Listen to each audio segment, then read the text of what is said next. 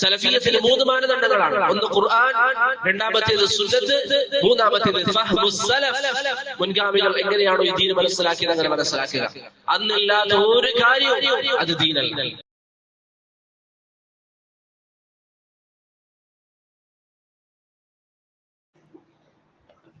السلام عليكم ورحمة الله وبركاته. الحمد لله رب العالمين والصلاة والسلام على أشرف الأنبياء والمرسلين نبينا محمد عليه وعلى آله أفضل الصلوات وأتم التسليم. أما بعد، رب اشرح لي صدري ويسر لي أمري واحلل عقدة من لساني يفقهوا قولي. سبحانك لا علم لنا إلا ما علمتنا إنك أنت العليم الحكيم. ബഹുമാനമുള്ള സഹോദരങ്ങളെ, അല്ലാഹു സുബ്ഹാനഹു വ തആല നമ്മുടെ ഈ മജ്ലിസിനെ സാലിഹായ ഒരു അമലായി നമ്മിൽ നിന്ന് സ്വീകരിക്കുമാറാകട്ടെ. അല്ലാഹുവിനെ കണ്ടുമുട്ടുന്ന ദിവസത്തിൽ നമുക്ക് സന്തോഷം നൽകുന്ന ഒരു അമലായി ഈ അമലിനെ അല്ലാഹു സുബ്ഹാനഹു വ തആല മാറ്റി നൽകുമാറാകട്ടെ. ഇത്തരത്തിലുള്ള ദീനി മജാലിസുകൾ സംഘടിപ്പിക്കുക എന്നുള്ളത് ഏറെ പുണ്യമുള്ള കാര്യമാണ്. ദീനിന്റെ മജാലിസുകളിൽ പങ്കെടുക്കുന്നതുമായി ബന്ധപ്പെട്ട് ധാരാളം ശ്രേഷ്ഠതകൾ റസൂലുള്ളാഹി സ്വല്ലല്ലാഹു അലൈഹി വസല്ലമ തങ്ങൾ പറഞ്ഞിട്ടുണ്ട്. അതുകൊണ്ട് തന്നെ ഈ മജ്ലിസുകൾ സംഘടിപ്പിക്കാൻ അതിനുവേണ്ടി പരിശ്രമിച്ച സഹോദരങ്ങൾ, അതിലേക്ക് ആളുകളെ ക്ഷണിക്കാൻ വേണ്ടി പരിശ്രമിച്ചവർ, അവർക്കൊക്കെ അല്ലാഹു സുബ്ഹാനഹു വ തആല തക്കതായ പ്രതിഫലം നൽകി അനുഗ്രഹിക്കുമാറാകട്ടെ. നബി സല്ലല്ലാഹു അലൈഹി വസല്ലമ തങ്ങൾ പറഞ്ഞതുപോലെ ആരെങ്കിലും ഒരു നന്മയിലേക്ക് ഒരുവനെ ക്ഷണിക്കുകയാണെങ്കിൽ ആ നന്മ ചെയ്തവന് അല്ലെങ്കിൽ ആ നന്മ ചെയ്തവന്റെ പ്രതിഫലം തന്നെ ക്ഷണിച്ചവനും ലഭിക്കുമെന്ന് റസൂലുള്ളാഹി സ്വല്ലല്ലാഹു അലൈഹി വസല്ലമ തങ്ങൾ നമുക്ക് സന്തോഷ വാർത്ത അറിയിച്ചു. അതുകൊണ്ട് ആളുകളെ നന്മയിലേക്ക് ക്ഷണിക്കുന്നതിൽ നിങ്ങളും പങ്കുചേരാൻ ശ്രമിക്കുക. മറ്റുള്ളവർക്ക് ഖൈർ എത്തിച്ചു കൊടുക്കുക. ഒരു പക്ഷേ പരലോകത്ത് അല്ലാഹുവിനെ കണ്ടുമുട്ടുന്ന ദിവസത്തിൽ നിങ്ങൾക്ക് സന്തോഷം നൽകുന്നത് ആ ഒരു അമലായിരിക്കും.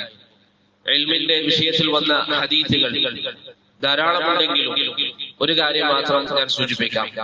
നമുക്ക് ഇഖ്ലാസ് ഉണ്ടാക്കിയെടുക്കാൻ നമ്മെ സഹായിക്കുന്ന ഒരൊറ്റ ഹദീസ് മാത്രം. കാരണം എപ്പോഴും നമ്മുടെ മനസ്സിനെ അല്ലാഹുവിനെ കുറിച്ചുള്ള ചിന്തയിൽ മുഴുക്കുകയും ഇഖ്ലാസ് പുതുക്കുകയും ചെയ്യുക എന്നുള്ളത് ഏറെ മുഖ്യമുള്ള കാര്യമാണ്. നബി സല്ലല്ലാഹു അലൈഹി വസല്ലമ തങ്ങൾ പറയുകയാണ്, ഇന്ന ലില്ലാഹി മലായികതൻ സയ്യാറതൻ ഫുദുല. അല്ലാഹു സുബ്ഹാനഹു വ തആലക്ക് ഭൂമിയിൽ ചില മലക്കുകളുണ്ട്. എന്റെ ശബ്ദം കേൾക്കുന്ന സഹോദരങ്ങൾ ശരിക്കും ചിന്തിക്കണം. അല്ലാഹുവിന്റെ റസൂൽ നമ്മോട് പറഞ്ഞു തരികയാണ്, ഈ ഭൂമിയിൽ ചില മലക്കുകളെ അല്ലാഹു ഏർപ്പാടാക്കിയിട്ടുണ്ട്. എന്താണ് അവരുടെ ജോലി? യതതബഉന മജാലിസൽ ദിക്ർ. അല്ലാഹുവിനെ കുറിച്ച് പറയുന്ന സദസ്സുകൾ എവിടെയാണോ ഉള്ളത് എന്നത് അവർ തേടി അന്വേഷിക്കും. അവർ ഭൂമിയിൽ സഞ്ചരിക്കും. അവരുടെ ലക്ഷ്യം എന്താണ്? റബ്ബിനെ കുറിച്ച് സംസാരിക്കുന്ന സദസ്സുകൾ എവിടെയാണുള്ളത്? ഇവിടെ അൽഹംദുലില്ലാഹ് നാം അല്ലാഹുവിനെ കുറിച്ച് പറയാം, അവന്റെ ദീനിനെ കുറിച്ച് പറയാം ഒന്നിച്ചിരുന്നവരാണ്. അപ്പോൾ ഇങ്ങനെയുള്ള മജ്ലിസുകൾ തേടിക്കൊണ്ട് മലക്കുകൾ സഞ്ചരിക്കുമെന്ന് നബി സല്ലല്ലാഹു അലൈഹി വസല്ലമ പറയുന്നു. നിങ്ങളൊന്ന് ചിന്തിച്ചു നോക്കിയാൽ നിങ്ങളെല്ലാവരും ഇവിടെ ഇരിക്കുന്ന ഈ സദസ്സിനെ കുറിച്ച് അല്ലെങ്കിൽ ഈ സദസ്സ് തേടിക്കൊണ്ടാണ് മലക്കുകളെ സഞ്ചാരം. അവരിങ്ങനെ സഞ്ചരിച്ച് ഈ സദസ്സ് കണ്ടാൽ അവർ കണ്ട് അങ്ങ് പോവുകയാണ്. അല്ല, അല്ലാഹുവിന്റെ റസൂൽ പറയുന്നു, ഫൈദാ വജദു മജ്ലിസൻ ഫീഹി ദിക്റുൻ ഖഅദു മഅഹു. ഒരു സദസ്സ് അല്ലാഹുവിനെ കുറിച്ച് പറയാം, ദീനിനെ കുറിച്ച് പറയാം, ഒരു സദസ്സ് അവരെ കണ്ടാൽ ആ സദസ്സിൽ മലക്കുകൾ ചെന്നിരിക്കും. അങ്ങനെ അവർ ആ സംസാരങ്ങൾ കേൾക്കും. ആ ജനങ്ങളുടെ കൂടെയാണ് അവർ അവിടെ ഉണ്ടാവുക. നിങ്ങളിവിടെ ഉണ്ട്, നിങ്ങളുടെ കൂടെ മലക്കുകളും. നബി സല്ലല്ലാഹു അലൈഹി വസല്ലമ തങ്ങൾ പറയുന്നു, ഈ സദസ്സ് കഴിഞ്ഞാൽ, ഇൽമിന്റെ സദസ്സ് കഴിഞ്ഞാൽ ഈ മലക്കുകൾ അല്ലാഹുവിലേക്ക് പോകും, ആകാശത്തേക്ക് പോകും. മലക്കുകളോട് അല്ലാഹു ചോദിക്കും, നിങ്ങൾ എവിടെയായിരുന്നു? അവർ പറയും, അല്ലാഹുവിനെ അറിയാം. പക്ഷെ അല്ലാഹു ചോദിക്കും, അവർ പറയും, അല്ലാഹുവേ, നിന്റെ ചില അടിമകൾ ഭൂമിയിൽ ദീനിന്റെ സദസ്സിങ്ങനെ ഒന്നിച്ചിരിക്കുന്നു. അല്ലാഹു ചോദിക്കും അവരോട്, എന്താണ് അവരുടെ ആവശ്യം? മലക്കുകൾ പറയും, അല്ലാഹുവേ, അവർക്കൊരൊറ്റ ആവശ്യമേ ഉള്ളൂ. അവർക്ക് നിന്റെ സ്വർഗം വേണം. നമ്മളൊക്കെ ഇരിക്കുന്നത് എന്തിനാണ്? നമ്മൾ ദീൻ പഠിക്കുന്നത് എന്തിനാണ്? നമ്മുടെ ഉദ്ദേശം എന്താണ്? അള്ളാഹുവിൽ നിന്ന് ഉന്നതമായ പ്രതിഫലം വേണം, നമുക്ക് സ്വർഗം വേണം. മലക്കുകളോട് അള്ളാഹു ചോദിക്കും, മറ്റെന്തെങ്കിലും അവർക്ക് ആവശ്യമുണ്ടോ? മലക്കുകൾ പറയും, അള്ളാഹുവേ, അവർ നിന്റെ നരകത്തെ തൊട്ട് കാവൽ ചോദിക്കും. അള്ളാഹു ചോദിക്കും, അവരെന്തൊക്കെയാണ് ചെയ്യുന്നത്? മലക്കുകൾ പറയും, റബ്ബേ, അവർ നിന്നെ പരിശുദ്ധിപ്പെടുത്തുന്നു, നിന്നെ അവർ വാഴ്ത്തുകയും പുകഴ്ത്തുകയും ചെയ്യുന്നു. ഈ രണ്ട് ആവശ്യങ്ങൾ അവർക്കുണ്ട്. അതുപോലെ മറ്റൊരു കാര്യം കൂടി അവർ ചോദിക്കുന്നു, നീ അവർക്ക് അവരുടെ പാപങ്ങൾ വിട്ടുവീഴ്ച ചെയ്ത് നൽകണം. എന്റെ പ്രിയപ്പെട്ട സഹോദരങ്ങൾ, നിങ്ങളൊന്ന് ചിന്തിച്ചു നോക്കിയാൽ ഈ ഒരു സദസ്സിൽ നിങ്ങൾ വന്നിരിക്കുമ്പോൾ നിങ്ങളുടെ മനസ്സിന്റെ അകത്തെ ലക്ഷ്യം എന്താണ്? നിങ്ങളുടെ പാപങ്ങൾ മാപ്പാക്കപ്പെടണം, നിങ്ങൾക്ക് അല്ലാഹുവിന്റെ സ്വർഗം വേണം, നിങ്ങൾ ഒരു കാരണവശാലും നരകത്തിൽ പ്രവേശിക്കരുത്. ഇതൊക്കെയല്ലേ നമ്മുടെ ലക്ഷ്യം? മലക്കുകളോട് അല്ലെങ്കിൽ മലക്കുകൾ അല്ലാഹുവിനോട് ഈ കാര്യം പറയുമ്പോൾ അല്ലാഹു സുബ്ഹാനഹു വ തആല പറയും, ഞാനിതാ അവർക്ക് ഈ കാര്യങ്ങൾ വാഗ്ദാനം ചെയ്യുന്നു. എന്തൊക്കെയാണ് അവരുടെ ആവശ്യം, അത് ഞാൻ അവർക്ക് നിറവേറ്റി നൽകാമെന്ന് വാഗ്ദാനം ചെയ്യും. ഒരൊറ്റ ഇൽമിന്റെ സദസ്സ്, ഒരു ഇൽമിന്റെ മജ്‌ലിസിൽ പ്രിയപ്പെട്ടവരെ നിങ്ങൾ ഇരുന്നാൽ ആ മജ്‌ലിസ് കാരണത്താൽ നിങ്ങൾക്ക് ലഭിക്കുന്നത് സ്വർഗമാണ്. ആ മജ്‌ലിസ് കാരണത്താൽ നിങ്ങൾക്ക് മോചനം ലഭിക്കുന്നത് നരകത്തിൽ നിന്നാണ്. ആ മജ്‌ലിസ് കാരണത്താൽ നിങ്ങളുടെ പാപങ്ങളാണ് അല്ലാഹു വിട്ടുവീഴ്ച ചെയ്തിരുന്നത്. ആ മജ്‌ലിസ് കാരണത്താൽ നിങ്ങളുടെ അല്ലെങ്കിൽ നിങ്ങളെ കുറിച്ച് അല്ലാഹുവിങ്കൽ സംസാരിക്കപ്പെടുകയാണ്. ഒരൊറ്റ മജ്‌ലിസ്, നിങ്ങൾ ഈ മജ്‌ലിസ് കഴിഞ്ഞ് ഇവിടെ നിന്ന് ഇറങ്ങി പോകുമ്പോൾ നിങ്ങളെ കുറിച്ച് അല്ലാഹുവും മലക്കുകളും തമ്മിൽ സംഭാഷണം നടത്തുമെന്ന് റസൂലുള്ളാഹി സ്വല്ലല്ലാഹു അലൈഹി വസല്ലം തങ്ങൾ പറയും. എത്ര വലിയ അനുഗ്രഹമാണ്, എത്ര വലിയ അനുഗ്രഹമാണ് പ്രിയപ്പെട്ടവരെ. ആ ഹദീസിന്റെ പൂർത്തീകരണത്തിൽ മലക്കുകൾ അല്ലാഹുവിനോട് പറയും, റബ്ബേ, ഫീഹിം അബ്ദുൽ ഖത്താ, അവരുടെ കൂട്ടത്തിൽ ഒരാളുണ്ടായിരുന്നു. അദ്ദേഹത്തിന് ഇങ്ങനെ മജ്‌ലിസുകളിൽ വന്നിരിക്കുന്ന പതിവൊന്നും ഉണ്ടായതുകൊണ്ട് അദ്ദേഹം വന്നിരുന്നതല്ല, മറിച്ച് അതിലൂടെ നടന്നു പോകുമ്പോൾ ഒരു മജ്‌ലിസ് കണ്ടു, അദ്ദേഹം കൂടെ ഇരുന്നു.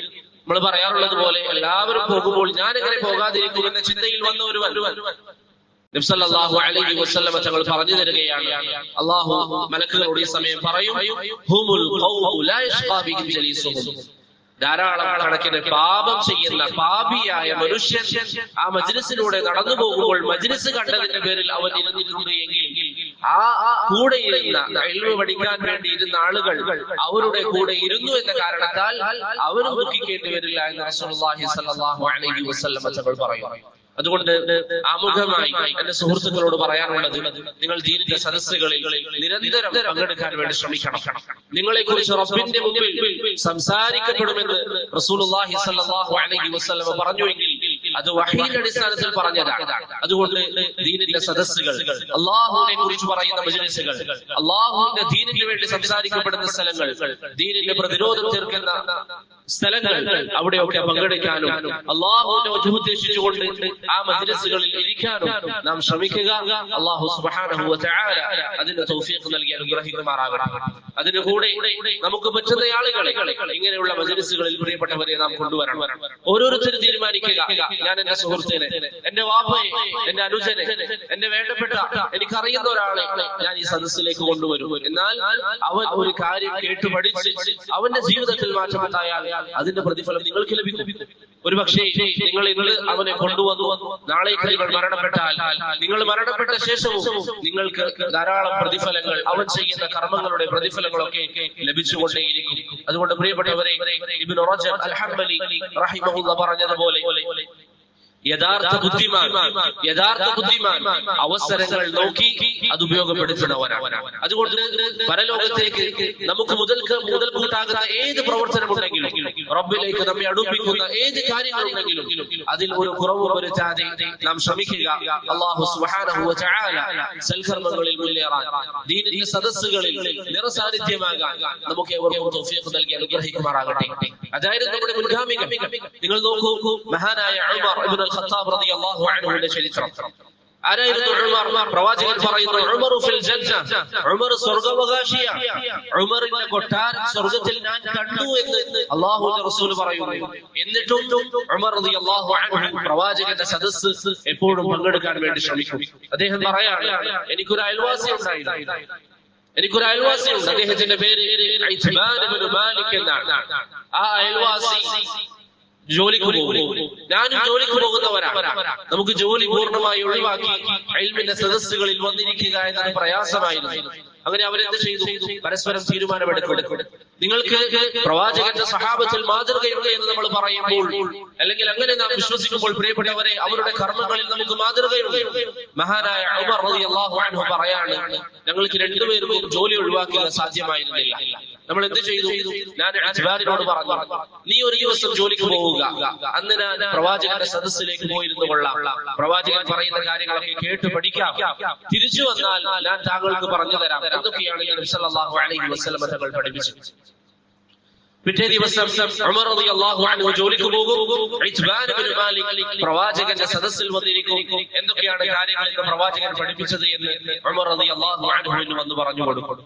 ഇന്ന് ചിലപ്പോഴൊക്കെ നിസാരമായ കാര്യങ്ങൾ പറഞ്ഞ് ദീനിന്റെ സദസ്സുകൾ നാം ഒഴിവാക്കുമ്പോൾ, ചെറിയ ചെറിയ വിഷയങ്ങൾ പറഞ്ഞു ദീനിന്റെ സദസ്സുകൾ ഒഴിവാക്കുമ്പോൾ, നമ്മുടെ ഭൗതികമായ എന്തെങ്കിലും തിരക്കുകൾ പറഞ്ഞു, അല്ലെങ്കിൽ നമുക്ക് ഏതെങ്കിലും ഒരു ഫംഗ്ഷനോ പരിപാടികളോ പറഞ്ഞുകൊണ്ട് ദീനിന്റെ സദസ്സിന്റെ ഏറ്റവും അവസാന സ്ഥാനം നാം നൽകുമ്പോൾ, പ്രിയപ്പെട്ടവരെ, അള്ളാഹുവിനെ കുറിച്ചുള്ള സംസാരത്തിന്, റസൂലിനെ കുറിച്ചുള്ള സംസാരത്തിന് നമ്മുടെ ജീവിതത്തിൽ ഈ ഒരു സ്ഥാനമാണ് നാം നൽകുന്നത് എങ്കിൽ നമ്മുടെ ഈമാൻ എത്രമാത്രം ബലഹീനമാണ് എന്ന് നാം ചിന്തിക്കുക.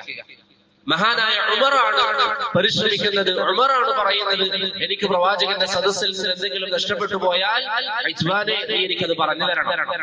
ഉമർ റളിയല്ലാഹു അൻഹു അവിടെ മിണ്ടാതിരുന്നിരുന്നെങ്കിൽ, അല്ലെങ്കിൽ ഉമർ റളിയല്ലാഹു അൻഹുവിന്റെ വിഷയത്തിൽ സ്വർഗ്ഗമുണ്ട് എന്ന് പ്രവാചകൻ പറഞ്ഞിട്ട് പോലും ദീനിന്റെ സദസ്സിന്റെ ഉമർ റളിയല്ലാഹു അൻഹു ആ മഹത്വം കണ്ടിരുന്നെങ്കിൽ, ഉമറിനറിയാം ദീനിന്റെ സദസ്സിന്റെ മഹത്വം എന്താണെന്നുള്ളത്. ഉമറിനറിയാം ഇൽമ പഠിക്കുന്നതിന്റെ മഹത്വം എന്താണെന്നുള്ളത്. ഉമറിനറിയാം നബി സല്ലല്ലാഹു അലൈഹി വസല്ലം ഈ സദസ്സുകളൊക്കെ നടത്തി പറയുന്ന ആ ഇൽമ് എത്രമാത്രം ഒരു അടിമയെ അല്ലാഹുവുമായി അടുപ്പിക്കുമെന്നുള്ളത്. അതുകൊണ്ട് പ്രിയപ്പെട്ടവരെ, ആവർത്തിച്ച് പറയട്ടെ, ദീനിന്റെ സദസ്സുകൾ ഉണ്ടെന്ന് കേട്ടാൽ ഒരു കാരണവശാലും അതിനെ നാം പാഴാക്കാൻ പാടില്ല. ഇന്ന് ആളുകൾക്കിടയിൽ പൊതുവെ കണ്ടുകൊണ്ടിരിക്കുന്ന ഏറ്റവും വലിയ മുസീബത്താണ്, അല്ലാഹു നമ്മെ കാത്തുരക്ഷിക്കുമാറാകട്ടെ, നാം നമ്മുടെ ജീവിതത്തിൽ ദീനിന്റെ പ്രാധാന്യം നൽകുന്നത് എല്ലാ കാര്യങ്ങളും കഴിഞ്ഞ ശേഷമാണ്. എപ്പോഴാണ് ഖുർആൻ ഓതാറുള്ളത്? ഒക്കെ കഴിഞ്ഞ് ഒഴിവ് സമയമുണ്ടെങ്കിൽ മാത്രം. ഖുർആൻ പാരായണം ഒഴിവ് സമയങ്ങളിൽ. അതാണ് പലരും സ്വീകരിക്കുന്ന രീതി. രാവിലെ മുതൽ വൈകുന്നേരം വരെ ഓഫീസിൽ ജോലിക്ക് പോകുന്നുണ്ടാകും, അല്ലെങ്കിൽ ഏതെങ്കിലും ജോലികൾ ഉണ്ടാകും. അതൊന്നും ഒഴിവാക്കുക എന്നുള്ളത് ചിന്തിക്കാൻ പോലും പറ്റുന്ന കാര്യമല്ല. ഒരു വ്യക്തിക്ക് നന്നായി ഉറക്കു വരും, അത് പറഞ്ഞുകൊണ്ട് ജോലി ഒഴിവാക്കില്ല. അവൻ ഓഫീസ് ടൈമിലാണെങ്കിൽ അവിടെ എത്തിയിരിക്കും. എന്നാൽ ഖുർആൻ ഓതുകയും ഖുർആൻ ഓതാൻ വേണ്ടി അവൻ തെരഞ്ഞെടുക്കുന്ന സമയത്തായിരിക്കും ഉറക്കമൊക്കെ കഴിഞ്ഞ് എല്ലാ ആവശ്യങ്ങളും കഴിഞ്ഞ് മസ്ജിദിൽ ഒരു 5 മിനിറ്റ് നേരത്തെ എത്തിയാൽ ആ സമയം ഖുർആൻ ഓതും. അതല്ലാതെ ഖുർആൻ ഓതാൻ എനിക്കൊരു സമയം മാറ്റണം, ഇതെന്റെ റബ്ബിന്റെ സംസാരമാണ്, ഇതെനിക്ക് വായിക്കണം, ഇതെനിക്ക് പഠിക്കണം, എന്റെ റസൂലിന്റെ സംസാരം എനിക്ക് വായിക്കണം, അതെനിക്ക് പഠിക്കണം, ഇതെനിക്ക് വേണ്ടിയാണ് എന്റെ റസൂൽ പറഞ്ഞത്, ഇതൊക്കെ എന്റെ പരലോക ജീവിതത്തിന് വേണ്ടിയിട്ടാണ്. യാ അയ്യുഹന്നാസ് അൻതുമുൽ ഫുഖറാഉ ഇലല്ലാഹ്, ജനങ്ങളെ, നിങ്ങളാണ് അല്ലാഹുവിലേക്ക് ആവശ്യക്കാർ, അല്ലാഹുവിന് ഇതൊന്നും ആവശ്യമില്ല എന്ന അധ്യാപനങ്ങൾ നമ്മുടെ മനസ്സിൽ ഓർത്തുകൊണ്ട് പരിശുദ്ധമായ ദീനിനെ വില നൽകുന്ന ആളുകൾ എത്ര ആളുകളുണ്ട്. അതുകൊണ്ട് പ്രിയപ്പെട്ടവരെ, ആവർത്തിച്ച് പറയട്ടെ, അല്ലാഹ് അല്ലാഹ് അല്ലാഹ് അല്ലാഹ്. നിങ്ങൾ അല്ലാഹുവിനെ സൂക്ഷിക്കുക, അല്ലാഹുവിനെ സൂക്ഷിക്കുക. ദീനിന്റെ സദസ്സുകൾ ഒരു കാരണവശാലും നഷ്ടപ്പെടുത്തുന്ന ഒരു സാഹചര്യം നമുക്കുണ്ടാകരുത്. ഒരു കാരണവശാലും ഞായറാഴ്ച ദിവസം നമുക്കൊരു കല്യാണമുണ്ട്, അന്നേ ദിവസം ഒരു ദർസുണ്ട്. ആ കല്യാണമുള്ളത് കൊണ്ട് ദർസ് ഒഴിവാക്കാമെന്നല്ല, ദർസിന് പങ്കെടുത്തതിന് ശേഷം ഒന്ന് കല്യാണത്തിന് പോയി വരാം. കാരണം ദർസാണ് എനിക്ക് ഏറ്റവും മുഖ്യം. കല്യാണത്തിന് പോയി അവിടെ ഭക്ഷണം കഴിച്ച് അവനെ സന്തോഷിപ്പിക്കുന്നതിനേക്കാളും എനിക്ക് വലുത് എന്റെ റബ്ബിനെ കുറിച്ച് പറയുന്ന മജ്‌ലിസുകളാണ്. ക്ഷണം സ്വീകരിക്കണം, ക്ഷണത്തിന് നിങ്ങൾക്ക് പോകാം, പക്ഷെ അതിനായിരിക്കരുത് ഏറ്റവും അധികം മുൻതൂക്കം നൽകേണ്ടത്, മറിച്ച് അല്ലാഹുവിന്റെ മജ്‌ലിസുകൾക്കായിരിക്കണം. നിങ്ങൾ നോക്കൂ, ഇന്ന് ആളുകൾ മദ്രസ വിദ്യാഭ്യാസം അത് നൽകുന്നത് എപ്പോഴാണ്? സ്കൂൾ പഠനമൊക്കെ കഴിഞ്ഞ് കുറച്ച് സമയം ബാക്കിയുണ്ടെങ്കിൽ രാവിലെ അല്ലെങ്കിൽ വൈകുന്നേരം മദ്രസയിലായി.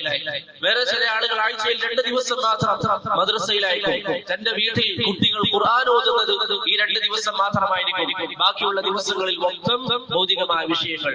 ഖുർആൻ പോലും പാരായണം ചെയ്യപ്പെടാത്ത എത്രയെത്ര വീടുകളാണ് നമ്മുടെ നാട്ടിലുള്ളത്. ഖുർആൻ ഓതപ്പെടാത്ത വീടുകളിൽ എന്ത് ബറക്കത്താണ് ഉണ്ടാവുക, എന്ത് ഖൈറാണ് ആ വീട്ടിലുള്ളവർ പ്രതീക്ഷിക്കുന്നത്. പിശാചിന്റെ സ്വാധീനം എത്രമാത്രം ആ വീട്ടിലുണ്ടാകും. ചില ആളുകൾ പറയും എപ്പോഴും വീട്ടിൽ പ്രയാസമാണ്, വീട്ടിൽ സന്തോഷമില്ല, വീട്ടിൽ ആളുകൾക്കിടയിൽ യോജിപ്പില്ല. എന്തായിരിക്കും കാരണം? നീ അല്ലാഹുവിന്റെ ശഅائറുകൾ വീട്ടിൽ നിന്ന് ഒഴിവാക്കി. നീ നിന്റെ ഖുർആൻ പാരായണം നിന്റെ വീട്ടിൽ വെച്ച് നീ നടത്തുന്നില്ല. സുന്നത്ത് നിസ്കാരങ്ങൾ നീ വീട്ടിൽ വെച്ച് നടത്തുന്നില്ല. അല്ലാഹുവിന്റെ റസൂലിനെ കുറിച്ചുള്ള സംസാരം വീട്ടിൽ വെച്ച് നടത്തുന്നില്ല. അതുകൊണ്ട് പ്രിയപ്പെട്ടവരെ, അല്ലാഹുവിന്റെ ദീൻ അതിനെ നാം ബഹുമാനിക്കുക, അല്ലാഹുവിന്റെ ദീനിനെ നാം മഹത്വപ്പെടുത്തുക. ദീനിനെ ഉയർത്താനുള്ള പ്രവർത്തനങ്ങൾ നമ്മെ കൊണ്ട് സാധിക്കുന്നത് എന്താണോ അത് നാം ചെയ്യില്ല. അതുകൊണ്ട് ഈ വിഷയങ്ങളിൽ നമുക്ക് ശ്രദ്ധയുണ്ടാകണം. അല്ലാഹു സുബ്ഹാനഹു വ തആല നമുക്കത് ശ്രദ്ധിക്കാൻ തൗഫീഖ് നൽകി അനുഗ്രഹിക്കുമാറാകട്ടെ.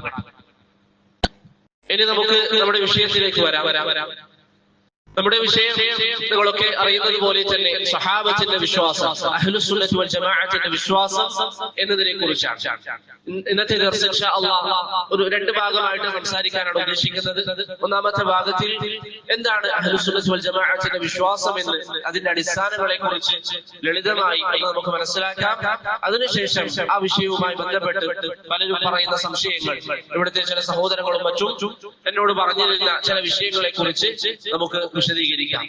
അല്ലാഹു സുബ്ഹാനഹു വ തആല കാര്യങ്ങൾ നല്ല നിലയിൽ കേൾക്കാനും അമലിൽ കൊണ്ടുവരാനും നമുക്ക് ഏവർക്കും തൗഫീഖ് നൽകി അനുഗ്രഹിക്കുമാറാകട്ടെ. പ്രിയപ്പെട്ടവരെ, റസൂലുള്ളാഹി സ്വല്ലല്ലാഹു അലൈഹി വസല്ലം തങ്ങൾ അവിടുത്തെ ജീവിതത്തിൽ നിങ്ങൾക്കൊക്കെ അറിയാവുന്നതുപോലെ തന്നെ ഈ ഭൂമിയിലേക്ക് വരികയും അല്ലാഹുവിന്റെ ദീൻ എന്താണെന്നുള്ളത് വളരെ വ്യക്തമായി നമുക്ക് വിശദീകരിച്ച് നൽകുകയും ചെയ്തു. യഥാർത്ഥ ദീൻ എന്താണ് നബി സല്ലല്ലാഹു അലൈഹി വസല്ലം നമുക്ക് പറഞ്ഞത്? പ്രവാചകന്റെ അധ്യാപനങ്ങളിൽ നബി സല്ലല്ലാഹു അലൈഹി വസല്ലം അവിടുത്തെ കാലഘട്ടത്തിൽ പറഞ്ഞ ഒരു കാര്യമാണ്. ഇർബാദ് ബിൻ സാരിയ റളിയല്ലാഹു അൻഹു ഉദ്ധരിക്കുന്ന ഹദീസിൽ കാണാം, ഒരു ദിവസം നബി സല്ലല്ലാഹു അലൈഹി വസല്ലം നമുക്ക് ഇമാമായി നിസ്കരിച്ചു. എന്റെ ശബ്ദം കേൾക്കുന്ന ആളുകൾ ശരിക്കും ചിന്തിക്കണം. ഞാൻ ഇതിനുള്ള അധികം ദീർഘിപ്പിക്കുകയില്ല. നമുക്ക് മനസ്സിലാക്കാൻ നമ്മെ സഹായിക്കുന്ന ചില കാര്യങ്ങൾ പറയുക എന്നത് മാത്രമാണ് ഉദ്ദേശം. നിസ്കാര ശേഷം നബി സല്ലല്ലാഹു അലൈഹി വസല്ലം സഹാബികളെ കൂട്ടിയിരുത്തി ഒരു ഉപദേശം അവർക്ക് മുന്നിൽ പറഞ്ഞു. മഹാനായ സഹാബി ഇർബാദ് റളിയല്ലാഹു അൻഹു പറയുകയാണ്, അത് കേട്ടപ്പോൾ നമ്മുടെ ഹൃദയം ഭയക്കാൻ തുടങ്ങി, നമ്മുടെ കണ്ണിൽ നിന്ന് കണ്ണുനീർ വരാൻ തുടങ്ങി. സഹാബികൾ നബി സല്ലല്ലാഹു അലൈഹി വസല്ലമയോട് ചോദിച്ചു, യാ റസൂലല്ലാഹ് കഅന്ന ഹാദിഹി മൗഇദതു മുവദ്ദിഅ, പ്രവാചകരെ, സാധാരണയിൽ നിന്ന് വിപരീതമായി ഈ താങ്കളുടെ ഉപദേശങ്ങൾക്ക്, താങ്കളുടെ സംസാരങ്ങളിൽ നമുക്ക് തോന്നുന്നത് താങ്കൾ നമ്മോട് വിട പറയുന്നവർ സംസാരിക്കുന്നത് പോലെയാണ് താങ്കൾ നമ്മോട് സംസാരിക്കുന്നത്. അതുകൊണ്ട് ഔസിന, നമുക്ക് എന്തെങ്കിലും വസിയത്ത് നൽകണം. താങ്കൾ എങ്ങാനും നമ്മിൽ നിന്ന് വേർപിരിഞ്ഞു പോവുകയാണെങ്കിൽ, പ്രവാചകനില്ലാത്ത ഒരു ലോകത്ത് ജീവിക്കേണ്ടി വരികയാണെങ്കിൽ, പ്രവാചകരെ ജീവിതത്തിൽ മുറുകെ പിടിക്കാൻ നമുക്കൊരു വസിയത്ത് നൽകണം, നസീഹത്ത് നൽകണം. അന്ന് നസീഹത്ത് ചോദിച്ചു വാങ്ങിയത് സഹാബികളാണെങ്കിൽ, ഇന്ന് കേൾക്കുന്ന പ്രവാചകന്റെ അനുയായികളായ നമ്മോട് അല്ലാഹുവിന്റെ റസൂൽ സല്ലല്ലാഹു അലൈഹി വസല്ലം തങ്ങൾ പറയുന്നു, ഊസികും ബിത്തഖ്വല്ലാഹ്, നിങ്ങൾ അല്ലാഹുവിനെ പേടിക്കണം, റബ്ബിനെ സൂക്ഷിച്ചുകൊണ്ട് ജീവിക്കണം. ഭരണാധികാരികളെ അനുസരിക്കുകയും അവർ പറയുന്നത് കേൾക്കുകയും അവരെ അനുസരിച്ചുകൊണ്ട് ജീവിക്കുകയും വേണം. എത്യോപ്യക്കാരനായ ചില റിവായത്തുകളിൽ വന്നതുപോലെ മുന്തിരി പോലെയുള്ള തലയുള്ളവരാണെങ്കിൽ പോലും, എന്ന് പറഞ്ഞാൽ വിരൂപിയായ, കാണാൻ ഭംഗിയില്ലാത്ത, ആളുകൾ അംഗീകരിക്കാത്ത, അവന്റെ കോലവും രൂപവും ഒക്കെ മോശമായ രൂപമുള്ളവരാണെങ്കിൽ പോലും അവരെ നിങ്ങൾ അനുസരിക്കുകയും കേൾക്കുകയും വേണം. ശേഷം സല്ലല്ലാഹു അലൈഹി വസല്ലം തങ്ങൾ ഈ ഉമ്മത്തിന് നടക്കാനിരിക്കുന്ന ഒരു കാര്യത്തെ കുറിച്ച് പറഞ്ഞു തരുന്നു. ഫൈനഹു മൻ യഇശ് ബികും ബഅദി ഫസയറ ഇഖ്തിലാഫൻ കസീറ, എനിക്ക് ശേഷം ജീവിക്കുന്ന ആളുകൾ, എനിക്ക് ശേഷം ജീവിക്കുന്നവർ അവൻ ധാരാളക്കണക്കിന് അഭിപ്രായ വ്യത്യാസങ്ങൾ കാണേണ്ടി വരും. നിങ്ങൾ പ്രവാചകന്റെ വാക്കുകളെ കുറിച്ചപ്പോഴും നിങ്ങൾ ചിന്തിക്കേണ്ടത് എന്താണ്? ഇത് വെറുതെ എന്ന് പറയുന്നതാണോ? അല്ല, പ്രവാചകൻ പറയുന്നത് വഹീന്റെ അടിസ്ഥാനത്തിലാണ്. അള്ളാഹു പറഞ്ഞു കൊടുക്കുന്ന കാര്യങ്ങളാണ് നബി സല്ലല്ലാഹു അലൈഹി വസല്ലം നമുക്ക് പറഞ്ഞു തരുന്നത്. നമ്മെ സൃഷ്ടിച്ച അല്ലാഹു സുബ്ഹാനഹു വ തആല, ഭൂമിയെ നിയന്ത്രിക്കുന്ന റബ്ബ്, ആ റബ്ബ് പ്രവാചകൻ അറിയിച്ചു കൊടുത്ത കാര്യമാണ്.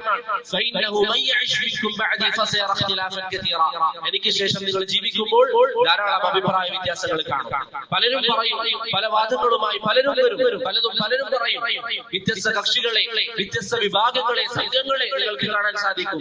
നബി സല്ലല്ലാഹു അലൈഹി വസല്ലം തങ്ങൾ ഇതിനുശേഷം ഈ ഉമ്മത്തിൽ സംഭവിക്കാനിരിക്കുന്ന, പ്രവാചകന്റെ കാലഘട്ടത്തിൽ സംഭവിച്ചിട്ടില്ല, ഇനി സംഭവിക്കാനിരിക്കുന്ന കാര്യത്തെക്കുറിച്ച്, വരാനിരിക്കുന്ന രോഗത്തെക്കുറിച്ച് പ്രവാചകൻ പറയുന്നു ഈ ഉമ്മത്തിൽ ഭിന്നിപ്പുണ്ടാകും. ഇതാർക്കുള്ള മറുപടിയാണ്? ഇവിടെ ചില ആളുകൾ പറയും എല്ലാവരും ഹക്കിന്റെ ആളുകളാണെന്ന് പറയുന്നു, ധാരാളം കക്ഷികളുണ്ട്, ധാരാളം വിഭാഗങ്ങളുണ്ട്, എല്ലാവരും ഖുർആനിന്റെയും സുന്നത്തിന്റെയും ആളുകളാണെന്ന് വാദിക്കുന്നു എന്ന് പറയുന്നവർക്കുള്ള മറുപടിയാണ്. കാരണം ഈ ഉമ്മത്തിൽ ഭിന്നിപ്പുണ്ടാവുക എന്നുള്ളത് അള്ളാഹുവിന്റെ കൗനിയായ സുന്നത്താണ്. അത് സംഭവിക്കുക തന്നെ ചെയ്യും, അത് സംഭവിക്കുക തന്നെ ചെയ്യും. കാരണം അത് റബ്ബിന്റെ തീരുമാനമാണ്. നബി സല്ലല്ലാഹു അലൈഹി വസല്ലം പറഞ്ഞു ഈ ഉമ്മത്തിൽ ഭിന്നിപ്പുണ്ടാകും, ഇന്ന രോഗം ഈ ഉമ്മത്തിനെ ബാധിക്കും. ഈ രോഗത്തിന് എന്താണ് പ്രതിവിധി? ഈ രോഗമുണ്ടായാൽ വ്യത്യസ്ത കക്ഷികൾ വന്ന് ഇവരൊക്കെ ഹക്കിന്റെ ആളുകളാണെന്ന് പറഞ്ഞാൽ എങ്ങനെയാണ് എനിക്ക് വിജയിക്കാൻ സാധിക്കുക?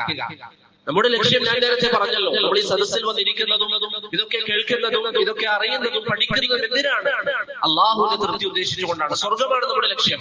ആ ലക്ഷ്യത്തിലേക്ക് എത്താൻ ഈ വ്യത്യസ്ത കക്ഷികൾ വന്നുകൊണ്ട് എല്ലാവരും അവരിലേക്ക് ക്ഷണിക്കുമ്പോൾ നമുക്ക് എങ്ങനെ യഥാർത്ഥ ലക്ഷ്യത്തിൽ ചെല്ലാൻ സാധിക്കും? നബി സല്ലല്ലാഹു അലൈഹി വസല്ലം തങ്ങൾ പറയുന്നു, ഫഅലൈക്കും ബിസുന്നതി, നിങ്ങൾ എന്റെ മാർഗ്ഗം മുറുകെ പിടിക്കുക, എന്റെ സുന്നത്ത് നിങ്ങൾ മുറുകെ പിടിക്കുക. വസുന്നത്തുൽ ഖുലഫാഇർ റാഷിദീനൽ മഹ്ദിയീന മിൻ ബഅദി, എനിക്ക് ശേഷം ഉണ്ടാകുന്ന സച്ചരിതരായ എന്റെ ഖുലഫാഉർ റാഷിദീകൾ, അവരുടെ സുന്നത്ത് നിങ്ങൾ മുറുകെ പിടിക്കുക. അപ്പോൾ രോഗവും അതിനുള്ള മരുന്നും നബി സല്ലല്ലാഹു അലൈഹി വസല്ലം പറഞ്ഞു. പ്രവാചകൻ ഇത് പറയുമ്പോൾ ഖുലഫാകൾ ഉണ്ടായിട്ടുണ്ടോ? ഖുലഫാകളില്ല. പക്ഷേ നബി സല്ലല്ലാഹു അലൈഹി വസല്ലം തങ്ങളുടെ മുഅ്ജിസത്തിന്റെ ഭാഗമാണ്. ശേഷം അവിടുന്ന് പറഞ്ഞു, തമസ്സകൂ ബിഹാ, നിങ്ങൾ മുറുകെ പിടിക്കണം. ഈ പ്രവാചകന്റെ സുന്നത്ത് അത് നിങ്ങൾ മുറുകെ പിടിക്കണം. ഞാൻ പലപ്പോഴും ദർസുകളിൽ പറയാറുണ്ട്, ഇങ്ങനെ നമ്മൾ പൊതുവിൽ പറയുന്ന പദങ്ങൾ ഒരു ആലങ്കാരിക പദങ്ങളായി നിങ്ങൾ എടുക്കരുത്. മുറുകെ പിടിക്കണം എന്ന് പറഞ്ഞാൽ അതുകൊണ്ടുള്ള ഉദ്ദേശം എന്താണ്? ഈ ദീൻ നിങ്ങൾ മനസ്സിലാക്കണം, ഈ ദീൻ നിങ്ങൾ അറിയണം, അള്ളാഹുവിന്റെ അധ്യാപനങ്ങൾ നിങ്ങൾ അറിയണം, റസൂലിന്റെ അധ്യാപനങ്ങൾ നിങ്ങൾ അറിയണം. തമസ്സകൂ ബിഹാ, നിങ്ങൾ ഈ സുന്നത്ത് മുറുകെ പിടിക്കണം. വഅദ്ദു അലൈഹാ ബിന്നവാജിദ്, കേവലം മുറുകെ പിടിച്ചാൽ പോരാ, നിങ്ങളുടെ പിടിയിൽ അത് ഒതുങ്ങണമെന്നില്ല, അത്രയും ഗുരുതരമാണ് വിഷയം. തമസ്സകൂ ബിഹാ വഅദ്ദു അലൈഹാ അണപ്പല്ലുകൾ കൊണ്ട് കടിച്ചു പിടിക്കണം നിങ്ങളുടെ ദീനിനെ. പ്രവാചകൻ ഉപയോഗിച്ച വാക്കുകൾ അറബി ഭാഷ പഠിക്കുന്ന എന്റെ സഹോദരങ്ങൾക്ക് പ്രത്യേകിച്ച് ഒന്നുകൂടി അത് മനസ്സിലാകും. കേവലം നിങ്ങൾ മുറുകെ പിടിച്ചാൽ പോരാ, അണപ്പല്ല് കൊണ്ട് കടിച്ചു പിടിക്കണം. സാധാരണ പല്ലല്ല പറഞ്ഞത്, ഇതാണ് അണപ്പല്ലിന്റെ പ്രത്യേകത. അതുകൊണ്ടൊന്ന് കടിച്ചു പിടിച്ചാൽ ഊരിയെടുക്കുക പ്രയാസമാണ്. അത്രയും കഠിനമായി നിങ്ങൾ മുറുകെ പിടിക്കണം. എന്തുകൊണ്ട് നിങ്ങൾ അങ്ങനെ മുറുകെ പിടിക്കണം? നബി സല്ലല്ലാഹു അലൈഹി വസല്ലം പറഞ്ഞു, വഇയ്യാകും വമുഹ്ദസാത്തിൽ ഉമൂർ, എന്റെ കാലഘട്ടം കഴിഞ്ഞാൽ ദീനിൽ പുതിയ കാര്യങ്ങൾ വന്നു തുടങ്ങും. ദീനിൽ പുതിയ പുതിയ ആശയങ്ങൾ ആളുകൾ കൊണ്ടുവരും. അതാണ് യഥാർത്ഥ ദീൻ എന്ന് പറയും. അതിലേക്കാണ്, അതാണ് സ്വർഗത്തിന്റെ മാർഗം എന്ന് പറയും. നിങ്ങൾ അറിയുക, പുതുതായി ദീനിൽ ഉണ്ടാക്കപ്പെടുന്ന സകല കാര്യങ്ങളും അത് അനാചാരമാണ്, ബിദ്അത്താണ്, പുതിയ കാര്യങ്ങളാണ്. ആ കാര്യങ്ങളൊക്കെ, പുതുതായി നിർമ്മിക്കുന്ന കാര്യങ്ങളൊക്കെ നിങ്ങളെ രക്ഷയിലേക്കല്ല വഴികേടിലേക്കാണ് എത്തിക്കുക എന്ന് റസൂലുള്ളാഹി സ്വല്ലല്ലാഹു അലൈഹി വസല്ലം തങ്ങൾ പറഞ്ഞു. അപ്പോൾ പ്രിയപ്പെട്ടവരെ, ഈ ഒരു ഹദീസ് നിങ്ങൾ ചിന്തിച്ചിരുന്നുവെങ്കിൽ, ഈ ഒരു ഹദീസിൽ മുസ്ലിം ഉമ്മത്ത് ചിന്തിച്ചിരുന്നുവെങ്കിൽ എന്ന് പലരും പറയുന്ന അവരുടെ ന്യായങ്ങൾ, അവരുടെ ഒഴിവുകഴിവുകൾ അവർക്കുണ്ടാകുമായിരുന്നു. ഈ ഹദീസിൽ ഈ ഉമ്മത്തിനെ ബാധിക്കാനിരിക്കുന്ന രോഗത്തെ കുറിച്ചും അതിനുള്ള മരുന്നിനെ കുറിച്ചും റസൂലുള്ളാഹി സ്വല്ലല്ലാഹു അലൈഹി വസല്ലം തങ്ങൾ പറഞ്ഞു. യഥാർത്ഥ ദീനിൽ നിന്ന് നിങ്ങളെ തെറ്റിക്കുന്ന വ്യത്യസ്ത കക്ഷികൾ വരും. എല്ലാവരും അവരാണ് ഹക്കിന്റെ ആളുകൾ എന്ന് പറയും. നിങ്ങൾക്ക് ഹക്ക് മനസ്സിലാക്കാനുള്ള മാനദണ്ഡം വേണമെങ്കിൽ ഇദാ ഫഅലൈക്കും ബിസുന്നതി വസുന്നത്തിൽ ഖുലഫാഇർ റാഷിദീനൽ മഹ്ദിയീന മിൻ ബഅദി, എന്റെയും സഹാബത്തിന്റെയും മാർഗ്ഗം മുറുകെ പിടിക്കുക എന്ന് റസൂലുള്ളാഹി സ്വല്ലല്ലാഹു അലൈഹി വസല്ലം പറഞ്ഞു. ഇവിടെ നമുക്ക് ബോധ്യപ്പെടുന്ന ഒരു കാര്യം എന്താണ്? പ്രവാചകന്റെ കാലഘട്ടം കഴിഞ്ഞാൽ വ്യത്യസ്ത കക്ഷികൾ ഭൂമിയിൽ ഉണ്ടാകും. എല്ലാവരും അവരാണ് ഹക്കിന്റെ ആളുകൾ എന്ന് പറയും. അവർ മിണ്ടാതിരിക്കുന്നവരല്ല. ഹുദൈഫ റളിയല്ലാഹു അൻഹുവിന്റെ ഹദീസിൽ നബി സല്ലല്ലാഹു അലൈഹി വസല്ലം തങ്ങൾ പറഞ്ഞതുപോലെ ദുആഅത്തുൻ ഇലാ അബ്വാബി ജഹന്നം, നരകത്തിന്റെ കവാടങ്ങളിലേക്ക് നിങ്ങളെ ക്ഷണിക്കാൻ ചില ദാഇമാരുണ്ടാകും. നരകത്തിന്റെ കവാടങ്ങളിലേക്ക് അവർ നിങ്ങളെ ദഅവത്ത് നടത്തുന്നവരാണ്. അവർ ഈ ദഅവത്ത് നടത്തുന്നത് ഖുർആനും സുന്നത്തും ഉപയോഗിക്കാതെയാണോ? അല്ല. സഹാബി ഹുദൈഫ പ്രവാചകനോട് ചോദിക്കുന്നു, ശരിക്കും ചിന്തിക്കുക. ഹുദൈഫ റളിയല്ലാഹു അൻഹു പ്രവാചകനോട് ചോദിക്കുന്നു, പ്രവാചകരെ, നരകത്തിലേക്ക് നമ്മെ ക്ഷണിക്കുന്ന അവരെ കുറിച്ച് നമുക്ക് പറഞ്ഞു തരണം. നബി സല്ലല്ലാഹു അലൈഹി വസല്ലം തങ്ങൾ പറഞ്ഞു, ഹും യതകല്ലമൂന ബിഅൽസിനതിനാ വഹും മിൻ ജിൽദതിനാ. മുസ്ലിമീങ്ങളിൽ പെട്ട ആളുകൾ ഖുർആനും സുന്നത്തും വെച്ചുകൊണ്ട്, നമ്മുടെ നാവ് വെച്ചുകൊണ്ട് സംസാരിക്കും. അഥവാ ഖുർആനും സുന്നത്തും വെച്ചുകൊണ്ടായിരിക്കും അവർ ജനങ്ങളെ അഭിസംബോധന ചെയ്യുക. ഖുർആനും സുന്നത്തും വെച്ചുകൊണ്ട് ആളുകളെ നരക കവാടങ്ങളിലേക്ക് ക്ഷണിക്കുന്ന ആളുകൾ വരുമെന്ന് റസൂലുള്ളാഹി സ്വല്ലല്ലാഹു അലൈഹി വസല്ലം മുന്നറിയിപ്പ് നൽകി. ഇന്ന് ചില ആളുകൾ ചോദിക്കാറില്ലേ, നിങ്ങൾ ഈ പറയുന്ന അല്ലെങ്കിൽ നിങ്ങൾ എതിർക്കുന്ന ബിദ്അത്തിന്റെ ആളുകൾ, ഖുറാഫാത്തിന്റെ ആളുകൾ, ശിർക്കിന്റെയും ബിദ്അത്തിന്റെയും പ്രചാരകർ, അവർ പഠിപ്പിക്കുന്നത് സഹീഹുൽ ബുഖാരിയല്ലേ, അവർ പഠിപ്പിക്കുന്നത് സഹീഹ് മുസ്ലിം അല്ലേ, അവർ ഈ ഹദീസിലെ ഗ്രന്ഥങ്ങളല്ലേ പഠിപ്പിക്കുന്നത് എന്ന് ചോദിക്കുന്നവർക്കുള്ള മറുപടി നബി സല്ലല്ലാഹു അലൈഹി വസല്ലം പറഞ്ഞു വെച്ചിട്ടുണ്ട്. എന്താണ് മറുപടി? വലാലത്തിന്റെ ആളുകൾ നിങ്ങളെ അതിലേക്ക് ക്ഷണിക്കുക യതകല്ലമൂന ബിഅൽസിനതിനാ. ഖുർആനും സുന്നത്തും വെച്ചുകൊണ്ട് തന്നെയാണ്. ഖുർആനും സുന്നത്താണ് അവർക്ക് നിങ്ങളോട് പറയാനുണ്ടാവുക. അവരെ നിങ്ങൾ സൂക്ഷിക്കണമെന്ന് റസൂലുള്ളാഹി സ്വല്ലല്ലാഹു അലൈഹി വസല്ലം തങ്ങൾ പറഞ്ഞു. അപ്പോൾ പ്രിയപ്പെട്ടവരെ, ധാരാളം കക്ഷികൾ ഉണ്ടാകും, അതിനിടയിൽ വിജയിക്കുന്ന കക്ഷിയുടെ അടയാളം നബി സല്ലല്ലാഹു അലൈഹി വസല്ലം തങ്ങൾ പറഞ്ഞതുപോലെ ഫഅലൈക്കും ബിസുന്നതി വസുന്നതിൽ ഖുലഫാഇർ റാഷിദീൻ അൽ മഹ്ദിയീൻ. എന്റെയും സഹാബത്ത്, എന്റെയും ഖുലഫാഉകളുടെയും മാർഗ്ഗം. ചില റിവായത്തുകളിൽ ഞാനും എന്റെ സഹാബികളും ഏത് മാർഗത്തിലാണോ ആ മാർഗം മുറുകെ പിടിക്കുന്നവർ. അപ്പോൾ നമുക്ക് വിജയിക്കാനുള്ള മാർഗം എന്താണ്? പ്രവാചകന്റെയും സഹാബത്തിന്റെയും മാർഗം മുറുകെ പിടിക്കുക. അതാണ് വിജയിക്കാനുള്ള മാർഗം. അവർക്കാണ് എന്ന് പറയുന്നത് അഹ്ലുസ്സുന്ന എന്ന് പറയുന്നത്. പ്രവാചകന്റെ കാലഘട്ടത്തിൽ അവർ അറിയപ്പെട്ടത് സൂറത്തുൽ ഹജ്ജിൽ അല്ലാഹു പറഞ്ഞതുപോലെ ഹുവ സമ്മാകുൽ മുസ്ലിമീൻ. എല്ലാവരും അറിയപ്പെട്ടത് ഏത് പേരിലായിരുന്നു? മുസ്ലിമീങ്ങൾ എന്ന ഒറ്റ പേരാണ്. മുസ്ലിമീങ്ങൾ എന്ന പേരിലാണ്. പിന്നീട് പല ആളുകളും ദീനിൽ പ്രവാചകൻ മുന്നറിയിപ്പ് നൽകിയതുപോലെ വ്യത്യസ്ത കക്ഷികൾ വന്നു, ദീനിൽ പുതിയ പുതിയ കാര്യങ്ങൾ ഉണ്ടാക്കി. ഒരാൾ പറയുന്നു ഭരണാധികാരികൾക്കെതിരെ ഇറങ്ങൽ അനുവദനീയമാണ്, ഭരണാധികാരികൾക്കെതിരെ വിപ്ലവങ്ങൾ ഉണ്ടാക്കൽ അനുവദനീയമാണ്. അവരെ വേർതിരിച്ചു. അവർ മുസ്ലിമീങ്ങളായിട്ട് തന്നെയാണ് അറിയപ്പെടുന്നത്. പക്ഷേ അവരിൽ നിന്ന് വേർതിരിയാൻ ഇങ്ങനെ ബിദ്അത്തിന്റെ കക്ഷികൾ വന്നപ്പോൾ അവരിൽ നിന്ന് വേർതിരിയാൻ അഹ്ലുസ്സുന്ന എന്ന പേര് സ്വീകരിച്ചു. അയ്യൂബ് അസ്സഖ്തിയാനി റഹിമഹുള്ളാഹി ആ പേര് ഉപയോഗിച്ചതുപോലെ അഹ്ലുസ്സുന്ന. മുസ്ലിമീങ്ങൾ എന്ന പേരിൽ നിന്ന് അഹ്ലുസ്സുന്ന എന്ന പേര് സ്വീകരിക്കാനുള്ള കാരണം എന്താണ്? ബിദ്അത്തിന്റെ ആളുകൾ പ്രത്യക്ഷപ്പെട്ടു. അപ്പോൾ യഥാർത്ഥ മുസ്ലിമീങ്ങൾ അഹ്ലുസ്സുന്ന എന്ന പേര് സ്വീകരിച്ചു. എല്ലാവരും മുസ്ലിമീങ്ങളായി ഒറ്റക്കെട്ടായി ജീവിക്കുന്നതിനിടയിൽ ഒരു പറ്റം ആളുകൾ ഞാൻ നേരത്തെ പറഞ്ഞതുപോലെ ഭരണാധികാരികൾക്കെതിരെ ഇറങ്ങൽ അനുവദനീയമാണെന്ന് പറഞ്ഞു. അവരാണ് ഖവാരിജികൾ. വേറൊരു വിഭാഗം വന്നു. അവർ പറഞ്ഞു അലി ഇബ്നു അബി ത്വാലിബ് റളിയല്ലാഹു അൻഹു ആണ് യഥാർത്ഥത്തിൽ ഖിലാഫത്തിന് അർഹനായവർ. അലി ഇബ്നു അബി ത്വാലിബ് ആണ് യഥാർത്ഥത്തിൽ നുബുവത്തിന് അർഹനായവർ. ചില ആളുകൾ അലി റളിയല്ലാഹു അൻഹു ആണ് ഇലാഹ് എന്നുവരെ വാദിച്ചു. അതുപോലെ ആലുൽ ബൈത്ത് പ്രവാചക കുടുംബത്തിനോട് ഇസ്ലാം അനുവദിക്കാത്ത നിലയിലുള്ള പെരുമാറ്റങ്ങൾ സ്വീകരിച്ച ഒരു വിഭാഗം, അവർക്ക് ഇസ്ലാമിന്റെ ചരിത്രത്തിൽ റാഫിദിയ്യാക്കൾ എന്ന പേര് വന്നു. ഇങ്ങനെ വ്യത്യസ്ത കക്ഷികൾ ഇവരെല്ലാവരും മുസ്ലിമീങ്ങളാണെന്ന് വാദിക്കുമ്പോൾ യഥാർത്ഥ മുസ്ലിം ആരാണ് എന്നറിയാൻ വ്യത്യസ്തമായ ഒരു പേര് സ്വീകരിച്ചതാണ് അഹ്ലുസ്സുന്ന. ആ പേര് താബിഈകൾ സ്വീകരിച്ചതാണ്. സഹാബികളിൽ ഇബ്നു അബ്ബാസ് റളിയല്ലാഹു അൻഹുവിൽ നിന്ന് അദ്ദേഹം അങ്ങനെ ഉപയോഗിച്ചതായും വന്നിട്ടുണ്ട്. പിന്നീട് കാലം കുറച്ചു കഴിഞ്ഞു അഹ്ലുസ്സുന്ന എന്ന പേരിൽ അറിയപ്പെടാൻ വേണ്ടി തുടങ്ങി. പക്ഷെ കാലം കുറച്ചു കഴിഞ്ഞപ്പോഴേക്ക് മറ്റൊരു വിഭാഗം വന്നു. എന്തായിരുന്നു അവരുടെ പ്രത്യേകത? അവരുടെ അഭിപ്രായങ്ങൾക്കാണ് മുൻഗണന. അവരുടെ അഭിപ്രായങ്ങൾ ഖുർആനും സുന്നത്തും മനസ്സിലാക്കുന്നത് അവരുടേതായ അഭിപ്രായങ്ങൾ അനുസരിച്ചുകൊണ്ടാണ്. അവരുടേതായ ചിന്തകൾ, അവരുടേതായ മാനദണ്ഡങ്ങൾ, അതിന്റെ അടിസ്ഥാനത്തിൽ അവർ വിഷയങ്ങളെ നോക്കിക്കാണാൻ വേണ്ടി തുടങ്ങി. അവരറിയപ്പെട്ട ഒരു പേരിലാണ് അഹ്ലുർ റഅയ്, അഭിപ്രായത്തിന്റെ ആളുകൾ. അവർക്കെതിരായി അഹ്ലുസ്സുന്ന എന്ന പേര് സ്വീകരിച്ചു അഹ്ലുൽ ഹദീസ്, ഹദീസിന്റെ ആളുകൾ. ഹദീസിന്റെ ആളുകൾ ഇങ്ങനെ ആദ്യം മുസ്ലിമീങ്ങൾ എന്ന പേര്, പിന്നെ അഹ്ലുസ്സുന്ന, പിന്നെ അഹ്ലുൽ ഹദീസ്, അഹ്ലുൽ അസർ, ഇങ്ങനെ പല പേരുകളും അഹ്ലുസ്സുന്ന സ്വീകരിക്കാനുള്ള കാരണം എന്തായിരുന്നു? ബിദ്അത്തിന്റെ ആളുകളിൽ നിന്ന് വേറിട്ട് നിൽക്കാൻ, ളലാലത്തിന്റെ ആളുകളിൽ നിന്ന് വേറിട്ട് നിൽക്കാൻ. പ്രവാചകൻ ഹദീസിൽ പറഞ്ഞ ഈ രണ്ട് ഭാഗങ്ങൾ, ധാരാളം അഭിപ്രായ വ്യത്യാസങ്ങൾ ഉണ്ടാകും. അതിൽ വിജയിക്കുന്ന കക്ഷി ഖുർആനും സുന്നത്തും മുറുകെ പിടിക്കുന്നവരാണ്. ആ ഖുർആനും സുന്നത്തും മുറുകെ പിടിച്ചവരാണ് അഹ്ലുസ്സുന്ന, അഹ്ലുൽ ഹദീസ്, അഹ്ലുൽ അസർ, അൽ ഫിർഖത്തുൻ നാജിയ, അത്വായിഫത്തുൽ മൻസൂറ തുടങ്ങിയ പേരുകളിൽ അറിയപ്പെട്ടത്. മറ്റേ വിഭാഗം ഖവാരിജുകൾ, റവാഫിദുകൾ, അൽ അശാഇറ, അൽ മാതുരിദിയ, അൽ മുഅ്തസില, അൽ ജഹ്മിയ, അൽ കറാമിയ എന്നിങ്ങനെ വ്യത്യസ്ത പേരുകളിൽ അവർ പറയപ്പെട്ടു തുടങ്ങി. കാലം കുറച്ചു കഴിഞ്ഞു ഇഖ്വാനികളൊക്കെ തലമുക്കി തുടങ്ങി. ഇഖ്വാനികൾ അവരുടേതായ ചില പരിശ്രമങ്ങൾ നടത്തി വന്നപ്പോൾ അഹ്ലുസുന്ന വ്യാപകമായി മറ്റൊരു പേര് സ്വീകരിച്ചു. അതാണ് അസ്സലഫിയ്യ. അതാണ് അസ്സലഫിയ്യ. എന്താണ് അസ്സലഫിയ്യ എന്ന് പറഞ്ഞാൽ അതുകൊണ്ടുള്ള ഉദ്ദേശം അബുൽ മുളഫർ അസ്സമആനി റഹിമഹുല്ലാ പറഞ്ഞതുപോലെ നിസ്ബത്തുൻ ഇലാ അഖീദത്തിസ് സലഫ്. ഈ വ്യത്യസ്ത കക്ഷികൾ ഭൂമിയിൽ ഉണ്ടാവുകയും എല്ലാവരും സത്യത്തിന്റെ ആളുകളാണ് എന്ന് പറയുകയും ചെയ്യുമ്പോൾ അതിനിടയിൽ അതിൽ നിന്നൊക്കെ മാറി യഥാർത്ഥ മുൻഗാമികളുടെ മാർഗം പിൻപറ്റുന്നവർ നമ്മളാണ് എന്ന് പറയാൻ ആ ഒരു അർത്ഥം സ്വീകരിച്ചുകൊണ്ട് സലഫി എന്ന പേര് അഹ്ലുസുന്ന സ്വീകരിച്ചു. അത് വ്യാപകമായി പിൽക്കാലഘട്ടത്തിൽ സ്വീകരിക്കപ്പെട്ടതാണെങ്കിലും മുൻകാലഘട്ടത്തിൽ ആ പേര് ഉപയോഗിക്കപ്പെട്ടിരുന്നു. മുൻകാലഘട്ടത്തിൽ ആ പേരുകൾ ഉപയോഗിച്ചിരുന്നു. ആർക്കാണ് ഒരു ഉദാഹരണം പറയാൻ പറ്റുക?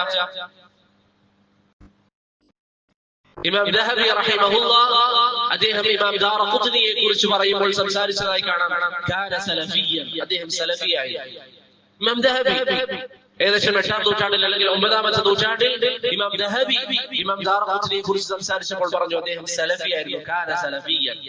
ഇമാം ദഹബി ഇബ്നു അബ്ദുൽ ബർറിനെ കുറിച്ച് സംസാരിച്ചപ്പോൾ പറഞ്ഞു കാന സലഫിയ്യൻ, അദ്ദേഹം സലഫിയായിരുന്നു. അപ്പോൾ ആ പേര് പണ്ട് ഉപയോഗിക്കപ്പെട്ടുവെങ്കിലും പിൽക്കാലഘട്ടത്തിൽ പല ആളുകളും പുതിയ ബിദ്അത്തുകളുമായി വന്നപ്പോഴാണ് വ്യാപകമായി അസ്സലഫിയ്യ എന്ന പേര് സ്വീകരിക്കാൻ വേണ്ടി തുടങ്ങിയത്.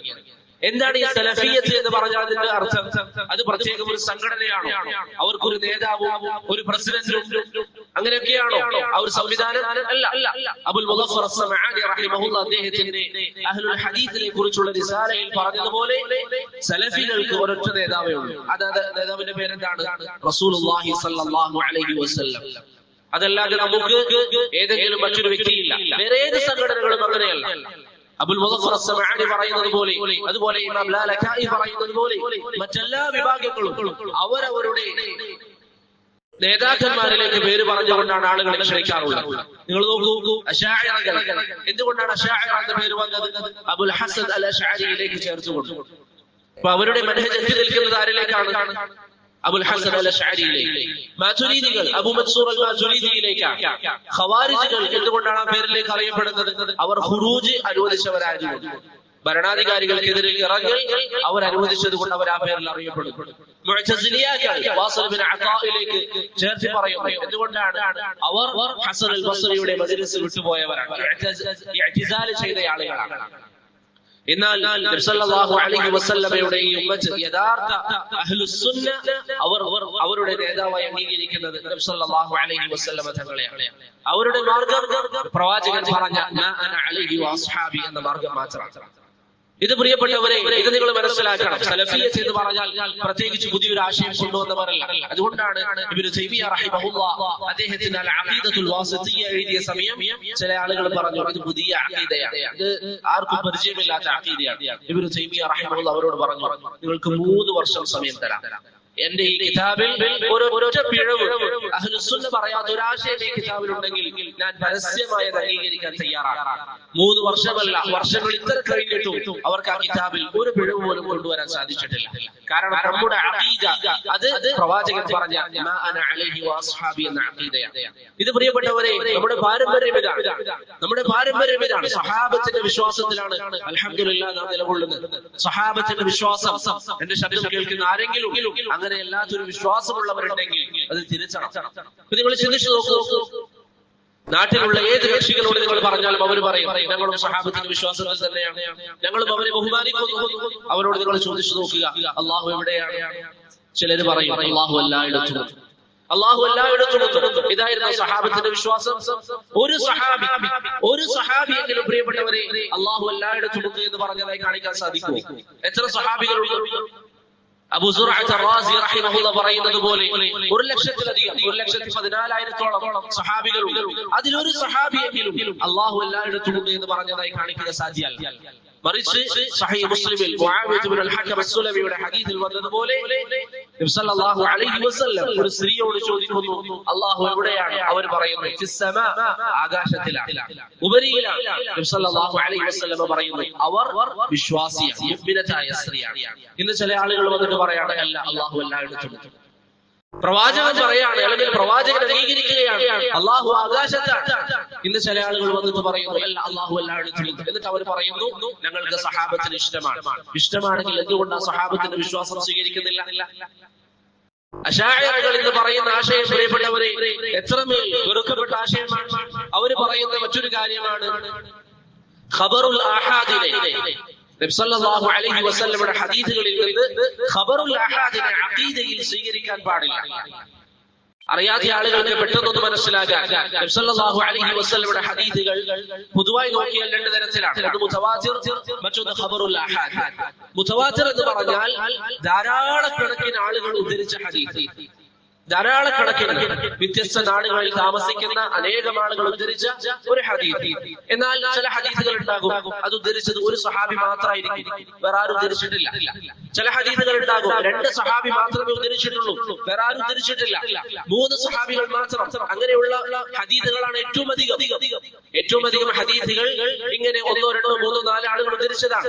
അങ്ങനെയുള്ള ഹദീസുകൾക്കാണ് എന്ന് പറയുന്നത് ആഹാദായ ഹദീസുകൾ എന്ന് പറയുന്നത്. സഹാബത്ത് ഒരു കാര്യം നബി സല്ലല്ലാഹു അലൈഹി വസല്ലം പറഞ്ഞു എന്ന് അവരുടെ ചെവികളിൽ എത്തിയാൽ അവർ സമിഅനാ വഅതഅനാ, അവർ കേൾക്കുന്നു, അനുസരിക്കുന്നു. അതിനിടയിൽ അവർക്കൊരു സംസാരമില്ല. ഇബ്നു അബ്ബാസ് റളിയല്ലാഹു അൻഹു സഹാബികൾ ചിലരോട് സംസാരിക്കുകയാണ്. ഇബ്നു അബ്ബാസ് അല്ലെങ്കിൽ താബിഈങ്ങളോട് സംസാരിക്കുമ്പോൾ നബി സല്ലല്ലാഹു അലൈഹി വസല്ലമയുടെ ഹജ്ജിന്റെ ചില കാര്യങ്ങളെ കുറിച്ച് ചർച്ച വന്നു. ഇബ്നു അബ്ബാസിനോട് അവർ പറഞ്ഞു, ആ സംസാരിക്കുന്നവർ പറഞ്ഞു, നിങ്ങൾ ശരിക്കും ചിന്തിക്കണം, അബൂബക്കറും ഉമറും തബത്തുഅ് പാടില്ല എന്ന് പറയുന്നു. ഇബ്നു അബ്ബാസ് റളിയല്ലാഹു അൻഹു പറഞ്ഞു, ഞാൻ നിങ്ങളോട് പറയുന്നത് റസൂലുള്ളാഹി സ്വല്ലല്ലാഹു അലൈഹി വസല്ലം അനുവദിച്ചിട്ടുണ്ട് എന്നുള്ളതാണ്. പ്രവാചകൻ അനുവദിച്ചു എന്ന് ഞാൻ നിങ്ങളോട് പറയുമ്പോൾ നിങ്ങൾ എന്നോട് എതിരിടുന്നത് അബൂബക്കറും ഉമറും പറഞ്ഞു എന്നാണോ? നിങ്ങളുടെ മേലെ ആകാശത്ത് നിന്ന് കല്ല് വർഷിക്കുമോ എന്ന് ഞാൻ ഭയക്കുന്നു എന്ന് ഇബ്നു അബ്ബാസ് റളിയല്ലാഹു അൻഹു പറഞ്ഞു. അവരെ സംബന്ധിച്ചിടത്തോളം പ്രവാചകൻ ഒരു കാര്യം പറഞ്ഞാൽ അവർക്ക് മറ്റൊരു സംസാരമില്ല, അവർക്ക് മറ്റൊരു സംസാരമില്ല. നബി സല്ലല്ലാഹു അലൈഹി വസല്ലം മദ്യം നിഷിദ്ധമാക്കിയെന്ന് പറഞ്ഞപ്പോൾ അവരുടെ മദ്യശാലകൾ അവർ അടച്ചുപൂട്ടി. അവർക്കൊരു സംശയം ഉണ്ടായിരുന്നില്ല.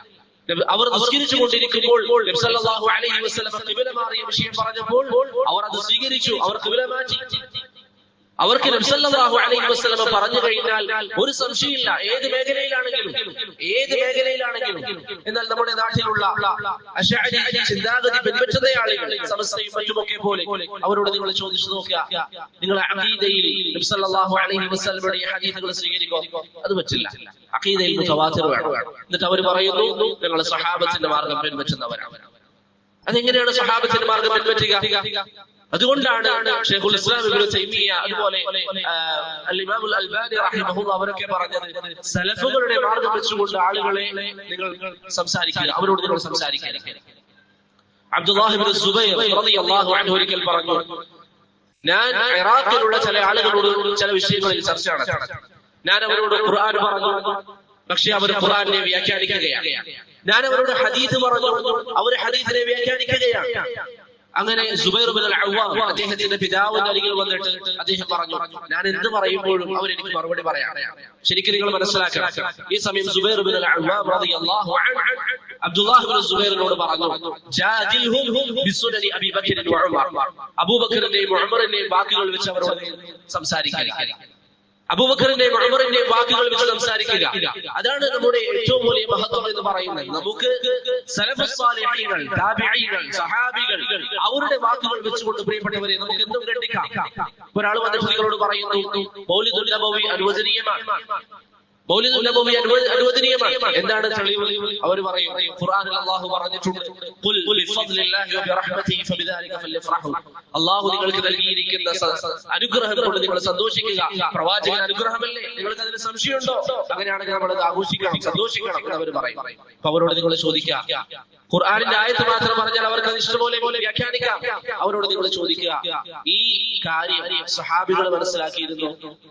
ഏതെങ്കിലും ഒരു സഹാബി, നേരത്തെ പറഞ്ഞു 1,14,000 വരുന്ന ഒരു സഹാബി, അതിൽ ഒരാളെങ്കിലും ഈ ആയത്ത് അങ്ങനെ മനസ്സിലാക്കിയിട്ടുണ്ടോ? ഇല്ല. ഞാനും എന്റെ സഹാബികളും ഏത് മാർഗത്തിലാണോ ആ മാർഗം. ഇന്ന് ചില ആളുകൾ അവർ പറയും ഭരണാധികാരികൾക്കെതിരെ സംസാരിക്കുക അനുവദനീയമാണ്, മുസ്ലിം ഭരണാധികാരികൾക്കെതിരെ സംസാരിക്കാം, തെറ്റുകൾ കണ്ടാൽ നമുക്ക് സംസാരിക്കാം, എന്തെങ്കിലും മോശത്തരങ്ങൾ കണ്ടാൽ നമുക്ക് സംസാരിക്കാം, അത് എതിർക്കണം എന്ന് പറഞ്ഞ് ഭരണാധികാരികൾക്കെതിരെ, മുസ്ലിം ഭരണാധികാരികൾക്കെതിരെ വ്യാപകമായി സംസാരിക്കുന്നവർ. അവരോട് നമുക്ക് ചോദിക്കാനുള്ളത് ഇതേ ചോദ്യമാണ്. നബി സല്ലല്ലാഹു അലൈഹി വസല്ലം തങ്ങൾ സഹാബികൾ അവരുടെ വിശ്വാസം എന്തായിരുന്നു? പ്രവാചകൻ പറയുന്നു, അലൽ മർഇ അസ്സമഉ വത്താഅ ഫീമാ അഹബ്ബ വകരഹ. മോശപ്പെട്ട അവസ്ഥയിലാണെങ്കിലും അവൻ ഇഷ്ടപ്പെടുന്ന അവസ്ഥയിലാണെങ്കിലും ഭരണാധികാരിയെ കേൾക്കുകയും അനുസരിക്കുകയും വേണം. ഇതായിരുന്നു സഹാബത്തിന്റെ വിശ്വാസം. ഭരണാധികാരികൾക്കെതിരെ വലിയ വലിയ സഹാബികൾ ക്രൂരന്മാരായ ഭരണാധികാരികളുടെ കാലഘട്ടത്തിൽ ജീവിച്ചിരുന്നു. ഹജ്ജാജ് ഇബ്നു യൂസുഫിനെ പോലെയുള്ളവർ, ഹജ്ജാജിന്റെ ഭരണകൂടത്തിന്റെ കീഴിൽ ജീവിച്ചിരുന്ന സഹാബികളാലും ഭരണാധികാരികൾക്കെതിരെ ഇറങ്ങാൻ അനുവാദം നൽകിയിരുന്നില്ല. ഭരണാധികാരികൾക്കെതിരെ ഇറങ്ങാൻ അനുവാദം നൽകിയിരുന്നില്ല. അവർക്കെതിരെ സംസാരിക്കാൻ അവർ അനുവദിച്ചിരുന്നില്ല. തെറ്റുകൾ കണ്ടാൽ അവർ തെറ്റുകളെ തിരുത്തും. എന്നാൽ ഭരണാധികാരികൾക്കെതിരെ ജനങ്ങളെ ഇറക്കുക, അവർക്കെതിരെ സംസാരിക്കാൻ പ്രോത്സാഹിപ്പിക്കുക അവർ വിലക്കിയിരുന്നു. അനസ് ബിൻ മാലിക് റളിയല്ലാഹു അൻഹുവിന്റെ അരികിൽ ഒരു വ്യക്തി വന്നു. സുബൈർ ബിൻ അദി റഹിമഹുല്ലാഹ് വന്നിട്ട് പറഞ്ഞു, അനസ്, ഹജ്ജാജ് ബിൻ യൂസുഫിന്റെ പരീക്ഷണങ്ങൾ നമുക്ക് സഹിക്കാവുന്നതിനും അപ്പുറമാണ്. അത്രയും കഠിനമായ പരീക്ഷണങ്ങളാണ് നമുക്ക് മേൽ അവർ നടത്തിക്കൊണ്ടിരിക്കുന്നത്. അനസ് ബിൻ മാലിക് എന്താ പറഞ്ഞത്? എന്നാൽ നിങ്ങൾ നാളെ തന്നെ ഭരണാധികാരികൾക്കെതിരെ ജനങ്ങളെ ഇറക്കുക എന്നാണോ? ഇന്ന് ചില ആളുകൾ ഭരണകൂടത്തിനെതിരെ സംസാരിക്കുമ്പോൾ, സൗദി പോലെയുള്ള ഇസ്ലാമിക രാജ്യങ്ങൾക്കെതിരെ സംസാരിക്കുമ്പോൾ അവിടെ എവിടെയെങ്കിലും ഒരു പിഴവുണ്ട് എന്ന് പറഞ്ഞ് സംസാരിക്കുന്നവർ, അവർക്ക് അനസ് ബിൻ മാലിക്കിന്റെ നസീഹത്തിൽ മാതൃകയുണ്ട്. പ്രിയപ്പെട്ടവരെ, ഹജ്ജാജ് ഇബ്നു യൂസുഫ് ആരാണ്? കഅബയുടെ അരികിൽ വെച്ച് അബ്ദുല്ലാഹ് ഇബ്നു സുബൈറിനെ, അബൂബക്കറിന്റെ പേരക്കുട്ടിയെ കഅബാലയത്തിൽ വെച്ചുകൊണ്ട് വെട്ടിക്കൊന്ന ഭരണാധികാരിയാണ് ഹജ്ജാജ് ഇബ്നു യൂസുഫ്. എന്നിട്ട് അനസ് ബിൻ മാലിക് റളിയല്ലാഹു അൻഹു പറഞ്ഞ എന്താ? ഇസ്ബിറു, നിങ്ങൾ സബർ ചെയ്യുക. ഇന്നൊരു സബർ ചെയ്യണമെന്നാണോ? നാളെ സബർ ചെയ്യണമെന്നാണോ? അനസ് റളിയല്ലാഹു അൻഹു പറഞ്ഞു, ഹത്താ തൽഖൗ റബ്ബകും, നിങ്ങൾ നിങ്ങളുടെ റബ്ബിനെ കണ്ടുമുട്ടുന്ന ദിനം വരെ നിങ്ങൾ സബർ ചെയ്യുക.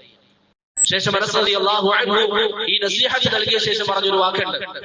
അദ്ദേഹം ക്ഷമിക്കാൻ വേണ്ടി പറഞ്ഞ ശേഷം അദ്ദേഹം പറഞ്ഞു, എന്റെ മകനാൻ പറയുന്നതല്ല, സമിഅ്തുഹു മിൻ നബിയിക്കും സല്ലല്ലാഹു അലൈഹി വസല്ലം, നിങ്ങളുടെ പ്രവാചകനിൽ നിന്ന് ഞാൻ കേട്ടതാണ് എന്ന് അനസ് ബിൻ മാലിക് റളിയല്ലാഹു അൻഹു പറഞ്ഞു. എന്നിട്ട് ചില ആളുകൾ പറയുന്നു, ഭരണാധികാരികൾക്കെതിരെ സംസാരിക്കൽ അനുവദനീയാണ്, അവർക്കെതിരെ ആളുകളെ ഇറക്കി പുറപ്പെടൽ അനുവദനീയാണ്. എന്നിട്ട് അവർ പറയും നമ്മൾ സഹാബത്തിന്റെ ആളുകളാണ്. അതെങ്ങനെയാണ് സഹാബത്തിന്റെ ആളുകളാവുക? സഹാബിയുടെ നസീഹത്തിൽ നിങ്ങൾ സബർ ചെയ്യാനാണ്. യസീദ് ബിൻ മുആവിയയുടെ ഭരണകൂടത്തിൽ ചില ആളുകൾ, മദീനക്കാരായ ചില ആളുകൾ ബൈഅത്ത് പിൻവലിച്ചു. യസീദ് ബിൻ മുആവിയക്കുള്ള ബൈഅത്ത് പിൻവലിച്ചു. മഹാനായ അബ്ദുല്ലാഹ് ബിൻ ഉമർ റളിയല്ലാഹു അൻഹു അവരെ വിലക്കി ചെയ്യരുത് എന്ന് പറഞ്ഞു. അവരെ വിലക്കിക്കൊണ്ട് മഹാനായ അബ്ദുല്ലാഹ് ബിൻ ഉമർ റളിയല്ലാഹു അൻഹു സംസാരിച്ചു. എന്തുകൊണ്ടാണ്? നബി സല്ലല്ലാഹു അലൈഹി വസല്ലം പറഞ്ഞിട്ടുണ്ട്, അലൽ മർഇ അസ്സമഉ വത്താഅ ഫിൽ മൻശതി വൽ മക്റഹ, ഇഷ്ടപ്പെടുന്ന വേളയിലാണെങ്കിലും അല്ലാത്ത സമയത്താണെങ്കിലും ഭരണാധികാരിയെ കേൾക്കുകയും അനുസരിക്കുകയും വേണം. സഹാബത്തിന്റെ മനഹജാണ് ശരിയായ മനഹജ് എന്ന് നിങ്ങൾ മനസ്സിലാക്കിയാൽ എന്റെ പ്രിയപ്പെട്ട സഹോദരങ്ങൾ ശരിക്കും ചിന്തിക്കണം. നേരത്തെ നമ്മൾ പറഞ്ഞ ഹദീസ് നിങ്ങളുടെ ഓർമ്മയിൽ വേണം. അഭിപ്രായ വ്യത്യാസങ്ങൾ കാണുമ്പോൾ നിങ്ങൾക്ക് വിജയിക്കണമെങ്കിൽ എന്റെയും സഹാബത്തിന്റെയും മാർഗം നിങ്ങൾ മുറുകെ പിടിക്കുക. സഹാബികൾ പറയുന്നു ഭരണാധികാരികൾക്കെതിരെ ഇറങ്ങാൻ പാടില്ല. എന്നിട്ട് ചില ആളുകൾ ചില ശുഭഹത്തുകളുമായി വരും. സഹാബത്ത് ഒന്നടങ്കം പറഞ്ഞിരിക്കുന്ന അഭിപ്രായങ്ങൾക്കെതിരായി ചില ആളുകൾ പറയും. ചില ആളുകൾ എന്താ പറയാ? ഹുസൈൻ റളിയല്ലാഹു അൻഹു ഇറങ്ങിയിട്ടില്ലേ? ഹുസൈൻ റളിയല്ലാഹു അൻഹു ഫിത്ന ഉണ്ടാക്കാനാണ് ഇറങ്ങിയത്. ആ ചരിത്രം പിന്നെ എങ്ങനെ അവസാനിച്ചു എന്നുള്ളത് നമുക്ക് പിന്നെ പറയാം. പക്ഷേ ഹുസൈൻ റളിയല്ലാഹു അൻഹു ഒരു ഫിത്ന ഉദ്ദേശിച്ചിറങ്ങിയതാണോ? അല്ല. എന്നിട്ടും ഹുസൈൻ റളിയല്ലാഹു അൻഹു പോകുമ്പോൾ അദ്ദേഹത്തെ വിലക്കിയ സഹാബികൾ എത്രമാത്രമുണ്ട്? അബൂ സഈദ് അൽ ഖുദ്രി, അബ്ദുല്ലാഹ് ഇബ്നു ഉമർ, അബ്ദുല്ലാഹ് ഇബ്നു സുബൈർ, അനസ് ഇബ്നു മാലിക്, ഇങ്ങനെ അനേകം സഹാബികൾ ഹുസൈൻ റളിയല്ലാഹു അൻഹുവിനോട് പറഞ്ഞില്ലേ താങ്കൾ പോകരുത് എന്ന്? എത്ര ആളുകൾ പറഞ്ഞു. അതാണ് സഹാബത്തിന്റെ മനഹജ്. ഭരണകൂടത്തിനെതിരെ സംസാരിക്കുക എന്നുള്ളത് ഇസ്ലാമിന്റെ രീതിയല്ല എന്നുള്ളത് അവർക്കറിയാം. എന്തുകൊണ്ട് അവർക്കറിയാം? നബി സല്ലല്ലാഹു അലൈഹി വസല്ലം തങ്ങൾ പറഞ്ഞിട്ടുണ്ട്, ഇല്ലാ അൻ തറൗ കുഫ്റൻ ബവാഹൻ ഇൻദകും മിനല്ലാഹി തആല ഫീഹി ബുർഹാൻ. നിങ്ങൾ വ്യക്തമായ കുഫ്ർ ഭരണാധികാരിയിൽ കണ്ടാലല്ലാതെ, വ്യക്തമായ കുഫ്ർ മാത്രമായാൽ പോരാ, അത് നിങ്ങൾക്ക് തോന്നിയാൽ പോരാ. ഇൻദകും മിനല്ലാഹി തആല ഫീഹി ബുർഹാൻ, അത് കുഫ്റാണ് എന്നുള്ളതിന്റെ നിങ്ങൾക്ക് തെളിവ് കൊണ്ട് സ്ഥാപിക്കാൻ വേണ്ടി സാധിക്കണം. അത് കുഫ്റായിരിക്കണം. അത് കുഫ്റാണ് എന്നുള്ളത് നിങ്ങൾക്ക് വ്യക്തമായി പറയാൻ സാധിച്ചാൽ നിങ്ങൾക്ക് ഇറങ്ങാൻ ആ സമയത്ത് പറ്റുമോ? അതാണ് ഇറങ്ങാനുള്ള ഒരു സാഹചര്യം. എന്നാൽ എപ്പോഴാണ് ഇറങ്ങാൻ പറ്റുക? നിങ്ങൾക്ക് അതിന് കഴിവുണ്ടാകണം, കുതിരത്തുണ്ടാകണം. നിങ്ങൾ നോക്കൂ, ജിഹാദിനേക്കാളും ഭരണാധികാരികൾക്കെതിരെ ഇറങ്ങുന്നതിനേക്കാളും വലിയ മസലയാണ് നിസ്കാരം. ഒരു വ്യക്തിക്ക് കഴിവില്ലെങ്കിൽ ഒരു വ്യക്തിക്ക് നിന്ന് നിസ്കരിക്കാൻ കഴിവില്ല. അങ്ങനെയാണ് നിൽക്കൽ വാജിബാണോ? അല്ല. പിന്നെ എങ്ങനെയാണ് കഴിവില്ലാതെ ഭരണകൂടത്തിനെതിരെ ഇറങ്ങലും സംസാരിക്കലും അനുവദനീയമാവുക? അതുകൊണ്ട് പ്രിയപ്പെട്ടവരെ, ഏതൊരു കർമ്മത്തിലും നമ്മുടെ മാർഗം സഹാബത്തിന്റെ മാർഗം എന്താണ് എന്നുള്ളതായിരിക്കും. നമ്മുടെ ആവേശങ്ങൾ അല്ലെങ്കിൽ നമ്മുടെ താല്പര്യങ്ങൾ, വാർത്താ മാധ്യമങ്ങളിൽ നമ്മൾ കാണുന്ന വിഷയങ്ങളിൽ ആവേശം കൊണ്ടുകൊണ്ട് ഭരണകൂടത്തിനെതിരെ സംസാരിക്കുമ്പോൾ നാം ശ്രദ്ധിക്കണം. ചില ആളുകൾ പറയും, ഇന്ന രാജ്യത്ത് ഇസ്ലാമിക രാജ്യമാണെന്ന് പറയുന്നെങ്കിൽ അവിടെ മ്യൂസിക് ഉണ്ട്, അവിടെ തെറ്റുകളുണ്ട്. മുൻകഴിഞ്ഞ ഭരണാധികാരികളുടെ കാലഘട്ടത്തിൽ തെറ്റുകൾ ഉണ്ടായിരുന്നില്ലേ? ഹജ്ജാജ് ബിൻ യൂസുഫിന്റെ ഭരണകൂടത്തിൽ തെറ്റുകൾ ഉണ്ടായിരുന്നോ? അനേകം തെറ്റുകൾ ഉണ്ടായിരുന്നു. സഹാബികൾ എന്ത് ചെയ്തു? ആ തെറ്റിനെ എതിർത്തു. അത് തെറ്റാണെന്ന് പറഞ്ഞു കൊടുത്തു. നിങ്ങൾക്കത് ചെയ്യാം, അത് ചെയ്യാം. ഇന്ന കാര്യം ഹറാമാണ്, അത് ഇസ്ലാം അനുവദിക്കാത്തതാണ്. അത് അൽഹംദുലില്ലാഹ് ഇന്ന് സൗദിയിലുള്ള പണ്ഡിതന്മാർ തന്നെ പല വിഷയങ്ങളിലും സംസാരിക്കുന്നുണ്ട്. ശൈഖ് ഇബ്നു ബാസ് റഹിമഹുല്ലാഹ് പറഞ്ഞതുപോലെ സൗദിയാണ് ഇന്ന് ലോകത്ത് തൗഹീദ് പിടിക്കുന്ന ഏക രാജ്യം. അവിടെ കുറവുകളുണ്ടോ? പല കുറവുകളുമുണ്ട്. ആ കുറവുകൾ ഉണ്ടാവുകയില്ലേ? ഉണ്ടാകും. കാരണം നബി സല്ലല്ലാഹു അലൈഹി വസല്ലം പറഞ്ഞതുപോലെ കാലം കഴിയുന്തോറും ഷർറുകൾ കൂടിക്കൊണ്ടേയിരിക്കും. ഓരോ ദിവസം കഴിയുന്തോറും ഇന്നലത്തേക്കാളും മോശമായ ദിവസമായിരിക്കും ഇന്നത്തെ ദിവസം. എല്ലാ ദിവസവും സഹാബത്തിന്റെ കാലഘട്ടം പോലെ ലോകം പോവുകയില്ല. അത് അല്ലാഹുവിന്റെ സനനാണ് ഈ ഭൂമിയിലുള്ളത്. അതുകൊണ്ട് പ്രിയപ്പെട്ടവരെ, ഏത് വിഷയത്തിലും നമ്മുടെ മുന്നിലുള്ള മാതൃക എന്താണ്? ഒരാൾ വന്നിട്ട് പറയാണ്, നമ്മുടെ നാട്ടിൽ ചില വിഭാഗങ്ങൾ വിശ്വസിക്കുന്നത് പോലെ അല്ലാഹു അല്ലാത്തവരോട് സഹായം ചോദിക്കാം എന്നൊരാൾ പറയുന്നു. അവരോട് നബി സല്ലല്ലാഹു അലൈഹി വസല്ലമയോട് സഹായം ചോദിക്കുന്നു. അവരോട് നമുക്ക് ചോദിക്കാനുള്ളത് എന്താ? നമ്മുടെ മാർഗം അല്ലെങ്കിൽ ഹഖും ബാത്തിലും വേർതിരിക്കാനുള്ള മാനദണ്ഡം ഞാനും എന്റെ സഹാബികളും ഏത് മാർഗത്തിലാണോ ആ മാർഗമാണ്. നമുക്ക് നോക്കാം, സഹാബികൾ ഏത് മാർഗത്തിലായിരുന്നു? അവർ അല്ലാഹു അല്ലാത്തവരോട് സഹായം ചോദിച്ചിരുന്നു. ജമാഅത്ത് തബ്ലീഗിന്റെ ആളുകൾ, എന്റെ പ്രിയപ്പെട്ട സഹോദരങ്ങൾ, ശരിക്കും മനസ്സിലാക്കണം. ഇൻഷാ അല്ലാഹ് സമയം ലഭിക്കുകയാണെങ്കിൽ അതിനെ വിശദീകരിക്കാം. അവരുടെ ഗ്രന്ഥങ്ങളിൽ അവർ അനുവദിച്ച കാര്യമാണ് മരണപ്പെട്ടവരോട് സഹായം ചോദിക്കുക എന്നത്. നമ്മുടെ നാട്ടിലെ സമസ്ത വിശ്വാസം വഹിക്കുന്ന ആളുകൾ ചെയ്യുന്നത് പോലെ. എന്നാൽ നബി സല്ലല്ലാഹു അലൈഹി വസല്ലമയുടെ സഹാബികൾ ഒരു ദിവസമെങ്കിലും പ്രവാചകനോട് സഹായം അവിടുത്തെ മരണശേഷം ചോദിച്ചതായി എവിടെയെങ്കിലും സ്ഥിരപ്പെട്ടിട്ടുണ്ടോ? ഇല്ല. ഖുൽ മാ അന അലൈഹി വഅസ്ഹാബി. ഈ മാർഗം, സഹാബത്തിന്റെ മാർഗം മുറുകെ പിടിക്കുന്നതിനാണ് എന്ന് പറയുന്നത് അസ്സലഫിയ്യ എന്ന് പറയുന്നത്. ശൈഖുൽ ഇസ്ലാം ഇബ്നു തൈമിയ്യ റഹിമഹുല്ലാഹ് മജ്മൂഉൽ ഫതാവയിൽ പറഞ്ഞതുപോലെ അഹ്ലുസ് സുന്ന എന്ന് പറഞ്ഞാൽ അത് നമുക്ക് ഇന്ന് വിശദീകരിക്കാൻ ഏറ്റവും എളുപ്പം ഖുർആനും സുന്നത്തും മുൻഗാമികൾ മനസ്സിലാക്കിയതുപോലെ മനസ്സിലാക്കുക. ഇതാണ് സലഫിയ്യത്തിന്റെ മാനദണ്ഡം. സലഫിയ്യത്തിന് 3 മാനദണ്ഡങ്ങളാണ്. ഒന്ന് ഖുർആൻ, രണ്ടാമത്തേത് സുന്നത്ത്, മൂന്നാമത്തേത് ഫഹ്മുസ് സലഫ്. മുൻഗാമികൾ എങ്ങനെയാണോ ഈ ദീൻ മനസ്സിലാക്കിയത് അങ്ങനെ മനസ്സിലാക്കുക. അന്നില്ലാത്ത ഒരു കാര്യവും അത് ദീനല്ല. ഒരാൾ വന്നിട്ട് പറയാണ്, ഭൂരിപക്ഷം ആളുകളും സമസ്തയിലല്ലേ, ഭൂരിപക്ഷം ആളുകളും വിശ്വസിക്കുന്നവരല്ലേ. നമുക്ക് അവരോടുള്ള ചോദ്യം എന്താ? മാ അന അലൈഹി വഅസ്ഹാബി. എന്തായിരുന്നു സഹാബത്തിന്റെ വിശ്വാസം? അശാഇറകൾ പറയുന്നു അല്ലാഹുവിന്റെ സിഫാത്തുകളിൽ 7 സിഫാത്തുകൾ മാത്രമേ നമ്മൾ വിശ്വസിക്കുകയുള്ളൂ, ബാക്കിയുള്ള സിഫാത്തുകളൊക്കെ നിഷേധിച്ചു. നമുക്ക് അവരോട് ചോദിക്കാനുള്ളത്, പ്രവാചകൻ സിഫത്ത് പഠിപ്പിച്ചപ്പോൾ നബി സല്ലല്ലാഹു അലൈഹി വസല്ലമയുടെ സഹാബികൾ അങ്ങനെ പറഞ്ഞിട്ടുണ്ടോ? പറഞ്ഞിട്ടില്ല. അങ്ങനെയാണെങ്കിൽ മാ അന അലൈഹി വഅസ്ഹാബി, ഞാനും എന്റെ സഹാബികളും ഏത് മാർഗത്തിലാണോ ആ മാർഗത്തിൽ. ഏത് വിഷയത്തിലും ഇങ്ങനെ പ്രിയപ്പെട്ടവരെ നാം മനസ്സിലാക്കാൻ തയ്യാറാകണം. ഉദാഹരണത്തിന് നേരത്തെ പറഞ്ഞ ഭരണാധികാരികളുടെ വിഷയത്തിൽ വരുന്ന മറ്റൊരു കാര്യമാണ്, ഒരു ഭരണാധികാരി തന്റെ മകനെ ഭരണകൂടം ഏൽപ്പിച്ചു. ഒരു ഭരണാധികാരി തന്റെ മകനെ ഭരണകൂടം ഏൽപ്പിച്ചു. അടിസ്ഥാനമാനെ പറ്റുമോ ഇല്ലയോ എന്ന വിഷയമൊക്കെ ഇൻഷാ അല്ലാഹ് സമയമുണ്ടെങ്കിൽ ഞാൻ നേരത്തെ പറഞ്ഞ ചോദ്യോത്തരത്തിൽ നമുക്ക് പറയാം. പക്ഷെ അങ്ങനെ ഏൽപ്പിച്ചു കഴിഞ്ഞാൽ ആ ഭരണം അംഗീകരിക്കുക എന്നുള്ളത് അതാണ് സഹാബത്തിന്റെ മനഹജ്. Yazid bin Muawiya bin Abi Sufyan എന്ന മഹാനായ സഹാബി റളിയല്ലാഹു അൻഹു ഭരണം ഏൽപ്പിച്ചപ്പോൾ സഹാബത്തിന്റെ നിലപാട് എന്തായിരുന്നു? അബ്ദുല്ലാഹി ബിൻ ഉമർ ബൈഅത്ത് ചെയ്യുന്നു, മറ്റു സഹാബികൾ ബൈഅത്ത് ചെയ്യുന്നു. പിന്നെ ഒരാൾ പറയാണ് അത് പാടില്ല, അങ്ങനെയാണെങ്കിൽ എന്നതിനെതിരാണ് അവർ പ്രവർത്തിച്ചത്. ഏത് വിഷയത്തിലും നമുക്കൊരു മാനദണ്ഡമുണ്ടല്ലോ. ഇത് ഏതെങ്കിലും ഒരു വിഭാഗത്തെ സഹായിക്കാൻ, ഏതെങ്കിലും ഒരു സംഘടനയുടെ അഖീദയല്ല. എന്ന് പറയുമ്പോൾ അത് നമ്മുടെ മുന്നിൽ വ്യക്തമായിരിക്കണം. സഹാബത്തിന്റെ മാർഗം എന്താണ്? എവിടെയാണ് ഈ സഹാബത്തിന്റെ മാർഗമുള്ളത്? കിതാബുകളിൽ ആ സഹാബത്തിലേക്ക് എത്തുന്ന പരമ്പരയടക്കം അള്ളാഹു നമുക്ക് സംരക്ഷിച്ചു തന്നിട്ടുണ്ട്.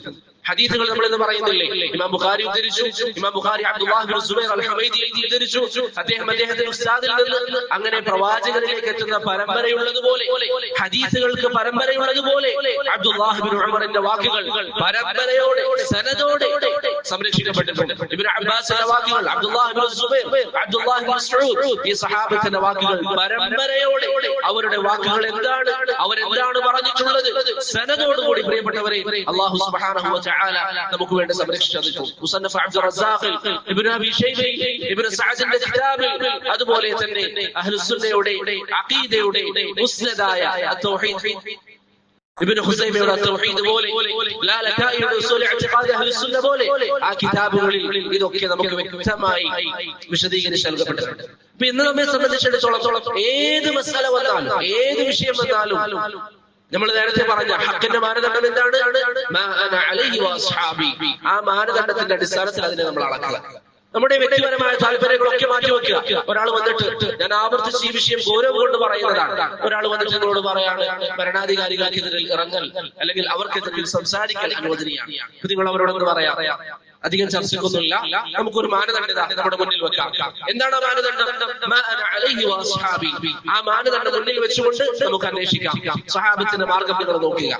അവർ ഭരണകൂടത്തിനെതിരെ സംസാരിക്കാറുണ്ടായിരുന്നു? സംസാരിക്കാറില്ല. തെറ്റുകൾ എതിർക്കും.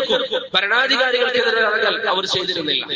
അതുപോലെ തന്നെ ഏത് വിഷയത്തിലും കഴിവില്ലാതെ മറ്റുള്ളവരോട് പോരാട്ടത്തിന് അവർ പോയിരുന്നില്ല. സഹാബികളിൽ 3 പേർ കൊല്ലപ്പെടും. നബി സല്ലല്ലാഹു അലൈഹി വസല്ലം അമീറന്മാരായി നിശ്ചയിച്ച 3 ആളുകൾ കൊല്ലപ്പെടും. പിന്നീട് ഖാലിദ് ബിൻ വലീദ് റളിയല്ലാഹു അൻഹു യുദ്ധത്തിന്റെ നേതൃത്വം ഏറ്റെടുക്കുകയും ബാക്കിയുള്ള സഹാബികളെയും കൂട്ടി തിരിച്ചു വന്നു. അവിടുന്ന് എങ്ങനെയെങ്കിലും രക്ഷപ്പെട്ടു. നബി സല്ലല്ലാഹു അലൈഹി വസല്ലം തങ്ങൾ ഖാലിദ് റളിയല്ലാഹു അൻഹുവിന്റെ പ്രവർത്തനത്തിനെ കുറിച്ച് പറഞ്ഞ എന്താ? അതാണ് വിജയം.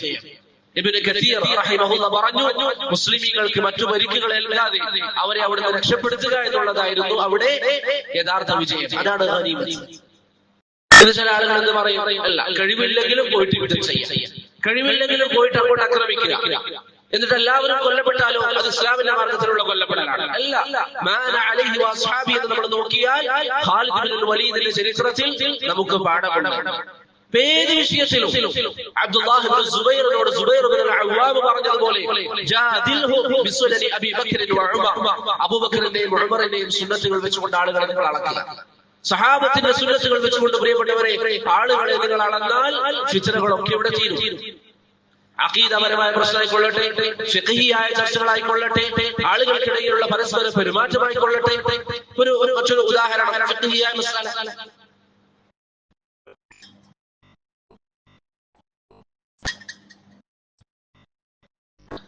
രണ്ടുപേർ ഫിഖ്ഹിയായ ഒരു മസാലയിൽ 2 അഭിപ്രായം സ്വീകരിച്ചു എന്ന് കരുതാം. ഞാൻ മനസ്സിലാക്കുന്നത് അത്തഹിയ്യാത്തിൽ വിരലനക്കണ്ട എന്നതാണ്. മറ്റൊരു സഹോദരൻ പറയുന്നു അത്തഹിയ്യാത്തിൽ വിരലനക്കണം. ഇവിടെ ഇതൊരു ഫിഖ്ഹിയായ ചർച്ചയാണ്. 2 പേര് 2 അഭിപ്രായങ്ങൾ പറഞ്ഞു. അവരുടെ അഭിപ്രായങ്ങൾ പരസ്പരം പറഞ്ഞ് അവർ തമ്മിൽ തർക്കമായി വിടാതിരുന്നു. അവർ മാഅന അലൈഹി വസ്ഹാബി എന്ന മനഹജിലാണോ? അല്ല. എന്തുകൊണ്ടല്ല? ബനൂ ഖുറൈദയിലേക്ക് നബി സല്ലല്ലാഹു അലൈഹി വസല്ലം സഹാബത്തിനെ അയക്കുമ്പോൾ സഹാബത്തിനോട് പറഞ്ഞു, നിങ്ങൾ അസർ നിസ്കാരം ബനൂ ഖുറൈദയിൽ എത്തിയ ശേഷം മാത്രമേ നിസ്കരിക്കാവൂ. സഹാബികൾ ബനൂ ഖുറൈദയിലേക്ക് പോയിക്കൊണ്ടിരിക്കുന്നതിനിടയിൽ അസർ എന്ന സമയമായി. ചില സഹാബികൾ പറഞ്ഞു, പ്രവാചകൻ ഉദ്ദേശിച്ചത് നിങ്ങൾ പെട്ടെന്ന് ബനൂ ഖുറൈദയിൽ എത്തണമെന്നാണ്, അതല്ലാതെ അസർ നിസ്കാരം വൈകിപ്പിക്കണമെന്നൊരു ഉദ്ദേശമായിരുന്നില്ല അവിടുത്തെ. എന്നാൽ മറ്റൊരു സഹാബി എന്ന് പറഞ്ഞു, മറ്റു ചില സഹാബികൾ പറഞ്ഞു, അല്ല, നബി സല്ലല്ലാഹു അലൈഹി വസല്ലം ഉദ്ദേശിച്ചത് ബനൂ ഖുറൈദയിൽ എത്തിയ ശേഷം മാത്രമേ അസർ നിസ്കരിക്കാവൂ എന്നാണ്. ഇന്നെന്തുകൊണ്ടാണ് ഫിഖ്ഹിയായ ചർച്ചകൾ, അഭിപ്രായ വ്യത്യാസങ്ങൾ വരുന്നത്? ഒരു ഹദീസിനെ രണ്ടുപേർ മനസ്സിലാക്കുന്നത് രണ്ട് രൂപത്തിലായിരിക്കും. അതുകൊണ്ടാണ് ഈ അഭിപ്രായ വ്യത്യാസം സഹാബത്തിനിടയിൽ വന്നു. ചില ആളുകൾ വഴിയിൽ വെച്ച് നിസ്കരിച്ചു, ചില ആളുകൾ ബനൂ ഖുറൈദയിൽ എത്തി നിസ്കരിച്ചു. നമ്മൾ നേരത്തെ പറഞ്ഞതുപോലെ അത് നിസ്കാരത്തിന്റെ ഒരു വിഷയമാണ്. നമുക്ക് ഇന്ന് ബാക്കിയുള്ള ഫിഖ്ഹിയായ മസലകൾ അതിനോട് താരതമ്യം ചെയ്യാം. അതിന്റെ കാരണത്താൽ ഒരു സഹാബി മറ്റേ സഹാബിയോട് പിറ്റേന്ന് കാണുമ്പോൾ ദേഷ്യത്തോടെ പെരുമാറിയിട്ടുണ്ടോ? മിണ്ടാതിരുന്നിട്ടുണ്ടോ? അവനോട് സംസാരിക്കാതിരുന്നിട്ടുണ്ടോ? ഇല്ല. കാരണം അവർക്കറിയാം ഇത് പരസ്പരം ഭിന്നിക്കേണ്ട, തെറ്റേണ്ട ഒരു വിഷയമല്ല. അഭിപ്രായ വ്യത്യാസങ്ങൾ, വിഷയങ്ങൾ മനസ്സിലാക്കുമ്പോൾ വരും എന്നുള്ള പൊതുബോധം, അടിസ്ഥാന ബോധം സഹാബത്തിനുണ്ടായിരുന്നു. ഇന്ന് നമുക്കിടയിൽ ഒരു ചർച്ച വന്നാൽ ആ ചർച്ചയെ നാം ആദ്യം ബന്ധപ്പെടുത്തേണ്ടത് ഈ ചർച്ച കാരണം എനിക്ക് ഭിന്നിപ്പ് ഇസ്ലാം അനുവദിക്കുന്നുണ്ടോ ഇല്ലയോ? ആധുനിക ഒരു മസല പറയാം, ഫോട്ടോഗ്രാഫി. ഫോട്ടോയുടെ വിഷയത്തിൽ അഹ്ലുസുന്നത്തിനിടയിൽ അഭിപ്രായ വ്യത്യാസമുണ്ട്. ശൈഖ് ഇബ്നു ഉസൈമീൻ റഹിമഹുല്ലാഹ് പറയുന്നു, അത് ഫിഖ്ഹിയായ ഒരു ചർച്ച മാത്രമാണ്, ഇജ്തിഹാദിയായ ഫിഖ്ഹിയായ ചർച്ച മാത്രമാണ്. ഒരാൾ അദ്ദേഹത്തിന്റെ പഠനത്തിന്റെ അടിസ്ഥാനത്തിൽ പറയുന്നു ഫോട്ടോ അനുവദനീയമാണ്, മറ്റൊരാൾ പറയാണ് ഫോട്ടോ അനുവദനീയമല്ല. അതിന്റെ പേരിൽ പരസ്പരം ഭിന്നിക്കും. ഒരാൾ പറയുന്നു നീ യഥാർത്ഥ സലഫി അല്ല, നീ അഹ്ലുസുന്നയിൽ പെട്ടവനല്ല. ഇവിടെ നമ്മൾ മടക്കേണ്ടത് സഹാബത്ത് ഇങ്ങനെയുള്ള വിഷയങ്ങളിൽ എന്ത് ചർച്ചയാണ് സ്വീകരിച്ചത്, ഫിഖ്ഹിയായ മസലകളിൽ അവരെങ്ങനെയായിരുന്നു പരസ്പരം പെരുമാറിയിരുന്നത്. ഇതിനാൽ പറയുന്നത് ഫിഖ്ഹിയായ മസലയാണ് എന്ന് പറയുന്ന ശരിയായ അഭിപ്രായം അംഗീകരിച്ചുകൊണ്ടാണ്. ചില ആളുകൾ ഫിഖ്ഹിയായ മസല അല്ല എന്ന് പറയുന്നത് അത് ഇവിടെ ചർച്ചയിൽ പെടുന്ന വിഷയമാണ്. ഞാൻ പറയുന്നത് ഏത് ഫിഖ്ഹിയായ മസല വന്നാലും നമുക്ക് മുമ്പിലുണ്ടാകേണ്ട മാനദണ്ഡം എന്ന മാനദണ്ഡം മാത്രമായിരിക്കും. അതുകൊണ്ട് പ്രിയപ്പെട്ടവരെ, ഈ ഒരു മാർഗം നമ്മൾ മുറുകെ പിടിച്ചാൽ, സഹാബത്തിന്റെ മാർഗം മുറുകെ പിടിച്ചാൽ, നബി സല്ലല്ലാഹു അലൈഹി വസല്ലം പറയുന്നു, സഹാബതി അമനതുൽ ലിഉമ്മതി, എന്റെ സഹാബികൾ ഈ ഉമ്മത്തിന്റെ നിർഭയത്വമാണ്, എന്റെ സഹാബികൾ ഈ ഉമ്മത്തിന്റെ നിർഭയത്വമാണ്. അല്ലാഹു പറയുന്നു, ഫൈൻ ആമനു ബിമിസ്ലി മാ ആമൻതും ബിഹി ഫഖദ് ഇഹ്തദൂ, സഹാബികൾ അവർ വിശ്വസിച്ചതുപോലെ നിങ്ങൾ വിശ്വസിച്ചാൽ അവർ സന്മാർഗ്ഗത്തിലാകും. ഇബ്നു കസീർ റഹിമഹുല്ലാഹ് അതിനെ വിശദീകരിച്ചുകൊണ്ട് പറഞ്ഞു, അവർ എന്ന് പറഞ്ഞാൽ സഹാബികൾ വിശ്വസിച്ചതുപോലെ. അതുകൊണ്ട് സഹാബികളായിരിക്കണം നമ്മുടെ മാതൃക. ഏത് വിഷയമായിക്കൊള്ളട്ടെ, നിങ്ങളുടെ ഇവിടെ മുമ്പിൽ ചർച്ചയ്ക്ക് വന്നാലും നിങ്ങൾ ചിന്തിക്കേണ്ടത് സഹാബത്ത് എന്തായിരുന്നു ഈ വിഷയത്തിൽ നിലപാട്. അത് അഖദിയായ മസലയാകട്ടെ, ഞാൻ നേരത്തെ പറഞ്ഞതുപോലെ അല്ലാഹു അല്ലാത്തവരോടുള്ള ദുആ, അല്ലാഹു അല്ലാത്തവരോടുള്ള സഹായത്തേട്ടം, ഹഖ് ജാഹ് ബറകത്ത് വെച്ചുകൊണ്ടുള്ള ചോദ്യം. ഇതൊരാൾ നിങ്ങളോട് പറയണം ഇത് അനുവദനീയമാണ്, അവരോട് ചോദിക്കുക. അവരെന്തായാലും ഹദീസുകൾ ഉദ്ധരിക്കും, ആയത്തുകൾ ഉദ്ധരിക്കും. അവരോട് ചോദിക്കുക സഹാബികൾ ചെയ്തിട്ടുണ്ടോ? ഇല്ലേ, സഹാബിക്കെതിരാണ്. ഭരണാധികാരികൾക്കെതിരെയുള്ള സംസാരം, സഹാബികൾ എന്തായിരുന്നു നിലപാട്? പാടില്ല എന്നായിരുന്നു. ഞാൻ മിണ്ടാതിരിക്കുന്നു. പണ്ഡിതന്മാർ, അഹ്ലുസുന്നയുടെ ഇമാമികൾ എന്തായിരുന്നു നിലപാട്? പാടില്ല എന്നായിരുന്നു. ഇമാം അഹ്മദിന്റെ ചരിത്രം നിങ്ങൾക്കറിയാം. ഇമാം അഹ്ലുസുന്ന അഹ്മദ് ബിൻ ഹംബൽ, അദ്ദേഹത്തിന്റെ കാലഘട്ടത്തിൽ ഒരു ഫിത്നയുണ്ടായി. എന്തായിരുന്നു ഫിത്ന? ഖുർആൻ സൃഷ്ടിവാദം. ഖുർആൻ അല്ലാഹുവിന്റെ സൃഷ്ടിയാണ്, റബ്ബിന്റെ സംസാരമല്ല എന്നൊരു വാദവുമായി മുഅ്തസിലിയാക്കൾ കടന്നു വന്നു. അവർ ആ വാദം കൊണ്ടുവരുന്ന സമയത്ത് ഭരണാധികാരി ഹാറൂൻ അർ-റഷീദ് റഹിമഹുല്ലാഹി. ഹാറൂൻ അർ-റഷീദ് ഇസ്ലാമിന് സേവനം ചെയ്ത മഹാനായ ഒരു ഭരണാധികാരിയാണ്. അദ്ദേഹത്തിന്റെ കാലഘട്ടത്തിൽ നിരീശ്വരവാദികളും മതനിഷേധികളും തല ഉയർത്താൻ ഭയന്നിരുന്നു. അദ്ദേഹം അത്രയും കഠിനമായ ശിക്ഷകൾ അവർക്ക് മേൽ നടപ്പിലാക്കിയിരുന്നു. അദ്ദേഹത്തിന്റെ കാലഘട്ടം കഴിഞ്ഞു. അടുത്ത ഭരണാധികാരി വന്നു മഅ്മൂന്റെ കാലഘട്ടത്തിൽ മുഅ്തസിലിയാക്കൾ, നിങ്ങൾ ശരിക്കും ചിന്തിക്കണം ഈ കഥ. മുഅ്തസിലിയാക്കൾ മഅ്മൂമിനെ സമീപിച്ചുകൊണ്ട് പറഞ്ഞു ഖുർആൻ അല്ലാഹുവിന്റെ സൃഷ്ടിയാണ്, ഇതാണ് ശരിയായ വിശ്വാസം. മഅ്മൂൻ ആ വിശ്വാസം സ്വീകരിക്കും. മഅ്മൂൻ ജനങ്ങൾക്കിടയിൽ വിളംബരം ചെയ്തു, എല്ലാവരും ഈ ഒരു വിശ്വാസം മാത്രമേ സ്വീകരിക്കാവൂ. ഇമാം അഹ്മദ് റഹിമഹുല്ലാഹ് അതിനെതിരിൽ പറഞ്ഞു. ഇമാം അഹ്മദ് പറഞ്ഞു ആ വിശ്വാസം ശരിയല്ല, ആ വിശ്വാസം ശരിയല്ല, അദ്ദേഹം പ്രചരിപ്പിച്ച തെറ്റ് അത് തെറ്റാണ് എന്ന്, ആ വിഷയം തെറ്റാണ് എന്ന് ഇമാം അഹ്മദ് പറഞ്ഞു. മഅ്മൂൻ കഠിനമായി പണ്ഡിതന്മാരെ പീഡിപ്പിക്കാൻ വേണ്ടി തുടങ്ങി. 5 പണ്ഡിതന്മാർ, ഇബ്നു കസീർ പറയുന്നത് പോലെ 5 പണ്ഡിതന്മാർ പറഞ്ഞു എന്ത് പീഡനങ്ങൾ നേരിട്ടാലും മഅ്മൂനിന്റെ വാദം, ഇഅ്തിസാലിന്റെ വാദം പറയാൻ അവർ തയ്യാറാണ്. അതിൽപ്പെട്ട ഒരാളാണ് മുഹമ്മദ് നൂഹ് റഹിമഹുല്ലാഹ്.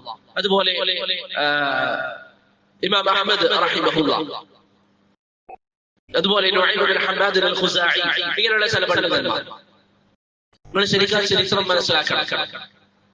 ഇമാം അഹ്മദിനെ ജയിലിൽ അടക്കാൻ വേണ്ടി തീരുമാനിച്ചു. 2.5 വർഷത്തോളം ഇമാം അഹ്മദ് ജയിലിൽ കിടന്നു.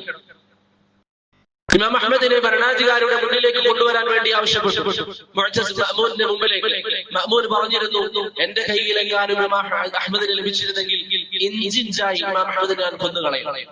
ഇമാം അഹ്മദ് ദുആ ചെയ്തു, റബ്ബേ മഅ്മൂനിന്റെ മുഖം എനിക്ക് നീ കാണിച്ചു തരുന്നത്. അല്ലാഹു സുബ്ഹാനഹു വ തആല ദുആ കേട്ടു. യാത്രാമധ്യേ ഇമാം അഹ്മദിന്റെ മഅ്മൂനിന്റെ വിജയം മരണത്തെ കുറിച്ച് വിവരം ലഭിച്ചു. ഇമാം അഹ്മദ് പറയാണ്, ഞാൻ വിചാരിച്ചു പ്രശ്നങ്ങളൊക്കെ തീർന്നിരിക്കുകയാണ്, അവരുടെ ആ കഴിവ് അല്ലെങ്കിൽ അവരുടെ സ്വാധീനം നഷ്ടപ്പെട്ടു. അടുത്ത ഭരണാധികാരിയായി വന്നത് മുതവക്കിലാണ്. അടുത്ത ഭരണാധികാരിയായി വന്നത് മുഅ്തസിമാണ്. മുഅ്തസിം ഇതേ വാദം സ്വീകരിച്ചു. അതികഠിനമായ പീഡനത്തിൽ ഇമാം അഹ്മദിനെ വിധേയനാക്കി. ഇമാം അഹ്മദിനെ ചാട്ടവാറടിച്ചു. എത്രത്തോളം എന്ന് പറഞ്ഞാൽ, ചാട്ടവാറടിച്ച വ്യക്തി പറയാറുള്ളത്, ഈ അടിയെങ്ങാനും ഒരു മൃഗത്തെ അടിച്ചിരുന്നെങ്കിൽ അത് ചത്തുപോകുമായിരുന്നു. ഇമാം അഹ്മദിനെ ശക്തമായി അടിക്കുകയും അദ്ദേഹത്തിന്റെ ബോധം നഷ്ടപ്പെടുകയും ഇമാം അഹ്മദിന്റെ മുഖത്ത് അദ്ദേഹത്തെ വലിച്ചഴിച്ചുകൊണ്ട് തടവറകളിലേക്ക് കൊണ്ടുപോവുകയും ചെയ്യും. ഇമാം അഹ്മദ് ബിൻ ഹംബലിനെ കഠിനമായി പീഡിപ്പിച്ചു. അടുത്ത ഭരണാധികാരി, അദ്ദേഹം മരണപ്പെട്ടു. അടുത്ത ഭരണാധികാരി വന്നു, വാസിഖ്. കഠിനമായ പീഡനം തുടർന്നു. എത്രത്തോളം എന്ന് പറഞ്ഞാൽ, നിങ്ങൾ ചിന്തിക്കുക, വീട്ടിൽ നിന്ന് പുറത്തിറങ്ങാൻ പാടില്ല എന്ന ചട്ടൂരമിറക്കി. മസ്ജിദിൽ ജമാഅത്തുകൾക്ക് പങ്കെടുക്കാൻ പാടില്ല. ഒരാളും ഇമാം അഹ്മദിനെ സന്ദർശിക്കാൻ പാടില്ല. ഇമാം അഹ്മദിന് ക്ലാസ് എടുക്കാൻ പാടില്ല. ഇമാം അഹ്മദിനോട് ഫത്വ ചോദിക്കാൻ പാടില്ല. ഇമാം അഹ്മദ് ദീനി വിഷയങ്ങളിൽ സംസാരിക്കാൻ പാടില്ല. ഇമാം അഹ്മദ് നാട്ടിൽ നിന്ന് പുറത്തേക്ക് പോകണമെന്ന് വിധിയിറക്കി. ഇമാം അഹ്മദ് നാട്ടിൽ നിന്ന് പുറത്തേക്ക് പോയി. തിരിച്ച് അദ്ദേഹം വന്നു. അദ്ദേഹം രഹസ്യമായി ഒരാളും അറിയാതെ വീട്ടിൽ തങ്ങി. പുറത്തു പോലും അദ്ദേഹത്തിന്റെ തല കാണിച്ചാൽ കഠിനമായ ശിക്ഷ വാസിഖ് പറഞ്ഞു. പ്രിയപ്പെട്ടവരെ, ഇമാം അഹ്മദിന്റെ അരികിൽ ആളുകൾ വന്നിട്ട് പറഞ്ഞു, അഹ്ലുസുന്ന, യഥാർത്ഥ അഹ്ലുസുന്നയുടെ ആളുകൾ ഇമാം അഹ്മദിന്റെ കാലത്ത് അത്രയും അധികം ഉണ്ടാവും. അവർ ഇമാം അഹ്മദിന്റെ അരികിൽ വന്നിട്ട് പറഞ്ഞു, ഇമാം, ലഖദ് ത്വാലൽ അംറു لقد استعظم الامر واستطال. ഇമാം അഹ്മദ് വിഷയം വളരെ ഗൗരവമാണ്. 14 വർഷമായി കൊടിയ പീഡനം. 14 വർഷം ഇമാം അഹ്മദിനെ പീഡിപ്പിക്കുകയാണ്. 14 വർഷം ജയിലിലിട്ടു. ശരീരത്തിൽ മുറിവുകളിൽ വിളിച്ചു. പീഡനത്തിന്റെ എല്ലാവിധ അർത്ഥങ്ങളിലും ഇമാം അഹ്മദിനെ പീഡിപ്പിച്ചു, മാനസികമായും ശാരീരികമായും.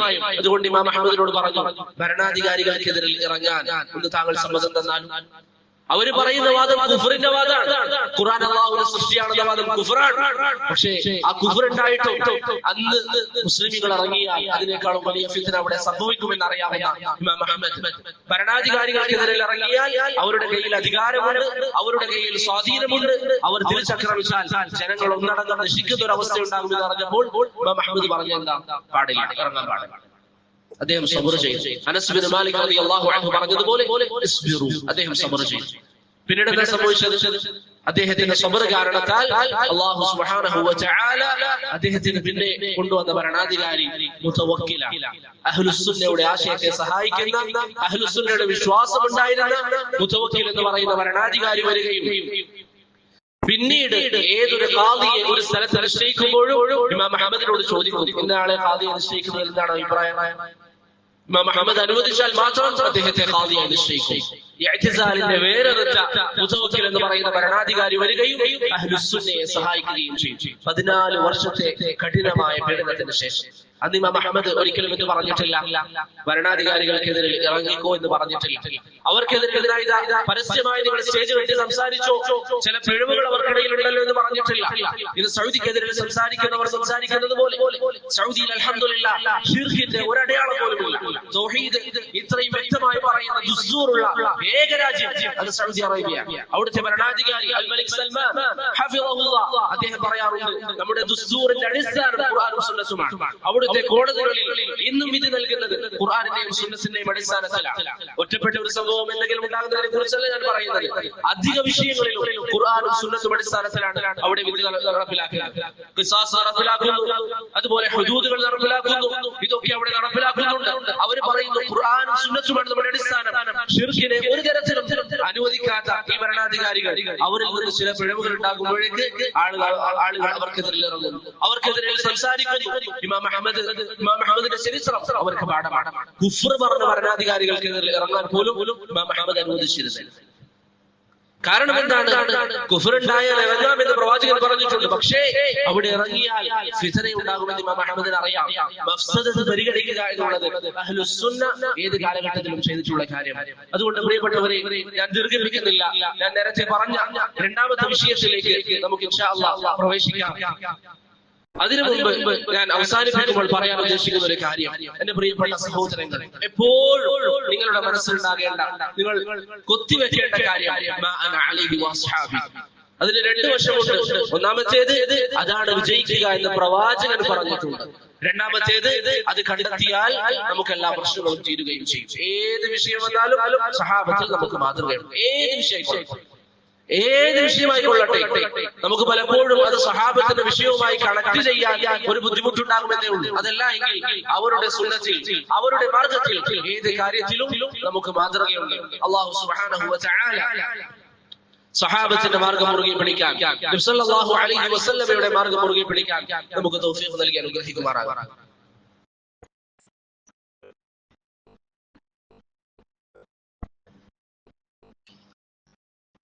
ഇനി ആർക്കെങ്കിലും ഇൻഷാ അല്ലാഹ് സംശയങ്ങളുണ്ടെങ്കിൽ ചോദിക്കാം. അതിനു മുമ്പായിട്ട് ഇവിടെ ചില സഹോദരങ്ങൾ എനിക്ക് നൽകിയ ചില ചോദ്യങ്ങൾ അത് ഞാൻ പറയാം.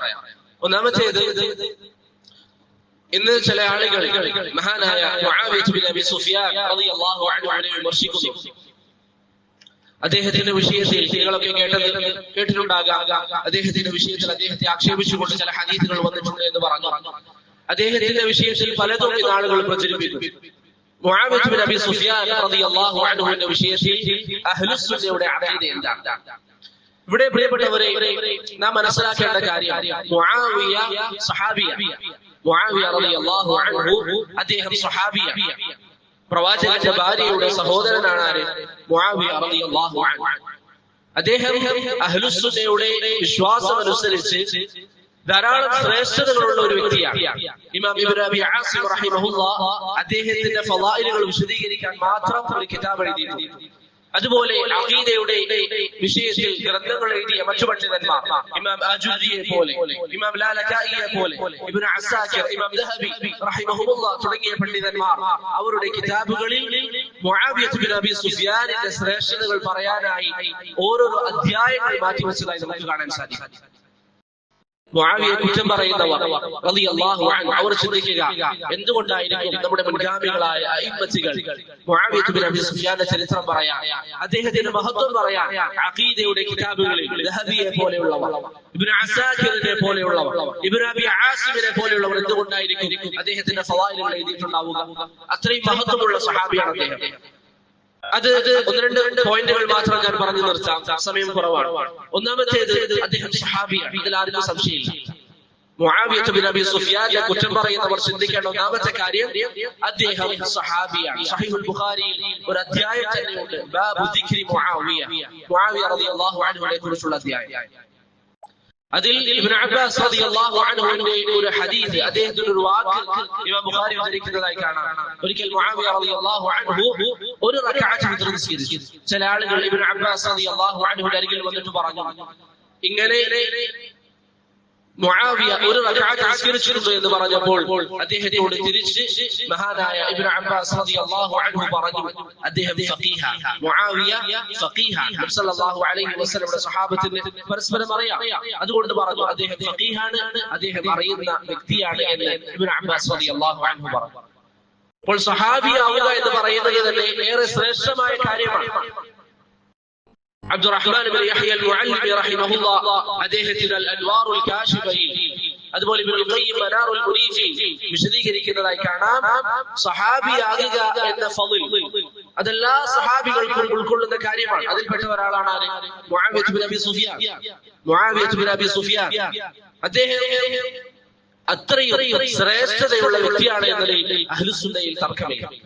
ഇമാം അബ്ദുല്ലാഹ് ഇബ്നുൽ മുബാറക്കിനെ നിങ്ങൾ കേട്ടിട്ടുണ്ടാവില്ല, ഇബ്നുൽ മുബാറക്. ഹാഫിദ് ഇബ്നു ഹജർ പറഞ്ഞത് ഇബ്നുൽ മുബാറക്കിൽ ഇല്ലാത്ത ഒരു നന്മയും ഇല്ല എന്നാണ് ഇബ്നു ഹജർ അദ്ദേഹത്തെ കുറിച്ച് പറഞ്ഞത്. ഇബ്നുൽ മുബാറക്കിനോട് ഒരിക്കൽ ചോദിക്കപ്പെട്ടു, മുആവിയ ബിൻ അബി സുഫിയാൻ ആണോ ഏറ്റവും നല്ലത്, അതല്ല ഉമർ ബിൻ അബ്ദുൽ അസീസ് ആണോ? മുആവിയ ബിൻ അബി സുഫിയാൻ സഹാബി, മറ്റേ വ്യക്തി ഉമർ ബിൻ അബ്ദുൽ അസീസ്. ഈ മുആവിയയെ കുറ്റം പറയുന്ന ആളുകൾ ഉമർ ബിൻ അബ്ദുൽ അസീസ് അംഗീകരിക്കുന്നവരാണല്ലോ. അവരോട് നിങ്ങൾ ചോദിക്കുക, നിങ്ങൾ ഉമർ ബിൻ അബ്ദുൽ അസീസിനെ അംഗീകരിക്കുന്നുണ്ടോ? അംഗീകരിക്കുന്നു. എന്നാൽ അബ്ദുല്ലാഹ് ഇബ്നുൽ മുബാറക്കിനോട് ഈ ചോദ്യം വന്നു, മുആവിയയാണോ നല്ലത്, ഉമർ ബിൻ അബ്ദുൽ അസീസ് ആണോ? അബ്ദുല്ലാഹ് ഇബ്നുൽ മുബാറക് റഹിമഹുല്ലാഹ് പറഞ്ഞു, ഇന്നൽ ഗുബാറ അല്ലദീ ദഖല ഫീ അൻഫി മുആവിയ മഅ റസൂലില്ലാഹി സ്വല്ലല്ലാഹു അലൈഹി വസല്ലം അഫ്ളു മിൻ ഉമർ ബിഅൽഫി മറ. പ്രവാചകന്റെ കൂടെ ഉണ്ടായിരിക്കെ മുആവിയ ബിൻ അബി സുഫിയാനിന്റെ മൂക്കിൽ പ്രവേശിച്ച പൊടിയാണ് ഉമർ ബിൻ അബ്ദുൽ അസീസിനേക്കാളും 1000 വട്ടം നല്ലത് എന്ന് അബ്ദുല്ലാഹ് ഇബ്നുൽ മുബാറക് റഹിമഹുല്ലാഹ് പറഞ്ഞു. ഇതാണ് അഹ്ലുസുന്നയുടെ വിശ്വാസം. മുആവിയ ബിൻ അബി സുഫിയാൻ അദ്ദേഹത്തിന്റെ വിഷയത്തിൽ അബ്ദുല്ലാഹ് ഇബ്നുൽ മുബാറക് നമുക്ക് പഠിപ്പിച്ചു തന്നത് ഇതാണ്. ഇമാം ഇബ്നു ഖല്ലിഖാൻ അദ്ദേഹത്തിന്റെ വഫയാത്തുൽ അഅയാനിൽ ഉദ്ധരിച്ചതുപോലെ ഒന്നാമത്തെ അദ്ദേഹത്തിന്റെ ഫളൽ എന്താണ്? അദ്ദേഹം സഹാബിയാണ്. രണ്ടാമത്തേത് അദ്ദേഹം നബി സല്ലല്ലാഹു അലൈഹി വസല്ലമയുടെ വഹി എഴുതാൻ വേണ്ടി പ്രവാചകൻ തിരഞ്ഞെടുത്ത സഹാബികളിൽ ഒരാളാണ്. അബ്ദുല്ലാഹ് ഇബ്നു അംർ ഇബ്നു അൽ-ആസ് പറയുന്നത് പോലെ വഹി എഴുതാൻ പ്രവാചകൻ തിരഞ്ഞെടുത്ത ഒരു സഹാബിയാണ് അദ്ദേഹം. മൂന്നാമത്തേത് ഞാൻ നേരത്തെ പറഞ്ഞു, അദ്ദേഹം ഖാലുൽ മുഅ്മിനീനാണ്. മുഅ്മിനീങ്ങളുടെ ഉമ്മയുടെ സഹോദരനാണ് അദ്ദേഹം. ഉമ്മു ഹബീബയുടെ സഹോദരനാണ് മുആവിയ ബിൻ അബി സുഫിയാൻ റളിയല്ലാഹു അൻഹു. അതുകൊണ്ട് തന്നെ നമ്മുടെ മുൻഗാമികളായ പണ്ഡിതന്മാർ മുആവിയ ബിൻ അബി സുഫിയാനിനെ കുറിച്ച് പറയുമ്പോൾ അദ്ദേഹത്തെ കുറിച്ച് അദ്ദേഹം ഖാലുൽ മുഅ്മിനീനാണെന്ന് പറയും.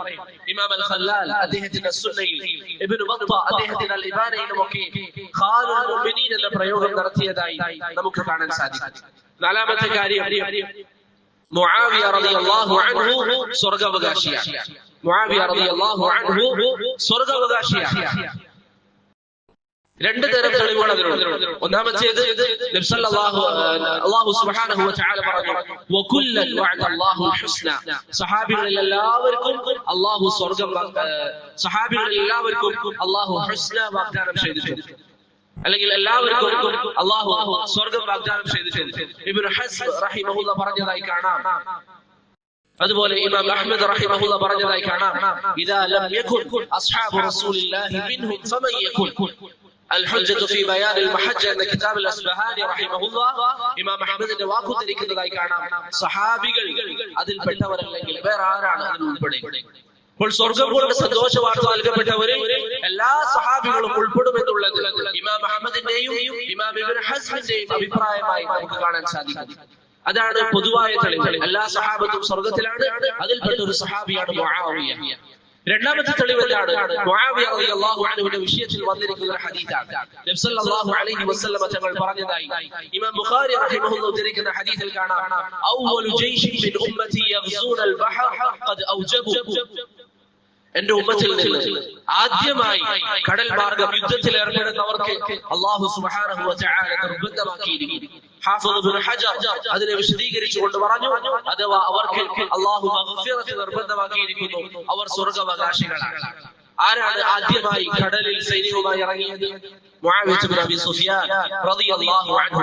ഉസ്മാൻ ഇബ്നു അഫ്ഫാൻ റളിയല്ലാഹു അൻഹുവിന്റെ ഭരണകൂടത്തിൽ ആദ്യമായി കടലിൽ പോരാട്ടത്തിൽ ഇറങ്ങിയ സഹാബി മുആവിയ ബിൻ അബി സുഫിയാൻ റളിയല്ലാഹു അൻഹു. അഞ്ചാമത്തെ കാര്യം, മുആവിയ ബിൻ അബി സുഫിയാൻ റളിയല്ലാഹു അൻഹു അദ്ദേഹത്തെ സഹാബികൾ പുകഴ്ത്തിയിട്ടുണ്ട്. അബൂ ദർദാ റളിയല്ലാഹു അൻഹു പറയുന്നു, പ്രവാചകന്റെ നിസ്കാരം പോലെ നിസ്കാരം നിർവഹിക്കുന്ന സഹാബിയായിരുന്നു മഹാനായ മുആവിയ ബിൻ അബി സുഫിയാൻ റളിയല്ലാഹു അൻഹു. Muhammad bin Sirin, Mujahid bin Jabr, അതുപോലെ ഇമാം സുഫിയാൻ അൽ-തൗരി തുടങ്ങിയ താബിഈകളും താബിഈകളും ഒക്കെ അദ്ദേഹത്തെ പുകഴ്ത്തിയതായി നമുക്ക് കാണാൻ സാധിക്കും. നമ്മൾ നേരത്തെ പറഞ്ഞ മാനദണ്ഡം മാ അന അലൈഹി വഅസ്ഹാബി. അബൂ ദർദാ മുആവിയയെ പുകഴ്ത്തുന്നു. ഇന്നൊരുവൻ വന്നിട്ട് മുആവിയയെ പുകഴ്ത്താൻ പറ്റില്ല എന്ന് പറയുമ്പോൾ അവിടെ നാം ആരുടെ കൂടെ കൂടണം? സഹാബത്തിന്റെ അഭിപ്രായമാണോ നമുക്ക് വലുത്? ഇന്ന് ഏതെങ്കിലും ഒരുവൻ വന്നിട്ട് മുആവിയയെ കുറ്റം പറയുന്നതാണോ നമ്മൾ സ്വീകരിക്കേണ്ടത്? മാത്രമല്ല പ്രിയപ്പെട്ടവരെ, ഇന്ന് ബിദ്അത്തിന്റെ ആളുകൾ മുആവിയക്കെതിരെ സംസാരിക്കുമ്പോൾ, ബിദ്അത്തിന്റെ ആളുകൾ മുആവിയക്കെതിരെ സംസാരിക്കുമ്പോൾ അവരുടെ ഉദ്ദേശം യഥാർത്ഥത്തിൽ മുആവിയ അല്ല, മറിച്ച് അബൂ തൗബത്ത് അൽ ഹലബി റഹിമഹുല്ലാഹ് പറഞ്ഞതുപോലെ അവരുടെ ഉദ്ദേശം സഹാബത്താണ്. മുആവിയ റളിയല്ലാഹു അൻഹു സഹാബത്തിലേക്കുള്ള വാതിലാണ്, അവർക്കുള്ള മറയാണ്. ആ മറ നീക്കി കഴിഞ്ഞാൽ ബാക്കിയുള്ള സഹാബികളിൽ സംസാരിക്കാനാണ് അവർ ശ്രമിക്കുന്നത് എന്നുള്ളത് അവരുടെ പ്രവർത്തനങ്ങളിൽ നിന്ന് പ്രകടമാണ്. അതുകൊണ്ട് നിങ്ങൾ നോക്കൂ, ഇന്ന് മുആവിയെ കുറ്റം പറയുന്നതിൽ ഏറ്റവും മികച്ചത് ഒരു വ്യക്തിയാരാണ് സമീപകാലത്ത്? അബുൽ അഅ്ല അൽ മൗദൂദി. അബുൽ അഅ്ല അൽ മൗദൂദിയാണ് മുആവിയ റളിയല്ലാഹു അൻഹുവിനെ കുറ്റം പറഞ്ഞ ഒരു വ്യക്തി. മുആവിയ റളിയല്ലാഹു അൻഹുവിൽ കുറ്റം പറയുന്നതോടുകൂടി അതിനുശേഷമുള്ള വ്യക്തികളിൽ സഹാബികളിൽ കുറ്റം പറയുക എന്നുള്ളത് അവർക്ക് എളുപ്പമാണ്. ഷിയാക്കൾ മുആവിയ റളിയല്ലാഹു അൻഹുവിനോട് ശത്രുതയുള്ളവരാണ്. ഈ ഷിയാക്കൾ അവരുടെ ലേഖനങ്ങളിൽ മജല്ലത്തു തൗഹീദ് എന്ന് പറയുന്ന ത്വഹറാനിൽ, ഇറാനിൽ നിന്ന് പ്രസിദ്ധീകരിക്കുന്ന ലേഖനങ്ങളിൽ അവർ അവരുടെ അനുയായികളോട് നസീഹത്ത് ചെയ്യുന്നത് ഏത് കിതാബ് വായിക്കാനാണ്? മുആവിയ ഇബ്നു അബീ സുഫിയാനിനെ കുറിച്ചും മറ്റ് സഹാബികളെ കുറിച്ചും അൽ ഖിലാഫത്തു വൽ മുൽക് എന്ന പേരിൽ അബുൽ അഅ്ല അൽ മൗദൂദി എഴുതിയ കിതാബ് വായിക്കാനാണ് തഹ്റാനിൽ നിന്ന് വരുന്ന ലേഖനത്തിൽ ഷിയാക്കൾ അവരുടെ അനുയായികളോട് നസീഹത്ത് ചെയ്യുന്നത്. അപ്പൊ മുആവിയെ കുറ്റം പറയുക എന്നുള്ളവരുടെ ഉദ്ദേശം എന്താണ്? ബാക്കിയുള്ള സഹാബികളാണ്. അബുൽ അഅ്ല മൗദൂദി അടക്കമുള്ളവർ ചെയ്തതും അതാണ്.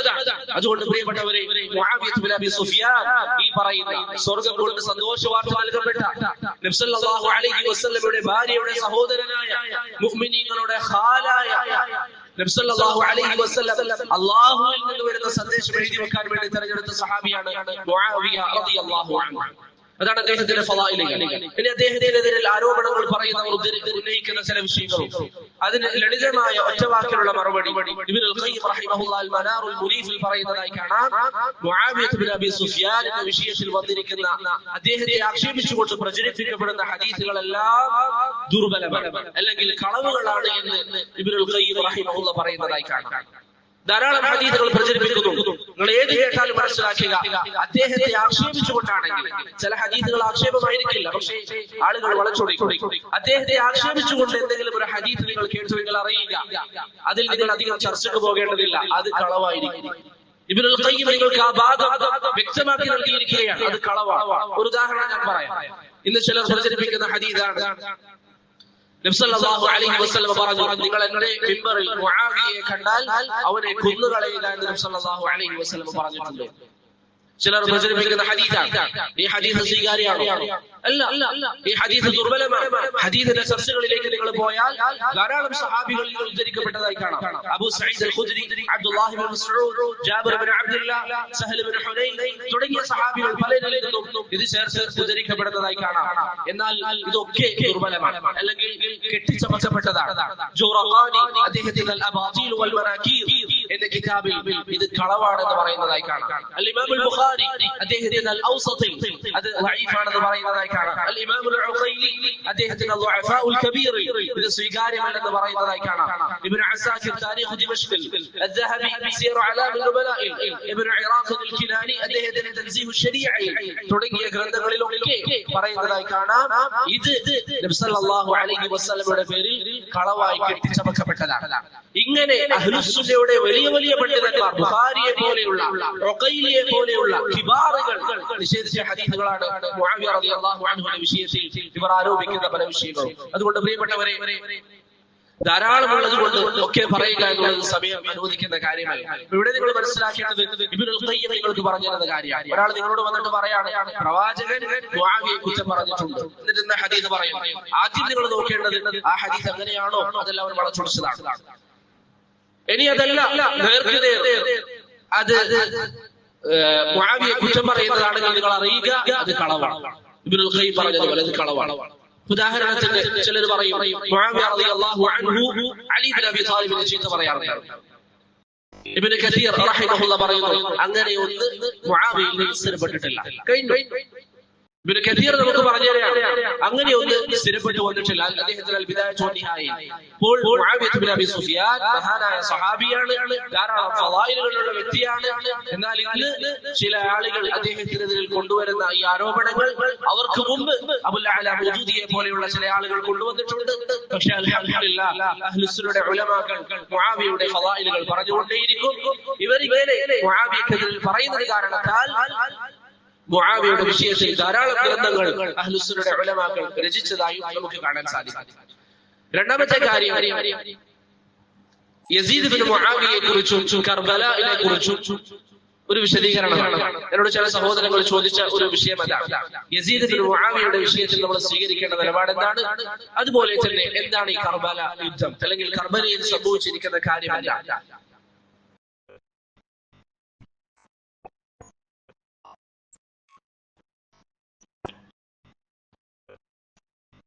ഇവിടെ നാം മനസ്സിലാക്കുന്ന ഒരു കാര്യം,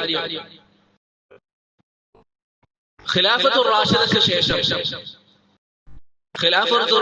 ശേഷം ഔദ്യോഗികമായ ഒരു ഭരണം ഏറ്റെടുത്തത് മുആവിയ ഇബ്നു അബി സുഫിയാൻ റളിയല്ലാഹു അൻഹു ആണ്.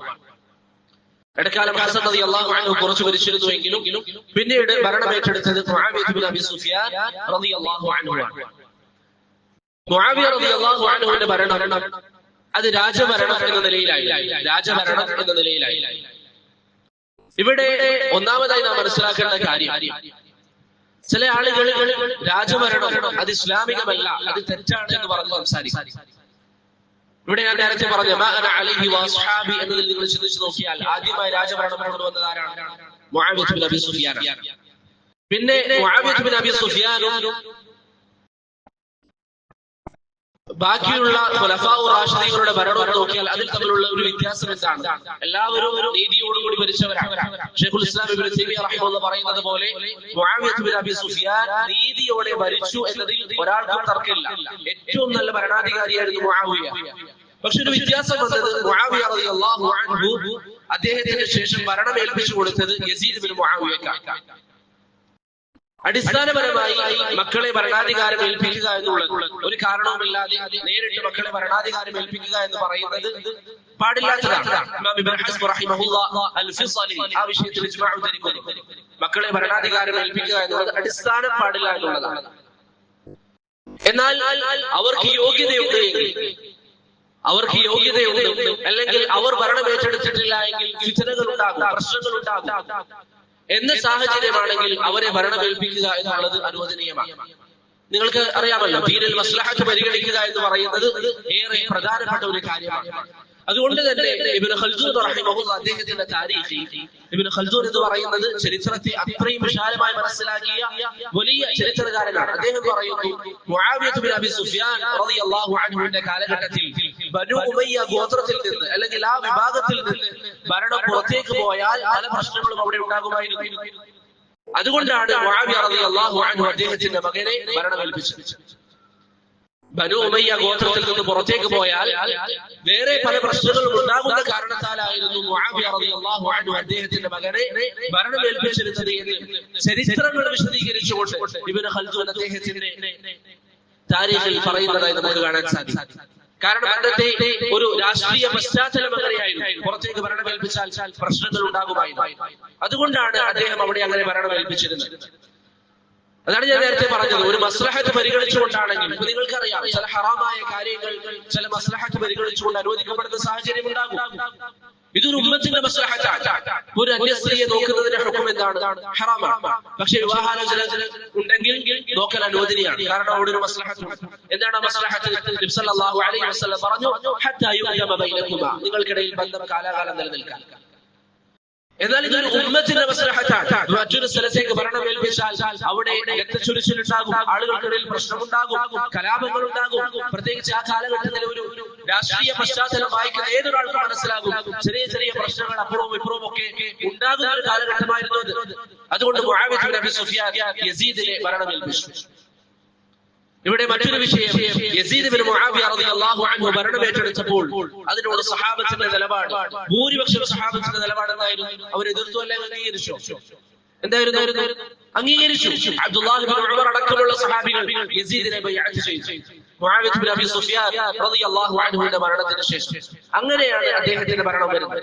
മറ്റൊരു കാര്യം, രാജഭരണം വിമർശിക്കുന്ന ആളുകൾ അറിയേണ്ട മറ്റൊരു കാര്യം, നബി സല്ലല്ലാഹു അലൈഹി വസല്ലം തങ്ങൾ പറഞ്ഞിട്ടുണ്ട്, ഈ ഉമ്മത്തിൽ 30 വർഷമാണ് നുബുവത്തിന്റെ ഭരണം നിലനിൽക്കുക. അതിനുശേഷം അള്ളാഹു ഉദ്ദേശിക്കുന്നവർക്ക് അധികാരം നൽകും, മുൽക്ക് നൽകുമെന്ന് നബി സല്ലല്ലാഹു അലൈഹി വസല്ലം തങ്ങൾ പറഞ്ഞിട്ടുണ്ട്.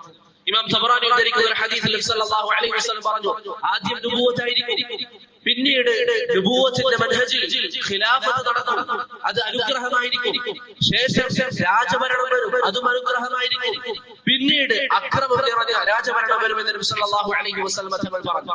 ഉലമാക്കൾ വിശദീകരിക്കുമ്പോൾ പറഞ്ഞു, അതുകൊണ്ടുള്ള ഉദ്ദേശം ആദ്യം പ്രവാചകന്റെ ഭരണം, പിന്നീട് ഖുലഫാഉ റാഷിദീകൾ, ഖിലാഫത്തും റഹ്മത്തും. അങ്ങനെയാണ് ഹദീസ്, ഖിലാഫത്തുൻ വറഹ്മ, അനുഗ്രഹീതമായ ഖിലാഫത്തിന്റെ ഭരണം. പിന്നീട് മുൽകുൻ വറഹ്മ, അനുഗ്രഹീതമായ രാജഭരണം വരും. പിന്നീട് പ്രയാസമുള്ള ആളുകളെ ദ്രോഹമേൽപ്പിക്കുന്ന ഭരണം വരുമെന്ന് റസൂലുള്ളാഹി സ്വല്ലല്ലാഹു അലൈഹി വസല്ലം തങ്ങൾ പറഞ്ഞതായി ഹദീസിൽ വന്നിട്ടുണ്ട്. അതുകൊണ്ട് രാജഭരണം വരും, ഖിലാഫത്ത് 30 വർഷമേ ഉണ്ടാവൂ എന്നുള്ളത് നബി സല്ലല്ലാഹു അലൈഹി വസല്ലം തങ്ങൾ പറഞ്ഞിട്ടുണ്ട്. അബൂബക്കറിന്റെയും ഉമറിന്റെയും ഉസ്മാന്റെയും അലിയുടെയും ഭരണങ്ങൾ നോക്കിയാൽ ഏകദേശം 30 വർഷം അതോടെ പൂർത്തിയായി. അതിനുശേഷം ഇങ്ങനെ വരുമെന്നുള്ളത് അള്ളാഹുവിന്റെ കൗനിയായ സുന്നത്താണ്. നബി സല്ലല്ലാഹു അലൈഹി വസല്ലം പറഞ്ഞു തന്ന കാര്യമാണ്. അതുകൊണ്ട് അത് വിമർശിക്കുന്നവർ പ്രവാചകന്റെ ഹദീസിനെ കുറിച്ച് ആദ്യം ചിന്തിക്കുക. യസീദ് ഇബ്നു മുആവിയ ഹിജ്റ 60ാമത്തെ വർഷത്തിലാണ് ഭരണം ഏറ്റെടുക്കുന്നത്. മുആവിയ ഇബ്നു അബി സുഫിയാൻ റളിയല്ലാഹു അൻഹുവിന്റെ മരണശേഷമാണ് അദ്ദേഹം ഭരണം ഏറ്റെടുക്കുന്നത്. ഞാൻ നേരത്തെ പറഞ്ഞതുപോലെ അദ്ദേഹം ഭരണാധികാരിയായി ഭരണം ഏറ്റെടുത്തപ്പോൾ ഭൂരിപക്ഷം സഹാബികളും ബൈഅത്ത് ചെയ്തു. 2 സഹാബികൾ, അബ്ദുല്ലാഹ് ഇബ്നു സുബൈർ, അതുപോലെ ഹുസൈൻ റളിയല്ലാഹു അൻഹു, ഹുസൈൻ ഇബ്നു അലി റളിയല്ലാഹു അൻഹു. അതിൽ അബ്ദുല്ലാഹ് ഇബ്നു സുബൈർ അവിടുന്ന് പുറത്തേക്ക് പോയി. അവിടുന്ന് അദ്ദേഹം മദീനയിലായിരുന്നു, മക്കയിലേക്ക് പോയി, അവിടെ മാറി താമസിച്ചു.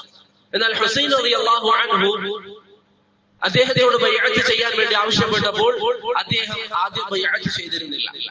അദ്ദേഹത്തിന് ചില തടസ്സങ്ങൾ ഉണ്ടായിരുന്നു. ഇറാഖിലെ ആളുകൾ, കൂഫക്കാരായ ആളുകൾ, അവർ മനസ്സിലാക്കി ഹുസൈൻ റളിയല്ലാഹു അൻഹു യസീദിന് ബൈഅത്ത് ചെയ്യുന്നില്ല. അങ്ങനെ അവർ ഹുസൈൻ റളിയല്ലാഹു അൻഹുവിന്റെ കത്തുകൾ എഴുതാൻ വേണ്ടി തുടങ്ങി. താങ്കൾ നമ്മുടെ അരികിലേക്ക് വരണം, താങ്കൾക്ക് എല്ലാവിധ സംരക്ഷണവും ഇവിടെ നമ്മൾ നൽകാം, താങ്കൾക്ക് ബൈഅത്ത് ചെയ്യാൻ ഞങ്ങൾ തയ്യാറാണ് എന്ന് പറഞ്ഞ് കൂഫക്കാർ അദ്ദേഹത്തിന്റെ കത്ത് എഴുതി. ചരിത്രം പറയുന്നതനുസരിച്ച് 500-ലധികം കത്തുകൾ മഹാനായ ഹുസൈൻ ഇബ്നു അലി റളിയല്ലാഹു അൻഹുവിന് വന്നിരുന്നു. കൂഫക്കാരുടെ കത്തുകൾ ഇത്രയധികം വന്നപ്പോൾ ഹുസൈൻ റളിയല്ലാഹു അൻഹു വിഷയത്തിന്റെ യാഥാർത്ഥ്യം മനസ്സിലാക്കാൻ അദ്ദേഹത്തിന്റെ ഉപ്പയുടെ സഹോദരന്റെ മകനായ മുസ്ലിം ഇബ്നു അഖീലിനെ കൂഫയിലേക്ക് അയച്ചു. എന്നിട്ട് അദ്ദേഹത്തോട് പറഞ്ഞു, കൂഫക്കാർ ഇങ്ങനെ ധാരാളം കത്തുകൾ അയക്കുന്നുണ്ട്, താങ്കളൊന്ന് അതിന്റെ കാര്യങ്ങൾ അന്വേഷിക്കണം. അവർ പറയുന്നത് ആത്മാർത്ഥമായിട്ടാണോ, ഈ വിഷയങ്ങളൊക്കെ താങ്കൾ അന്വേഷിച്ചു വരണമെന്ന് പറഞ്ഞുകൊണ്ട് മുസ്ലിം ഇബ്നു അഖീലിനെ കൂഫയിലേക്ക് അയച്ചു. മുസ്ലിം ഇബ്നു അഖീൽ കൂഫയിലേക്ക് പോവുകയും, മുസ്ലിം ഇബ്നു അഖീൽ ആരാണെന്ന് മനസ്സിലായില്ലേ? ഹുസൈൻ റളിയല്ലാഹു അൻഹുവിന്റെ ഉപ്പയുടെ സഹോദരന്റെ മകൻ, പിതൃ സഹോദരന്റെ മകൻ. അങ്ങനെ മുസ്ലിം ഇബ്നു അഖീൽ കൂഫയിലേക്ക് പോവുകയും ഹാനി ഇബ്നു ഉർവ എന്ന് പറയുന്ന വ്യക്തിയുടെ വീട്ടിൽ തങ്ങുകയും ജനങ്ങളുടെ അവസ്ഥ ആരായുകയും ചെയ്തു. എന്താണ് പൊതുവിൽ ജനങ്ങൾ ആഗ്രഹിക്കുന്നത് തുടങ്ങിയ വിഷയങ്ങളൊക്കെ ആരായപ്പോൾ അദ്ദേഹത്തിന് മനസ്സിലായി ജനങ്ങളെല്ലാവരും ഹുസൈൻ റളിയല്ലാഹു അൻഹു വരാൻ കാത്തിരിക്കുകയാണ്. അങ്ങനെ മുസ്ലിം ഇബ്നു അഖീൽ ഹുസൈൻ റളിയല്ലാഹു അൻഹുവിന്റെ കത്തെഴുതി, താങ്കൾ ഇങ്ങോട്ടേക്ക് വന്നുകൊള്ളുക, ഇവിടെ കാര്യങ്ങളൊക്കെ നല്ല രീതിയിൽ ഭംഗിയായി പോകുന്നു. ഈ സമയം ജനങ്ങൾ, കൂഫക്കാരായ ജനങ്ങൾ ഹുസൈൻ റളിയല്ലാഹു അൻഹുവിന് വേണ്ടി മുസ്ലിം ഇബ്നു അഖീലിനെ ബൈഅത്ത് ചെയ്യാൻ തുടങ്ങി. അവരുടെ ഭരണാധികാരി ആ സമയം ആരാണ്? യസീദ്, ഷാമിലുള്ള യസീദ് ഇബ്നു മുആവിയ. എന്നാൽ അവിടെ ഉണ്ടായിരുന്ന ജനങ്ങൾ യസീദിനുള്ള ബൈഅത്ത് ഒഴിവാക്കുകയും മുസ്ലിം ഇബ്നു അഖീലിനെ ബൈഅത്ത് ചെയ്യാൻ വേണ്ടി തുടങ്ങുകയും ചെയ്തു. ഈ വിവരം യസീദ് ഇബ്നു മുആവിയക്ക് ലഭിച്ചു. ഈ സമയം കൂഫയുടെ ഗവർണർ ആരായിരുന്നു? നുഅ്മാൻ ഇബ്നു ബഷീർ റളിയല്ലാഹു അൻഹു. എന്നാൽ നുഅ്മാൻ ഇബ്നു ബഷീർ ഈ വിഷയത്തിൽ പ്രത്യേകിച്ച് നിലപാടൊന്നും എടുക്കാത്തത് കാരണത്താൽ യസീദ് ഇബ്നു മുആവിയ നുഅ്മാൻ ഇബ്നു ബഷീറിന്റെ സ്ഥാനം ഒഴിവാക്കുകയും അദ്ദേഹത്തെ ആ ഭരണാധികാരി അല്ലെങ്കിൽ ഗവർണർ സ്ഥാനത്ത് നിന്ന് മാറ്റി നിർത്തുകയും, ആ സമയം ബസറയിലെ അമീറായിരുന്ന ഉബൈദുല്ലാഹി ഇബ്നു സിയാദിനെ, ബസറയിലെ ഭരണാധികാരിയായിരുന്ന അല്ലെങ്കിൽ ഗവർണറായിരുന്ന ഉബൈദുല്ലാഹി ഇബ്നു സിയാദിന്റെ നേതൃത്വത്തിലേക്ക് കൂഫയെയും ചേർത്ത് കൊടുക്കുകയും ചെയ്തു. നുഅ്മാൻ ഇബ്നു ബഷീറിനെ മാറ്റി എന്നിട്ട് കൂഫയുടെ ഉത്തരവാദിത്വം ആ സമയം ബസറയുടെ ഉത്തരവാദിത്വം ഉണ്ടായിരുന്ന ഉബൈദുല്ലാഹി ഇബ്നു സിയാദിനെ ഏൽപ്പിച്ചു. എന്നിട്ട് അദ്ദേഹത്തോട് പറഞ്ഞു, ഈ രണ്ട് പ്രദേശങ്ങളും ഇനി താങ്കളുടെ കീഴിലായി, കൂഫയും ബസറയും. അങ്ങനെ ഉബൈദുല്ലാഹി ഇബ്നു സിയാദ് ബസറയിൽ നിന്ന് അദ്ദേഹത്തിന്റെ മുഖം മറച്ച് കൂഫയിലേക്ക് വന്നു. കൂഫയിൽ എന്താണ് സംഭവിക്കുന്നത് എന്നറിയാൻ മുഖം മറച്ചു കൊണ്ടുവന്നു. അദ്ദേഹം മുഖം മറച്ച് കൂഫയിലേക്ക് എത്തിയപ്പോൾ ജനങ്ങളൊക്കെ അദ്ദേഹത്തെ കണ്ടു. ആളുകൾ കരുതി ഇത് നബി സല്ലല്ലാഹു അലൈഹി വസല്ലം തങ്ങളുടെ മകളുടെ മകനായ ഹുസൈനാണ്, കാരണം മുഖം മറച്ചിട്ടാണുള്ളത്. ആളുകളൊക്കെ ഉബൈദുല്ലാഹി ഇബ്നു സിയാദിനെ, പുതിയ അമീറായി വന്ന ഉബൈദുല്ലാഹി ഇബ്നു സിയാദിനെ കൈ കൊടുക്കുകയും മർഹബൻ ബിൻതി റസൂലില്ലാഹ് നബി സല്ലല്ലാഹു അലൈഹി വസല്ലമയുടെ മകളുടെ മകന് കൂഫയിലേക്ക് സ്വാഗതം എന്ന് പറഞ്ഞുകൊണ്ട് അവരെ സ്വീകരിക്കുകയും ചെയ്തു. ഇത് കണ്ടപ്പോൾ ഉബൈദുല്ലാഹി ഇബ്നു സിയാദിന് മനസ്സിലായി കാര്യം ഗൗരവമുള്ളതാണ്. കാരണം ആളുകൾ യസീദിനുള്ള ബൈഅത്ത് ഒഴിവാക്കുകയും ഹുസൈൻ ഇബ്നു അലി റളിയല്ലാഹു അൻഹുവിന് ബൈഅത്ത് നൽകുകയും ചെയ്യുകയാണ്. ഇവിടെ പ്രിയപ്പെട്ടവരെ, ഇങ്ങനെ ഉബൈദുല്ലാഹി ഇബ്നു സിയാദിന് ഈ കാര്യങ്ങൾ മനസ്സിലായപ്പോൾ, ആളുകൾ ബൈഅത്ത് ഒഴിവാക്കുന്നു എന്ന കാര്യം മനസ്സിലായപ്പോൾ മുസ്ലിം ബിൻ അഖീലിനെ കൊണ്ടുവരാൻ ആവശ്യപ്പെട്ടു. മുസ്ലിം ബിൻ അഖീലിനെ ആദ്യം ലഭിച്ചിട്ടില്ല. ഹാനി ബിൻ ഉർവയുടെ വീട്ടിലാണല്ലോ അദ്ദേഹം ഉള്ളത്. ഹാനി ബിൻ ഉർവയെ വീട്ടിലെ കൊട്ടാരത്തിലേക്ക് വിളിപ്പിച്ചു. എന്നിട്ട് അദ്ദേഹത്തോട് പറഞ്ഞു, താങ്കൾ വീട്ടിൽ ഒളിച്ച് പാർപ്പിക്കുന്ന മുസ്ലിം ഇബ്നു അഖീലിനെ നമുക്ക് വിട്ടു നൽകണം. അദ്ദേഹം ആദ്യം നിഷേധിച്ചുവെങ്കിലും ഈ സംഭവങ്ങളൊക്കെ ഉബൈദുല്ലാഹി ഇബ്നു സിയാദ് പറഞ്ഞു, ഞാൻ ഇങ്ങനെ വേഷം മാറി വന്നപ്പോൾ ഇന്ന വ്യക്തിയെ കണ്ടിരുന്നു, ബൈഅത്ത് ചെയ്തിരുന്നു തുടങ്ങിയ ചരിത്രങ്ങളൊക്കെ പറഞ്ഞപ്പോൾ അവസാനം ഹാനി ബിൻ ഉർവ പറഞ്ഞു, എനിക്ക് ജീവനുണ്ടെങ്കിൽ ഒരു കാരണവശാലും അദ്ദേഹത്തെ വിട്ടുതരാൻ ഞാൻ തയ്യാറാകില്ല എന്ന് ഹാനി ബിൻ ഉർവ ഉബൈദുല്ലാഹി ഇബ്നു സിയാദിനോട് പറഞ്ഞു. ഈ വിഷയം നടന്നു. ഇതറിഞ്ഞ മുസ്ലിം ഇബ്നു അഖീൽ തന്നെ സംരക്ഷിച്ച ഹാനി ബിൻ ഉർവയ്ക്ക് ഇങ്ങനെ ഒരു പ്രശ്നം വരുന്നു എന്ന് കണ്ടപ്പോൾ അദ്ദേഹത്തെ ബൈഅത്ത് ചെയ്തിരുന്ന 4000-ഓളം ആളുകളുമായി ഉബൈദുല്ലാഹി ഇബ്നു സിയാദിന്റെ കൊട്ടാരത്തിന് ഉപരോധം ഏർപ്പെടുത്തി. എല്ലാവരും ചെന്ന് ഉബൈദുല്ലാഹി ഇബ്നു സിയാദിന്റെ കൊട്ടാരത്തിന് ഉപരോധം ഏർപ്പെടുത്തി. 4000-ഓളം ആളുകൾ കൂഫക്കാരായ ഹുസൈൻ റളിയല്ലാഹു അൻഹുവിന് വേണ്ടി മുസ്ലിം ഇബ്നു അഖീലിനെ ബൈഅത്ത് ചെയ്ത ആളുകൾ കൊട്ടാരത്തിലെത്തി. കൊട്ടാരത്തിൽ ഉപരോധം ഏർപ്പെടുത്തിയപ്പോൾ ഉബൈദുല്ലാഹി ഇബ്നു സിയാദ് ഒരു വിളംബരം നടത്തണം, ആരെങ്കിലും എനിക്കെതിരിൽ മുസ്ലിം ഇബ്നു അഖീലിനെ സഹായിക്കുകയാണെങ്കിൽ ഷാമിൽ നിന്ന് യസീദിന്റെ സൈന്യം വന്നാൽ അവർ അതിന്റെ തിക്തഫലം അനുഭവിക്കേണ്ടി വരും, അവർ അത്രയും പ്രയാസങ്ങൾ നേരിടേണ്ടി വരും, ഞാൻ വലിയ സൈന്യത്തെ കൊണ്ടുവരും എന്നൊക്കെ പറഞ്ഞ് ഉബൈദുല്ലാഹി ഇബ്നു സിയാദ് ഭീഷണിപ്പെടുത്തി.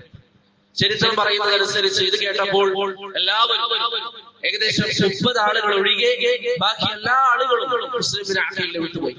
ഹുസൈൻ റളിയല്ലാഹു അൻഹുവിനെ ബൈഅത്ത് ചെയ്യും, കൂടെ നിൽക്കുമെന്ന് പറഞ്ഞ 4000-ഓളം ആളുകൾ, അവരിൽ നിന്ന് 30 ആളുകൾ ഒഴികെ ബാക്കി എല്ലാവരും ഉബൈദുല്ലാഹി ഇബ്നു സിയാദിന്റെ ഭീഷണി കേട്ടപ്പോൾ ഉബൈദുല്ലാഹി ഇബ്നു സിയാദിനെ വിട്ട് അവിടെ അദ്ദേഹത്തെ പിടിച്ചുകൊണ്ട് അവിടെ നിന്ന് പോയി.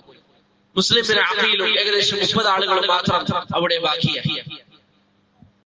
അങ്ങനെ പ്രിയപ്പെട്ടവരെ, ഏതാനും ചില സമയങ്ങൾ കഴിഞ്ഞപ്പോൾ സൂര്യൻ അസ്തമിക്കാൻ വേണ്ടി പോകുന്ന സമയമായപ്പോഴേക്കും അദ്ദേഹത്തിന്റെ കൂടെ ഉണ്ടായിരുന്ന 30 ആളുകളും പിരിഞ്ഞുപോയി.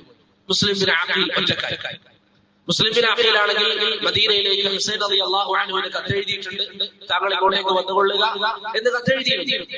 അതിന്റെ അടിസ്ഥാനത്തിൽ അദ്ദേഹം അവിടുന്ന് വരാൻ നിൽക്കുകയാണ്.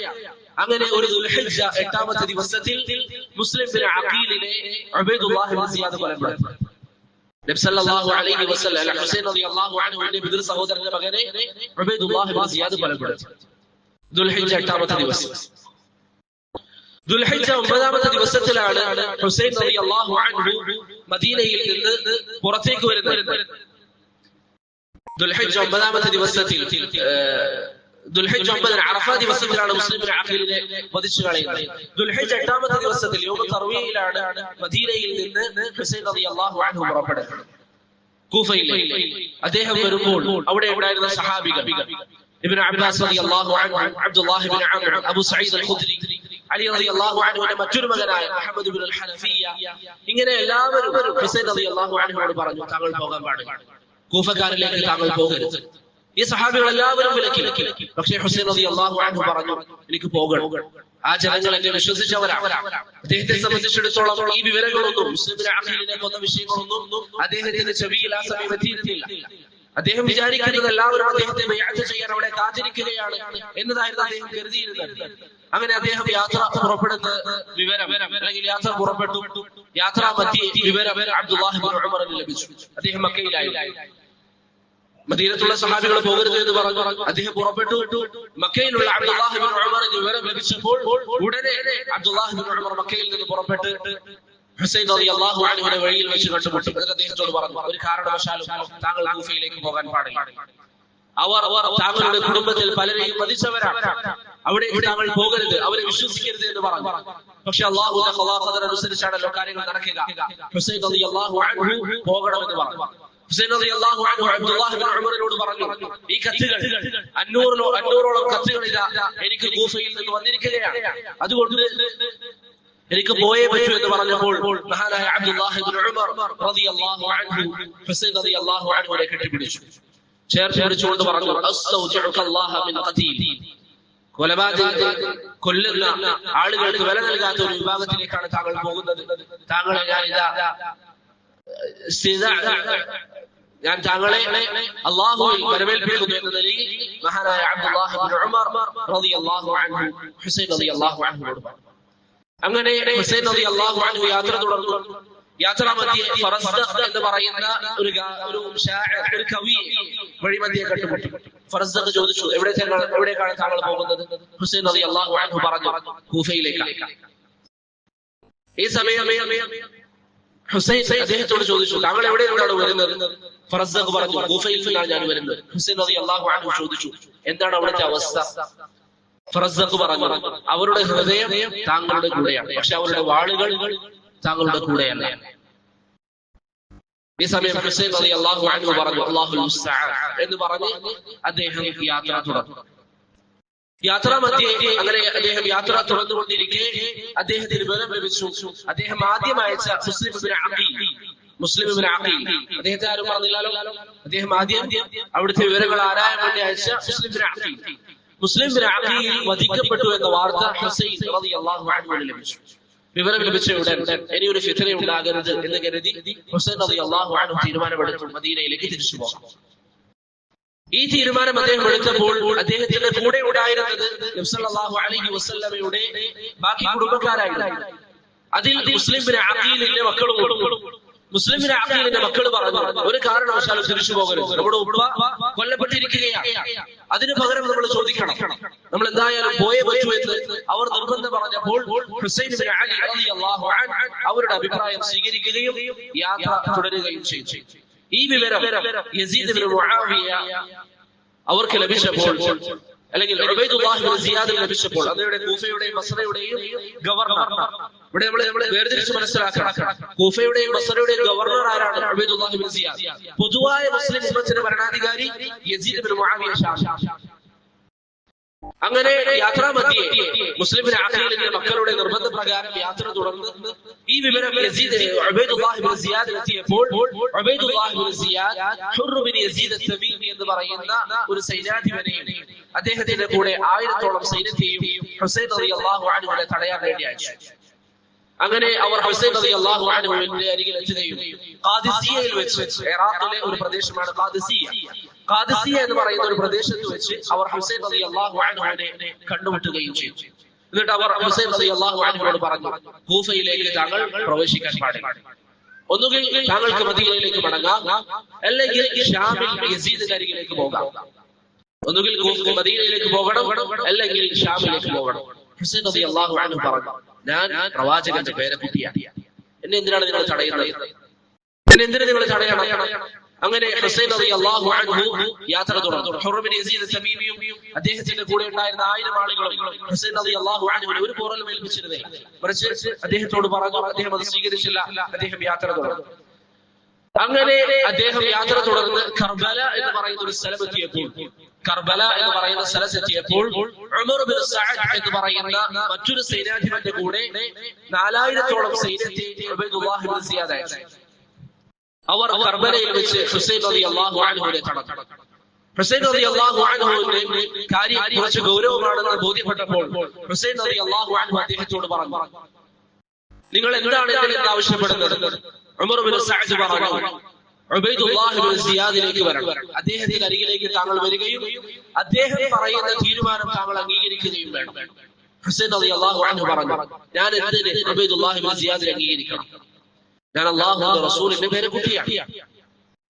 അതുകൊണ്ട് ഞാൻ നിങ്ങളോട് ചില കാര്യങ്ങൾ പറയാം, അത് നിങ്ങൾ അംഗീകരിക്കാൻ തയ്യാറാണെങ്കിൽ അത് ചെയ്യാമെന്ന് പറഞ്ഞു ഹുസൈൻ റളിയല്ലാഹു അൻഹു 3 വിഷയങ്ങൾ അങ്ങോട്ട് പറഞ്ഞു. അദ്ദേഹം പറഞ്ഞു, ഒന്നുകിൽ ഞാൻ മദീനയിലേക്ക് തിരിച്ചു പോകാം, അതല്ലെങ്കിൽ ഞാൻ യസീദിന്റെ അരികിലേക്ക് പോയിക്കൊള്ളാം, ഷാമിലുള്ള യസീദിന്റെ അരികിലേക്ക് പോയിക്കൊള്ളാം. യസീദിനെ കുറിച്ച് വളരെ മോശപ്പെട്ട ഒരു ധാരണയാണെങ്കിൽ യസീദിന്റെ അരികിലേക്ക് പോകാമെന്ന് പറയും. അദ്ദേഹം പറഞ്ഞു, ഞാൻ യസീദിന്റെ അരികിലേക്ക് പോയിക്കൊള്ളാം, ഉബൈദുല്ലാഹി ഇബ്നു സിയാദിന്റെ അരികിലേക്ക് പോകില്ല. അതല്ലെങ്കിൽ ഈ 2 കാര്യങ്ങൾ നിങ്ങൾ സ്വീകരിക്കുന്നില്ലെങ്കിൽ മുസ്ലിമീങ്ങൾ താമസിക്കുന്ന ഏതെങ്കിലും അതിർത്തി പ്രദേശങ്ങളിൽ ഞാൻ പോയി മുസ്ലിം ഭരണകൂടത്തിന്റെ അതിർത്തി കാത്തുകൊണ്ട് ഞാൻ അവിടെ തങ്ങിക്കൊള്ളാമെന്ന് ഹുസൈൻ ഇബ്നു അലി റളിയല്ലാഹു അൻഹു പറഞ്ഞു. അങ്ങനെ ഈ വാർത്ത ഹുസൈൻ റളിയല്ലാഹു അൻഹു പറയുന്ന ഈ 3 കാര്യം ഉമർ ഇബ്നു സഅദ് ഉബൈദുല്ലാഹി ഇബ്നു സിയാദിനെ അറിയിച്ചു. ഉബൈദുല്ലാഹി ഇബ്നു സിയാദ് പറഞ്ഞു, ഹുസൈനിന്റെ തീരുമാനം അനുസരിച്ച് ചെയ്തുകൊള്ളട്ടെ, ഈ 3 ഏതാണോ അദ്ദേഹത്തിന് താല്പര്യം ആ കാര്യം അദ്ദേഹം ചെയ്തുകൊള്ളട്ടെ എന്ന് ഉബൈദുല്ലാഹി ഇബ്നു സിയാദ് അനുവദിക്കുകയും ചെയ്തു. പക്ഷേ ഉബൈദുല്ലാഹി ഇബ്നു സിയാദിന്റെ അരികിൽ അന്ന് ഉണ്ടായിരുന്ന ഒരു വ്യക്തിയാണ് ഷംർ എന്ന് പറയുന്ന ഒരു വ്യക്തി. ഷംർ പറഞ്ഞു ഉബൈദുല്ലാഹി ഇബ്നു സിയാദിനോട്, അങ്ങനെ അനുവദിച്ചുകൂടാ, ഹുസൈനിന്റെ ധിക്കാരമല്ലേ അത്. ഉബൈദുല്ലാഹി ഇബ്നു സിയാദിന്റെ തീരുമാനത്തിൽ ഇറങ്ങാൻ തയ്യാറാകാതെ ഹുസൈനിന്റെ തീരുമാനത്തിൽ ഇറങ്ങുമെന്ന് പറയുന്ന ധിക്കാരമാണ് എന്ന് പറഞ്ഞ് രാജാവിന്റെ പിന്നിൽ നിന്ന് അല്ലെങ്കിൽ ഭരണാധികാരിയുടെ പിന്നിൽ നിന്ന് രാജാവിനെ ഹുസൈനിനോട് ദേഷ്യമുണ്ടാക്കി കൊടുത്തു. അങ്ങനെ ഉബൈദുല്ലാഹി ഇബ്നു സിയാദ് പറഞ്ഞു, എനിക്ക് ഹുസൈന് കീഴടങ്ങണം, അതല്ലാതെ യസീദിലേക്ക് പോകാനോ മദീനയിലേക്ക് തിരികെ പോകാനോ ഒന്നും ഞാൻ അനുവദിക്കില്ല, എന്റെ അരികിലേക്ക് വരണമെന്ന് ഉബൈദുല്ലാഹി ഇബ്നു സിയാദ് എന്ന് പറയുന്ന ഗവർണർ അവിടെ തീരുമാനമെടുത്തു. പ്രിയപ്പെട്ടവരെ, അവസാനം എന്ത് സംഭവിച്ചു? ഹുസൈൻ റളിയല്ലാഹു അൻഹു അദ്ദേഹത്തെ വകവരുത്താൻ അല്ലെങ്കിൽ അദ്ദേഹത്തിന്റെ കൂടെയുള്ളവരെ വകവരുത്താൻ ഉബൈദുല്ലാഹി ഇബ്നു സിയാദ് ഈ നിർദ്ദേശം മുന്നോട്ട് വെച്ച ഷംർ എന്ന് പറയുന്ന വ്യക്തി, ആ വ്യക്തിയുടെ നേതൃത്വത്തിൽ ഒരു സൈന്യത്തെ അയച്ചു. എന്നിട്ട് അദ്ദേഹത്തോട് പറഞ്ഞു, താങ്കളാണ് ഈ തീരുമാനങ്ങൾ എടുക്കേണ്ടത്. നേരത്തെ പോയ 2 ആളുകളുണ്ട്, ഹുർ ഇബ്നു യസീദും അതുപോലെ തന്നെ ഉമർ ഇബ്നു സഅദ്. അവരെന്തെങ്കിലും താങ്കൾക്കെതിരായി അഭിപ്രായം പറഞ്ഞാൽ ആ സൈന്യത്തിന്റെ ഉത്തരവാദിത്വം കൂടി താങ്കൾക്കാണ്. ഷംർ എന്ന് പറയുന്ന ഹുസൈനിനെതിരെ ഉബൈദുല്ലാഹി ഇബ്നു സിയാദ് തീരുമാനമെടുക്കണമെന്ന് പറഞ്ഞ ആ വ്യക്തിയാണ് അദ്ദേഹത്തിന് എല്ലാവിധ അധികാരങ്ങളും നൽകിക്കൊണ്ട് അദ്ദേഹത്തെ അയച്ചു. ഹുസൈൻ റളിയല്ലാഹു അൻഹുവിന്റെ അരികിൽ കർബലയിൽ ഈ കൂട്ടമെത്തി. കറക്റ്റ് സ്ഥലം പറഞ്ഞാൽ ത്വഫ് എന്ന് പറയുന്ന ഒരു സ്ഥലത്തിൽ അവർ ഹുസൈൻ റളിയല്ലാഹു അൻഹുവിനോട് പറഞ്ഞു, ഉബൈദുല്ലാഹി ഇബ്നു സിയാദിന്റെ തീരുമാനത്തിൽ താങ്കൾ അത് സ്വീകരിക്കാൻ തയ്യാറാണ്. ഹുസൈൻ റളിയല്ലാഹു അൻഹു പറഞ്ഞു, അത് ഞാൻ സ്വീകരിക്കില്ല, എനിക്കത് പ്രയാസമുണ്ട്. ഹുസൈൻ റളിയല്ലാഹു അൻഹു പറഞ്ഞു. അവരുടെ കൂടെ ഏകദേശം 5000-ഓളം സൈന്യമുണ്ട്. 5000-ഓളം സൈന്യം ഉബൈദുല്ലാഹി ഇബ്നു സിയാദിന്റെ കൂട്ടത്തിൽ. ഹുസൈൻ റളിയല്ലാഹു അൻഹുവിന്റെ കൂടെ ഏകദേശം 72-ഓളം ആളുകൾ. 72-ഓളം ആളുകൾ. കാരണം അവർ യുദ്ധത്തിനോ, ചിലർ പറയുന്നത് പോലെ യുദ്ധത്തിന് പുറപ്പെട്ടവരല്ല. അവർ അവിടെ ഈ ജനങ്ങൾ ബൈഅത്ത് ചെയ്യുമെന്ന് പറഞ്ഞപ്പോൾ അതിനുവേണ്ടി പോയവരാണ്. ഒരു കലാപം ഉണ്ടാക്കാനും പ്രശ്നമുണ്ടാക്കാനും പോയവരല്ല. അവിടെ പ്രശ്നമുണ്ടാകുമെന്ന് കണ്ടപ്പോൾ തിരികെ പോകാൻ വന്നവരാണ് മഹാനായ ഹുസൈൻ റളിയല്ലാഹു അൻഹു. അങ്ങനെ 72-ഓളം ആളുകൾ, അതിൽ സ്ത്രീകളും നബി സല്ലല്ലാഹു അലൈഹി വസല്ലമയുടെ കുടുംബത്തിൽപ്പെട്ട പല കുട്ടികളും ഇങ്ങനെ പലരും. അങ്ങനെ ഷംറിന്റെ നേതൃത്വത്തിൽ സൈന്യം വരികയും കർബലയിൽ വെച്ച് ഹുസൈൻ റളിയല്ലാഹു അൻഹുവിനോട് അന്തിമമായ തീരുമാനം പറയാൻ പറഞ്ഞു. ഒന്നുകിൽ താങ്കൾ കീഴടങ്ങണം, അതല്ലെങ്കിൽ താങ്കളോട് നമ്മൾ യുദ്ധം ചെയ്യുമെന്ന് പറഞ്ഞു. ഹുസൈൻ റളിയല്ലാഹു അൻഹു ചോദിച്ചു, നിങ്ങൾ എന്നോട് യുദ്ധം ചെയ്യാൻ? ഞാൻ നബി സല്ലല്ലാഹു അലൈഹി വസല്ലമയുടെ പേരക്കുട്ടിയാണ്, ഞാൻ പ്രവാചകന്റെ പേരക്കുട്ടിയാണ്, അപ്പൊ നിങ്ങൾ എന്നോടാണ് യുദ്ധം ചെയ്യുന്നത്. ഇത് കേട്ട ഹുർ ഇബ്നു യസീദ് അത്തമീമി, ആരാണ് ഹുർ? ആദ്യം വന്ന സൈന്യത്തിന്റെ അധിപതി ഹുർ ഇബ്നു യസീദ് അത്തമീമി, അദ്ദേഹവും അദ്ദേഹത്തിന്റെ കൂടെ 30 ആളുകളും ഹുസൈൻ റളിയല്ലാഹു അൻഹുവിന്റെ ഭാഗത്തേക്ക് ചേർന്നു. ആളുകൾ ഹുർ ഇബ്നു യസീദിനോട് ചോദിച്ചു, താങ്കളല്ലേ നമ്മെ കൂട്ടി വന്നത്, അപ്പോൾ താങ്കൾ ഹുസൈനിന്റെ ഭാഗത്തേക്കാണോ? ഹുർ ഇബ്നു യസീദ് അത്തമീമി പറഞ്ഞു, ഇത് സ്വർഗവും നരകവും തമ്മിലുള്ള വിഷയമാണ്. ഹുസൈനിനെ കൊല്ലാൻ, ഹുസൈനിന്റെ കൂടെയുള്ള പ്രവാചകന്റെ കുടുംബത്തെ കൊല്ലാൻ ഞാൻ എങ്ങനെ തയ്യാറാകാനാണ്? അങ്ങനെ അവർക്കിടയിൽ സംസാരം നടന്നു. ഹുസൈൻ റളിയല്ലാഹു അൻഹു പറഞ്ഞു, എനിക്കൊരു ദിവസം നിങ്ങൾ സംസാരിക്കാൻ അല്ലെങ്കിൽ ചിന്തിക്കാൻ അവസരം നൽകണം. ആ സമയം നിസ്കാര സമയമായിരുന്നു. ഈ സൈന്യം ഒന്നടങ്കം ഹുസൈൻ റളിയല്ലാഹു അൻഹു ഇമാമായി നിസ്കരിച്ചു. എല്ലാവരും ഉബൈദുല്ലാഹി ഇബ്നു സിയാദിന്റെ സൈന്യം അടക്കം ഹുസൈൻ റളിയല്ലാഹു അൻഹുവിന്റെ പിന്നിൽ നിസ്കരിച്ചു. പ്രിയപ്പെട്ടവരെ, അങ്ങനെ ളുഹൂർ അസ്ർ നിസ്കരിച്ച ശേഷം ഹുസൈൻ റളിയല്ലാഹു അൻഹു ചെറുതായി മയങ്ങിയപ്പോൾ അദ്ദേഹം പെട്ടെന്ന് ഉറക്കിൽ തുടരുമ്പോൾ അദ്ദേഹം കാണുന്നത് ഒരു വലിയ സൈന്യം അദ്ദേഹത്തിന്റെ നേരെ വരുന്നതായിട്ടാണ്. അദ്ദേഹം അവരോട് ചോദിച്ചു, അല്ലെങ്കിൽ അദ്ദേഹത്തിന്റെ കൂടെ ഉണ്ടായിരുന്ന 20ഓളം പടയാളികളെ ഹുസൈൻ റളിയല്ലാഹു അൻഹു അവരിലേക്ക് അയച്ചു. എന്നിട്ട് ചോദിച്ചു, എന്താണ് നിങ്ങളുടെ ഉദ്ദേശം? അവർ പറഞ്ഞു യുദ്ധത്തിന് തയ്യാറാകണം. ഹുസൈൻ റളിയല്ലാഹു അൻഹു 73 ആളുകൾ, സ്ത്രീകളും കുടുംബങ്ങളും കുട്ടികളും, അവരുടെ കൂടെ സായുധമായ സേന അവരോട് പറഞ്ഞു യുദ്ധത്തിന് തയ്യാറാകണം, അല്ലെങ്കിൽ ഉബൈദുല്ലാഹി ഇബ്നു സിയാദിന്റെ വിധിയിൽ കീഴടങ്ങാൻ തയ്യാറാകണം. ഹുസൈൻ റളിയല്ലാഹു അൻഹു പറഞ്ഞു, നേരത്തെ പറഞ്ഞതുപോലെ ഞാൻ പ്രവാചകന്റെ പേരക്കുട്ടിയാണ്, ഞാൻ കീഴടങ്ങുകയില്ല. അങ്ങനെ പ്രിയപ്പെട്ടവരെ യുദ്ധം സംഭവിച്ചു. യുദ്ധം നടന്നു. യുദ്ധം എന്ന് പറയാനില്ല, കാരണം അവർ കേവലം ചുരുങ്ങിയ ചില ആളുകൾ മാത്രം. ഹുസൈൻ റളിയല്ലാഹു അൻഹുവിന്റെ കൂടെയുള്ള എല്ലാവരെയും വധിച്ചു. ഹുസൈൻ റളിയല്ലാഹു അൻഹു ഒറ്റക്ക് നിന്ന് സമയങ്ങളോളം പോരാടി. അദ്ദേഹം എങ്ങനെയും തോറ്റുകൊടുക്കാൻ തയ്യാറായില്ല, ആരും അദ്ദേഹത്തെ വധിക്കാനും തയ്യാറായില്ല. അവസാനം ഉബൈദുല്ലാഹി ഇബ്നു സിയാദിനെ ഈ തെറ്റിലേക്ക് നയിച്ച ശംർ എന്ന് പറയുന്ന വ്യക്തി അവൻ അട്ടഹസിച്ചു. എന്തുകൊണ്ടാണ് നിങ്ങൾ ഹുസൈനിനെ കൊല്ലാത്തത്, ഹുസൈനിനെയും കൊല്ലുക എന്ന് പറഞ്ഞുകൊണ്ട് അവൻ അട്ടഹസിച്ചപ്പോൾ ഈ സൈന്യം ഒന്നടങ്കം മഹാനായ ഹുസൈൻ റളിയല്ലാഹു അൻഹുവിന്റെ നേരെ വരികയും ഹുസൈൻ റളിയല്ലാഹു അൻഹുവിനെ കൊലപ്പെടുത്തുകയും ചെയ്തു. അങ്ങനെ കർബലയിൽ വെച്ച് മഹാനായ ഹുസൈൻ റളിയല്ലാഹു അൻഹുവിന്റെ കഴുത്ത് അവർ മുറിച്ചു. അങ്ങനെ ഉബൈദുല്ലാഹി ഇബ്നു സിയാദിന്റെ കൊട്ടാരത്തിലേക്ക് ഈ കഴുത്ത് കൊണ്ടുവരികയും ഉബൈദുല്ലാഹി ഇബ്നു സിയാദ് അവന്റെ കയ്യിലുണ്ടായിരുന്ന ഒരു വടിയെടുത്തുകൊണ്ട് ഹുസൈൻ റളിയല്ലാഹു അൻഹുവിന്റെ മുഖത്ത് കുത്തുകയും ചെയ്തു.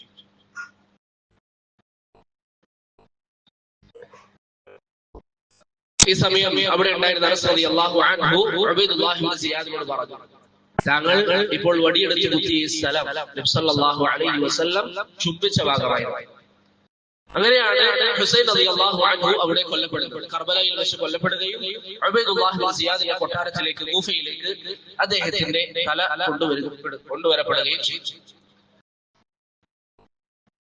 ഇതാണ് ആ ചരിത്രത്തിന്റെ ഒരു ചുരുക്കം. ഉബൈദുല്ലാഹി ഇബ്നു സിയാദിന്റെ നിർദ്ദേശപ്രകാരമാണ് ഈ പറയപ്പെട്ട മോശപ്പെട്ട കാര്യങ്ങളൊക്കെ നടന്നിരുന്നത്. എന്നാൽ ഉബൈദുല്ലാഹി ഇബ്നു സിയാദ് ആരുടെ ഗവർണറാണ്? യസീദ് ഇബ്നു മുആവിയയുടെ ഗവർണറാണ്. ഷാമിൽ ആ സമയം ഇസ്ലാമിക ഭരണകൂടങ്ങളുടെ ഒക്കെ നേതാവായിരുന്ന യസീദ് ഇബ്നു മുആവിയയുടെ കീഴിലായിരുന്നു ഉബൈദുല്ലാഹി ഇബ്നു സിയാദ്. ഈ വിഷയം യസീദ് ഇബ്നു മുആവിയയുടെ ചെവിയിലെത്തി. ഹുസൈൻ റളിയല്ലാഹു അൻഹുവിന്റെ തലയോർച്ചു. യസീദ് ഇബ്നു മുആവിയ ദേഷ്യപ്പെട്ടു. അദ്ദേഹത്തിന് പ്രയാസമുണ്ടായി. അദ്ദേഹത്തിന് പ്രയാസമുണ്ടായി എന്ന് മാത്രമല്ല, അദ്ദേഹത്തിന്റെ കുടുംബത്തിൽപ്പെട്ട ഹുസൈൻ റളിയല്ലാഹു അൻഹുവിന്റെ കുടുംബത്തിൽപ്പെട്ട ബാക്കിയുള്ളവരെ അങ്ങേയറ്റം ആദരിക്കുകയും അവരെ ബഹുമാനിക്കുകയും അവർക്ക് വേണ്ട സൗകര്യങ്ങളൊക്കെ യസീദ് ഇബ്നു മുആവിയ ചെയ്തു കൊടുത്തു. യസീദ് ഇബ്നു മുആവിയയുടെ മുന്നിലേക്ക് ഹുസൈൻ റളിയല്ലാഹു അൻഹുവിന്റെ തല കൊണ്ടുവരപ്പെട്ടു എന്ന് പറയുന്ന ചരിത്രം ചിലർ പ്രചരിപ്പിക്കുന്ന ചരിത്രം അങ്ങനെ ചരിത്രത്തിൽ എവിടെയും സ്ഥിരപ്പെട്ടിട്ടില്ല. യസീദ് ഇബ്നു മുആവിയയുടെ മുന്നിലേക്ക് അദ്ദേഹത്തെ കൊണ്ടുവരപ്പെട്ടു എന്ന് പറയുന്നത് സ്ഥിരപ്പെടാത്ത കാര്യമാണ്. മാത്രമല്ല, ഞാൻ നേരത്തെ പറഞ്ഞതുപോലെ പ്രശ്നമുണ്ടായപ്പോൾ ഹുസൈൻ റളിയല്ലാഹു അൻഹു എന്ന് പറഞ്ഞിട്ടുണ്ട്, എന്നെ നിങ്ങൾ യസീദിന്റെ അരികിലേക്ക് പോകാൻ സമ്മതിക്കണമെന്ന് പറഞ്ഞിട്ടുണ്ട്. അപ്പോൾ യസീദ് ഇബ്നു മുആവിയ അദ്ദേഹത്തിന്റെ തല മോശമായി അതിനോട് പെരുമാറി എന്നൊക്കെ പറയുന്ന ചരിത്രത്തിൽ സ്ഥിരപ്പെടാത്ത വിഷയങ്ങളാണ്.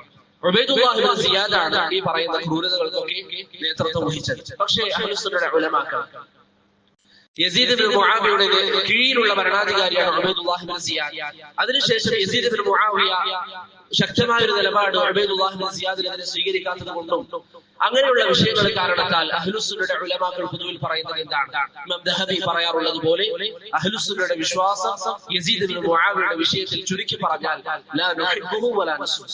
യസീദിനെ ചീത്ത വിളിക്കാനും നമ്മൾ പോകുന്നില്ല, യസീദിനെ ഇഷ്ടപ്പെടാനും നമ്മൾ പോകുന്നില്ല. സാധാരണ ഒരു ഭരണാധികാരിയാണ്.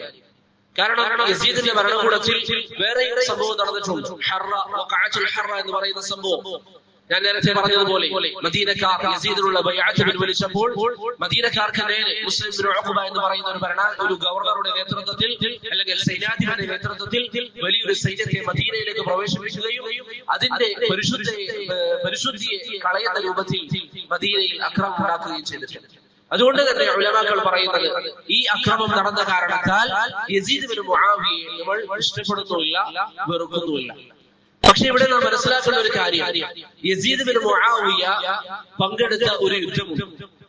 യസീദ് ഇബ്നു മുആവിയ പങ്കെടുത്ത ഒരു യുദ്ധം. ഏതാണ് യുദ്ധം?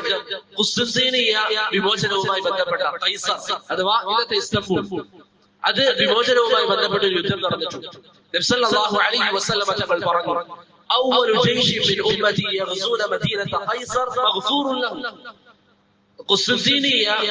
കോൺസ്റ്റാന്റിനോപ്പിൾ അല്ലെങ്കിൽ ഇസ്താംബൂൾ അത് വിമോചനത്തിന് വേണ്ടി പരിശ്രമിക്കുന്ന, അതിനുവേണ്ടി യുദ്ധം ചെയ്യുന്ന സംഘം, ആ സൈന്യം, അവർക്ക് അല്ലാഹു സുബ്ഹാനഹു വ തആല മാപ്പ് നൽകിയിട്ടുണ്ട് എന്ന് നബി സല്ലല്ലാഹു അലൈഹി വസല്ലം പറഞ്ഞതായി സ്വഹീഹുൽ ബുഖാരിയിൽ വന്നിട്ടുണ്ട്. ആദ്യമായി ഇസ്താംബൂളിൽ യുദ്ധം ചെയ്തതാരാണ്?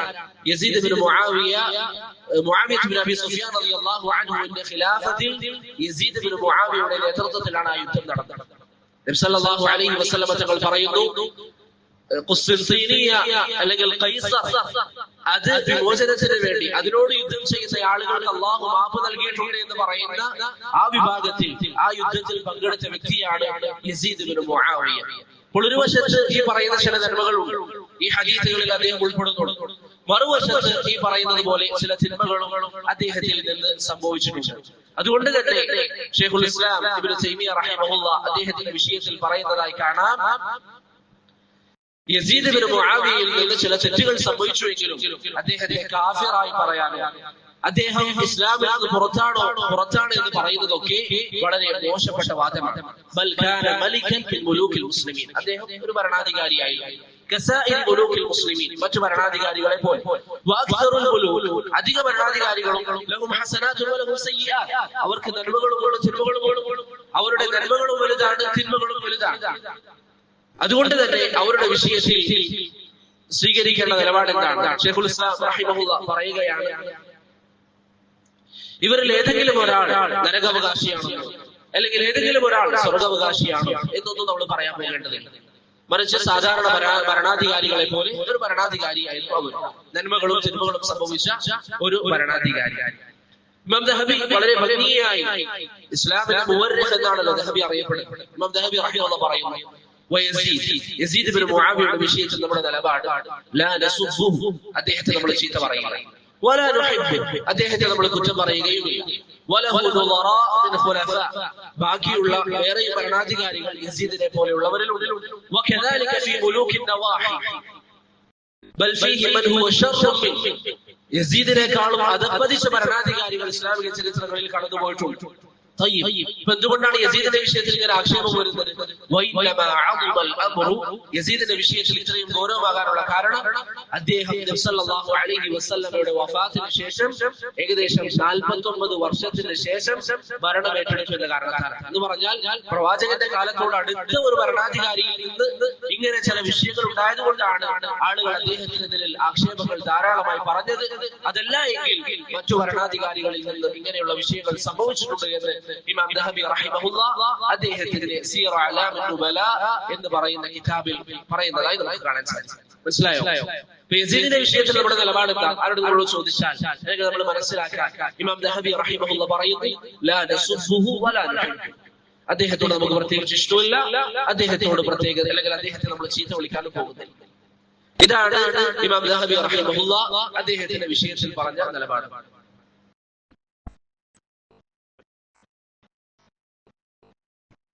അടുത്തൊരു വിഷയം, ഇന്ന് പല ആളുകളും സംസാരിച്ചുകൊണ്ടിരിക്കുന്ന ഒരു വിഭാഗമാണ് ഹമാസ് എന്നുള്ളത്. ഹമാസിന്റെ വിഷയത്തിൽ അഹ്ലുസുന്നയുടെ നിലപാട് എന്താണ്? അഹ്ലുസുന്നയുടെ ഉലമാക്കൾ ഹമാസിന്റെ വിഷയത്തിൽ പറഞ്ഞിട്ടുള്ള നിലപാട് എന്താണ്?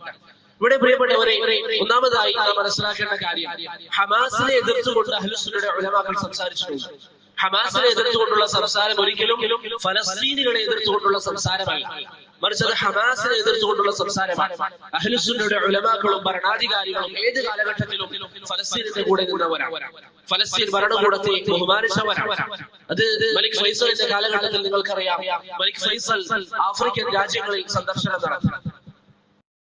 അദ്ദേഹം ആഫ്രിക്കൻ പല രാജ്യങ്ങളിലും സന്ദർശനം നടത്തുന്ന വിവരം അറിയുകയും ആ രാജ്യങ്ങളിൽ സന്ദർശനം നടത്തുകയും ആ രാജ്യങ്ങൾക്ക് ആവശ്യമായ സാമ്പത്തിക സഹായം നിർവഹിക്കുകയും ചെയ്തു. നൈജർ എന്ന് പറയുന്ന ഭരണകൂടം, നൈജീരിയ അല്ല, നൈജർ എന്ന് പറയുന്ന ഭരണകൂടം മലിക് ഫൈസലിനെ തങ്ങളുടെ രാജ്യത്തേക്ക് ക്ഷണിച്ചു.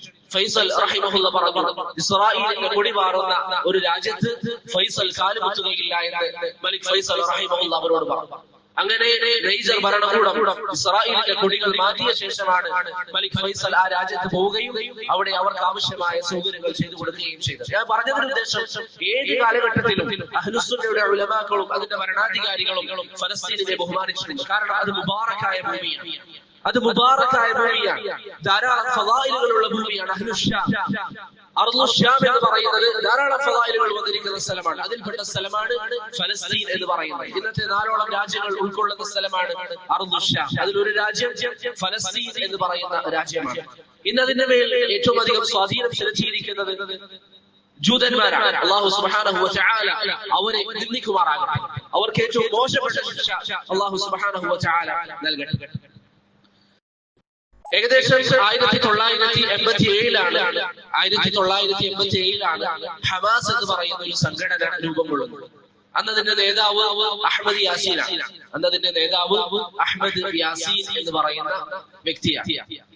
ഈ ഹമാസ് അവർ വരുമ്പോൾ, അല്ലെങ്കിൽ ഹമാസ് എന്ന് പറയുന്ന ഒരു സംഘം രൂപപ്പെടുമ്പോൾ 1987 എന്ന് പറയുമ്പോൾ എത്ര വർഷം മുമ്പാണ്? ഇത് 2025.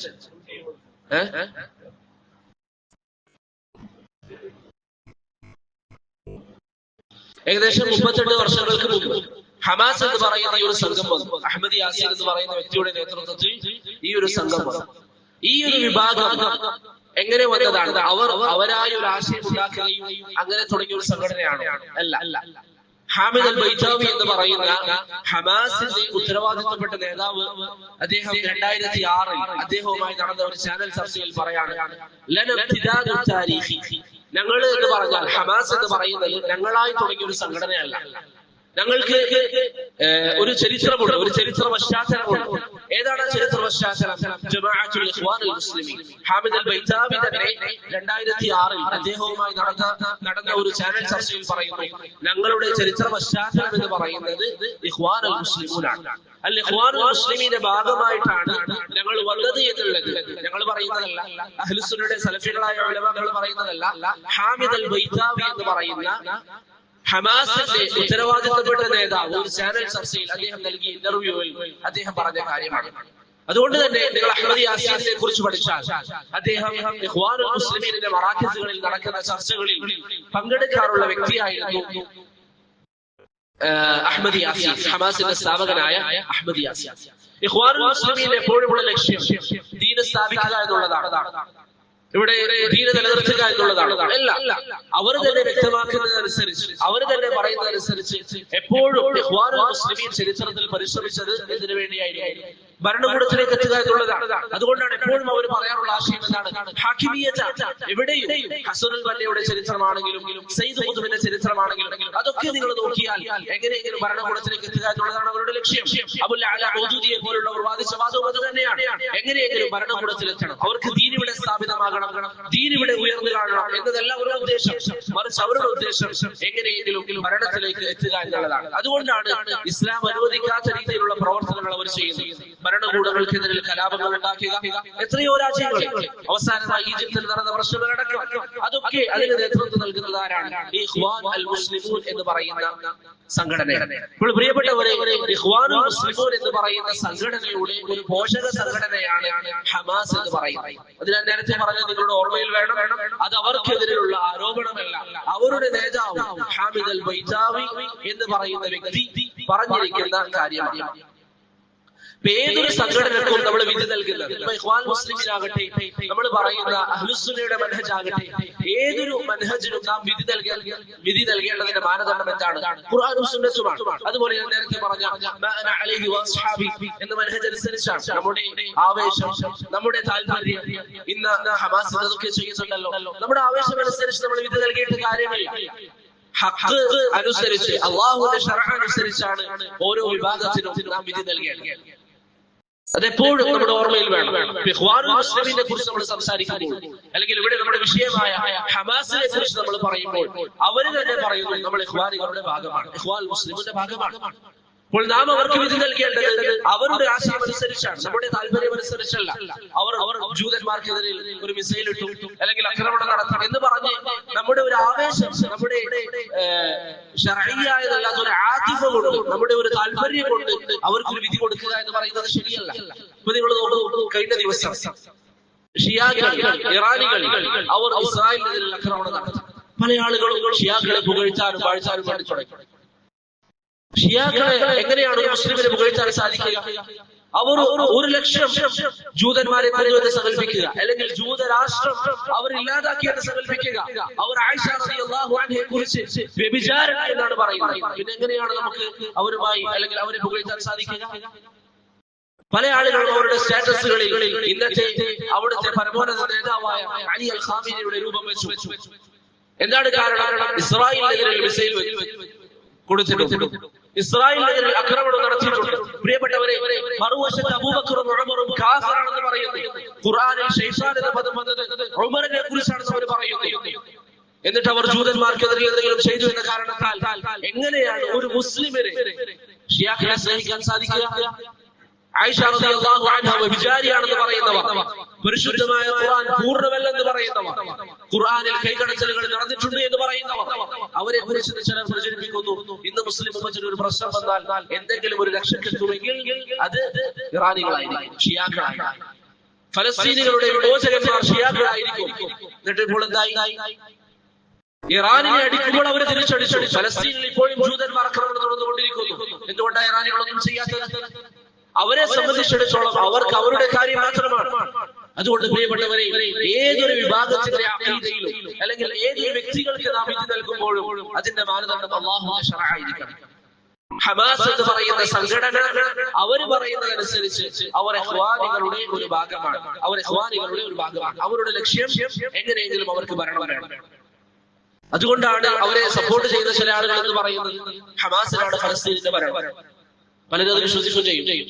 ഫലസ്തീന്റെ ഭരണം ഹമാസിനാണോ? അല്ല, ഫലസ്തീന്റെ പ്രസിഡന്റ് ഉണ്ട്. ഫലസ്തീൻ അവിടെ പ്രസിഡന്റ് ഉണ്ട്. ലോകരാഷ്ട്രങ്ങൾ അംഗീകരിച്ച ഒരു ഭരണാധികാരി ഫലസ്തീൻ അവിടെ ഉണ്ട്. ഹമാസ് അല്ല ഫലസ്തീനിന്റെ ഭരണാധികാരമുള്ളത്. ഇപ്പൊ ഇഖ്വാനികൾ അല്ലെങ്കിൽ ഹമാസ് അവരുടെ ലക്ഷ്യം എപ്പോഴും എന്താണ്? എങ്ങനെയെങ്കിലും ഭരണത്തിലെത്തണം.